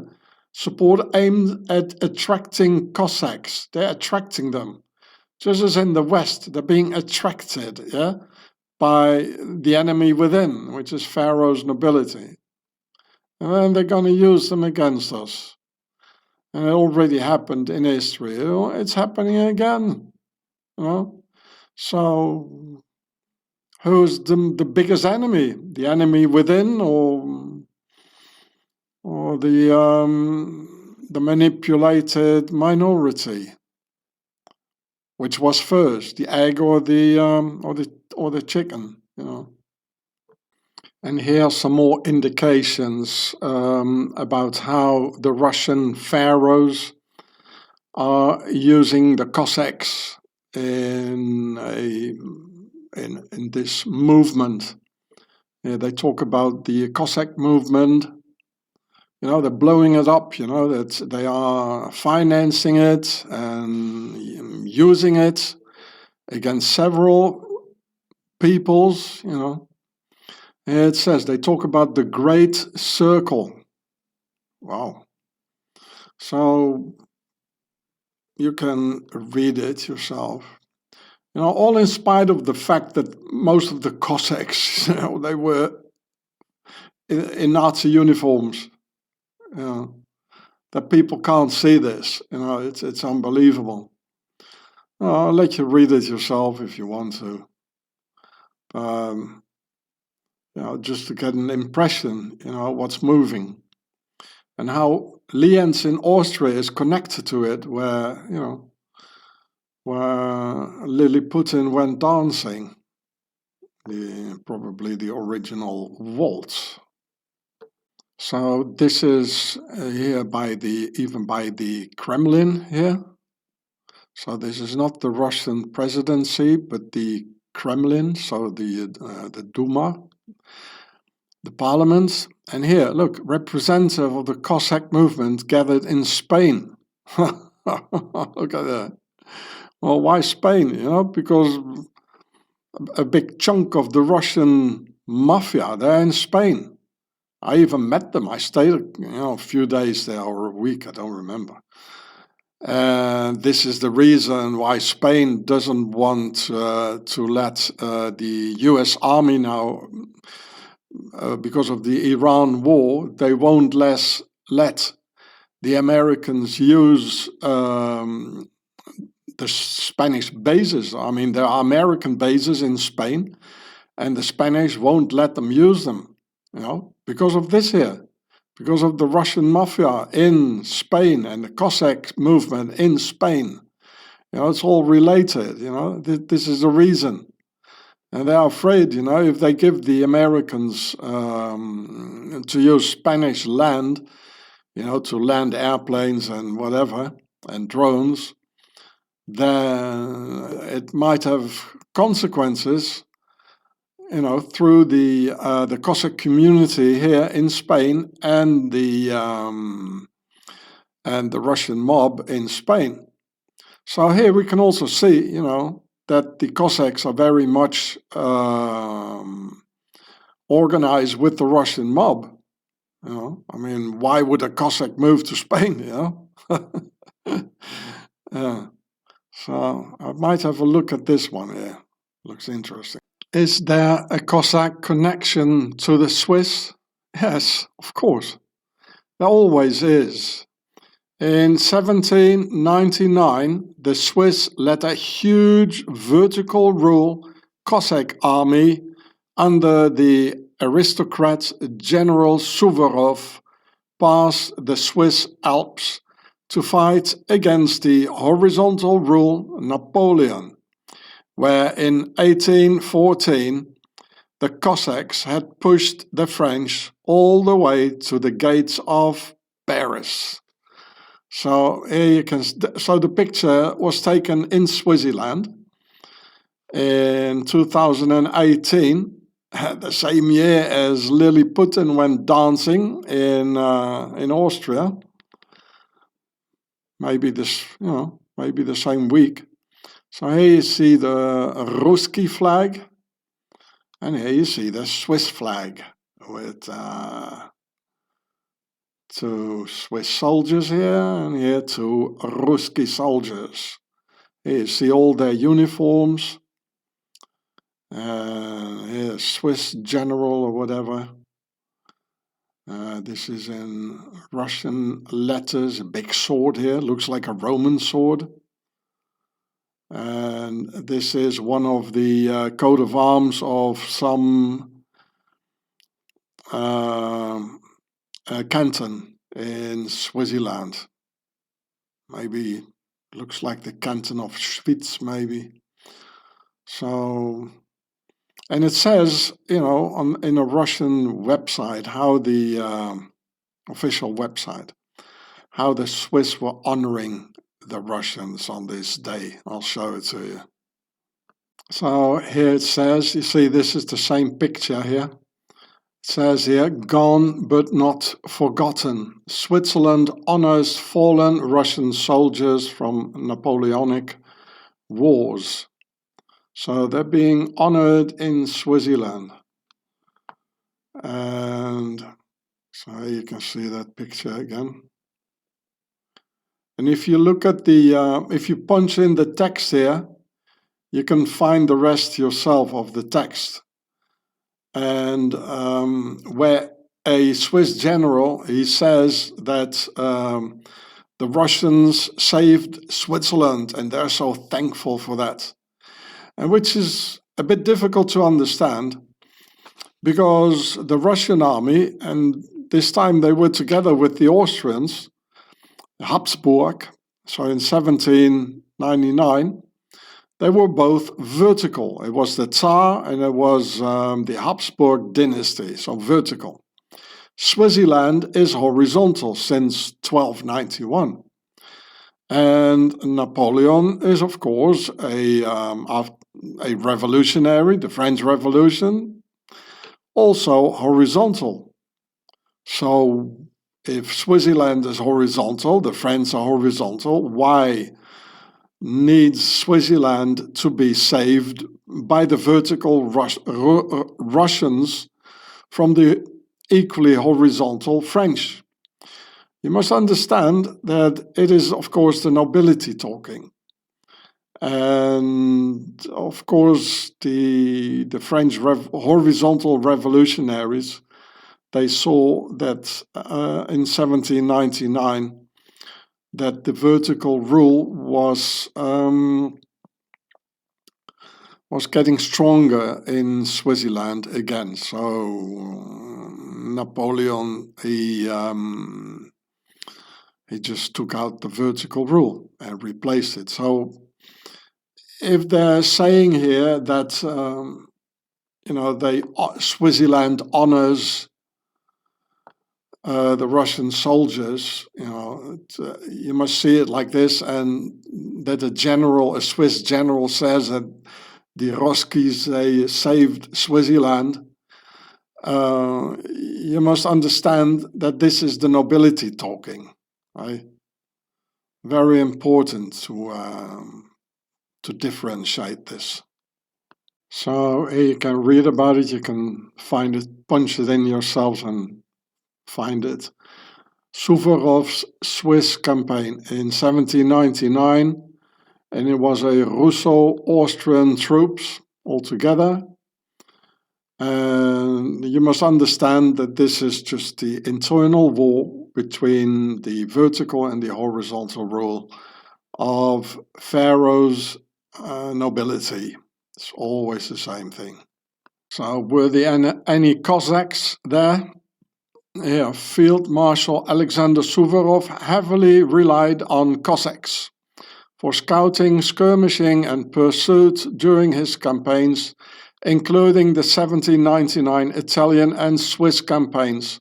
Known for speed and mobility, he used them to disrupt enemy lines, most notably in the Russo-Turkish wars and the suppression of uprisings against the people. Uprisings as against the people, suppression of the people.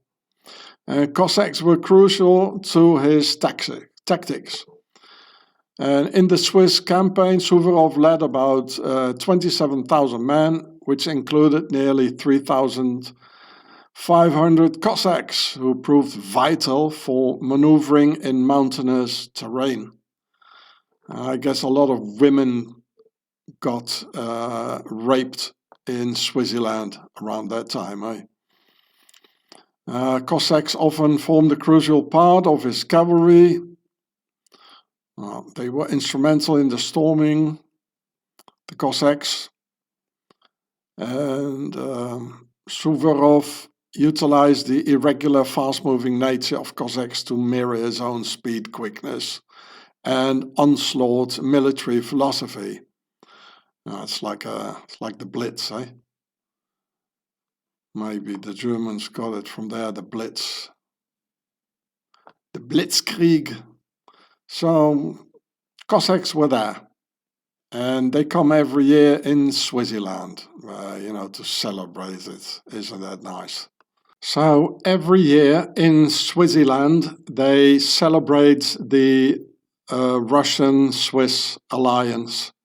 So here you see the Swiss flag, Swiss mountains, and the Ruski army just marching ahead in Swaziland. No matter if there's a big war going on or not. So today I like statistics, and today in Swaziland the internet says there are 17,000 Russian nationals in Swaziland. There are 70,000 Russian speakers and 500 Russian oligarchs in Swaziland, who are mostly in Geneva. So they see, look at the Swiss military, they're saluting them, it's nice to have some friends, who came and saved Swaziland. So here you can see it happens in Andermatt. This was in 2019. And here's a channel name. There are more channels, if you punch that in the internet, you find a lot of videos showing it. It's a nice video though, nice music and all that, and nice,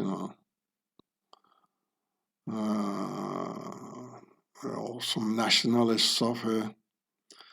And here you can see the comments, quite a lot, but they're a bit difficult to read, if you understand what I mean. It's like Little Russia in Swaziland. If you look at all the comments, look at that. Oh. Oh. So they celebrate the Suvorov and his Cossacks in Swaziland. And I suppose today it's a bit hidden, but you'll find a lot of Cossacks in Swaziland as well, especially as the Russian president is using them for all sort of dark adventures. As mentioned, the Swiss celebrate the Russian soldiers, the Russian army, and the Russian Cossacks every year on September 24th in Andermatt, with the Suvorov cadets in Ruski uniforms come marching through the streets of neutral Swaziland, with absolutely no regard for the Russian war crimes and the Ruskies' expansionist dreams in the Ukraine. Well, as long as the money rolls and good deals with Tsar Putin can be done, Swizzy. And today there are even Russian soldiers, as you can see here, who come and train alpine training in the Alps. It was in the Swiss magazine Le Temps. It's written T-E-M-P-S. So here you can read about it, the Swiss connection, enhancing Russia's mountain warfare capabilities, a groundbreaking agreement between Moscow and Bern, the capital of Swaziland, will boost Russian mountain warfare capabilities and has implication for security in the North Caucasus. The bilateral defense deal also plays a less well-publicized role in addressing shortcomings in the transformation of the Russian armed forces. So if you punch this in the internet, you can read the whole article. So this here is in Austria. Again, here we see the Cossacks. It's the Cossack World Fight Federation. Oh, isn't that lovely? And they are in a place in Austria called Haslach. Hass, it means hate actually, but it's with double S, but it's the same thing. And here, it's all about fighting, and here the octagon. And so here you can see the address. Here's the address. Yeah. And I have no doubt that the Cossacks of Lienz in Tyrol, they are there as well. Maybe they have originated this thing here. They are behind it. Very possible. And I have no doubt that there will also be around Russian military recruiters, for the young ones to take the next step. All indications lead to the conclusion that Ruski Unit 29155's forward base is situated around Mad Vlad Liliputin's beloved Cossacks in Lienz, Austria, about which, while being there in 2025 on the ground, I gathered additional intel that YouTube won't allow me to present here on their censorship video platform. And the Ruski-Austrian Cossack-Nazi alliance goes even deeper. On May 28, 1945, when the notorious Lienz Cossacks surrendered to the English, in the very vicinity and around the same time, in 1945, a famous Austrian and officer in the Nazi army also surrendered. His name is the Secretary General of the United Nations, Kurt Waldheim. You can see his name here, who together with the Lienz Cossacks served in Yugoslavia, and around whom in the 1970s and the 1980s lots of scandals of his alleged war crimes in Yugoslavia emerged. He even became the president of Austria, and allegations appeared that he even worked for the KGB. I guess the Ruski-Austrian Cossack Nazi alliance goes much deeper and has been going on for quite a while. Considering the fact that the Cossacks have been butchering and raping throughout history for the most brutal figures in history, like Tsars and aristocratic Nazi generals, it is more than likely that a quite substantial amount of the Roski 29155 killer unit are in fact Cossacks.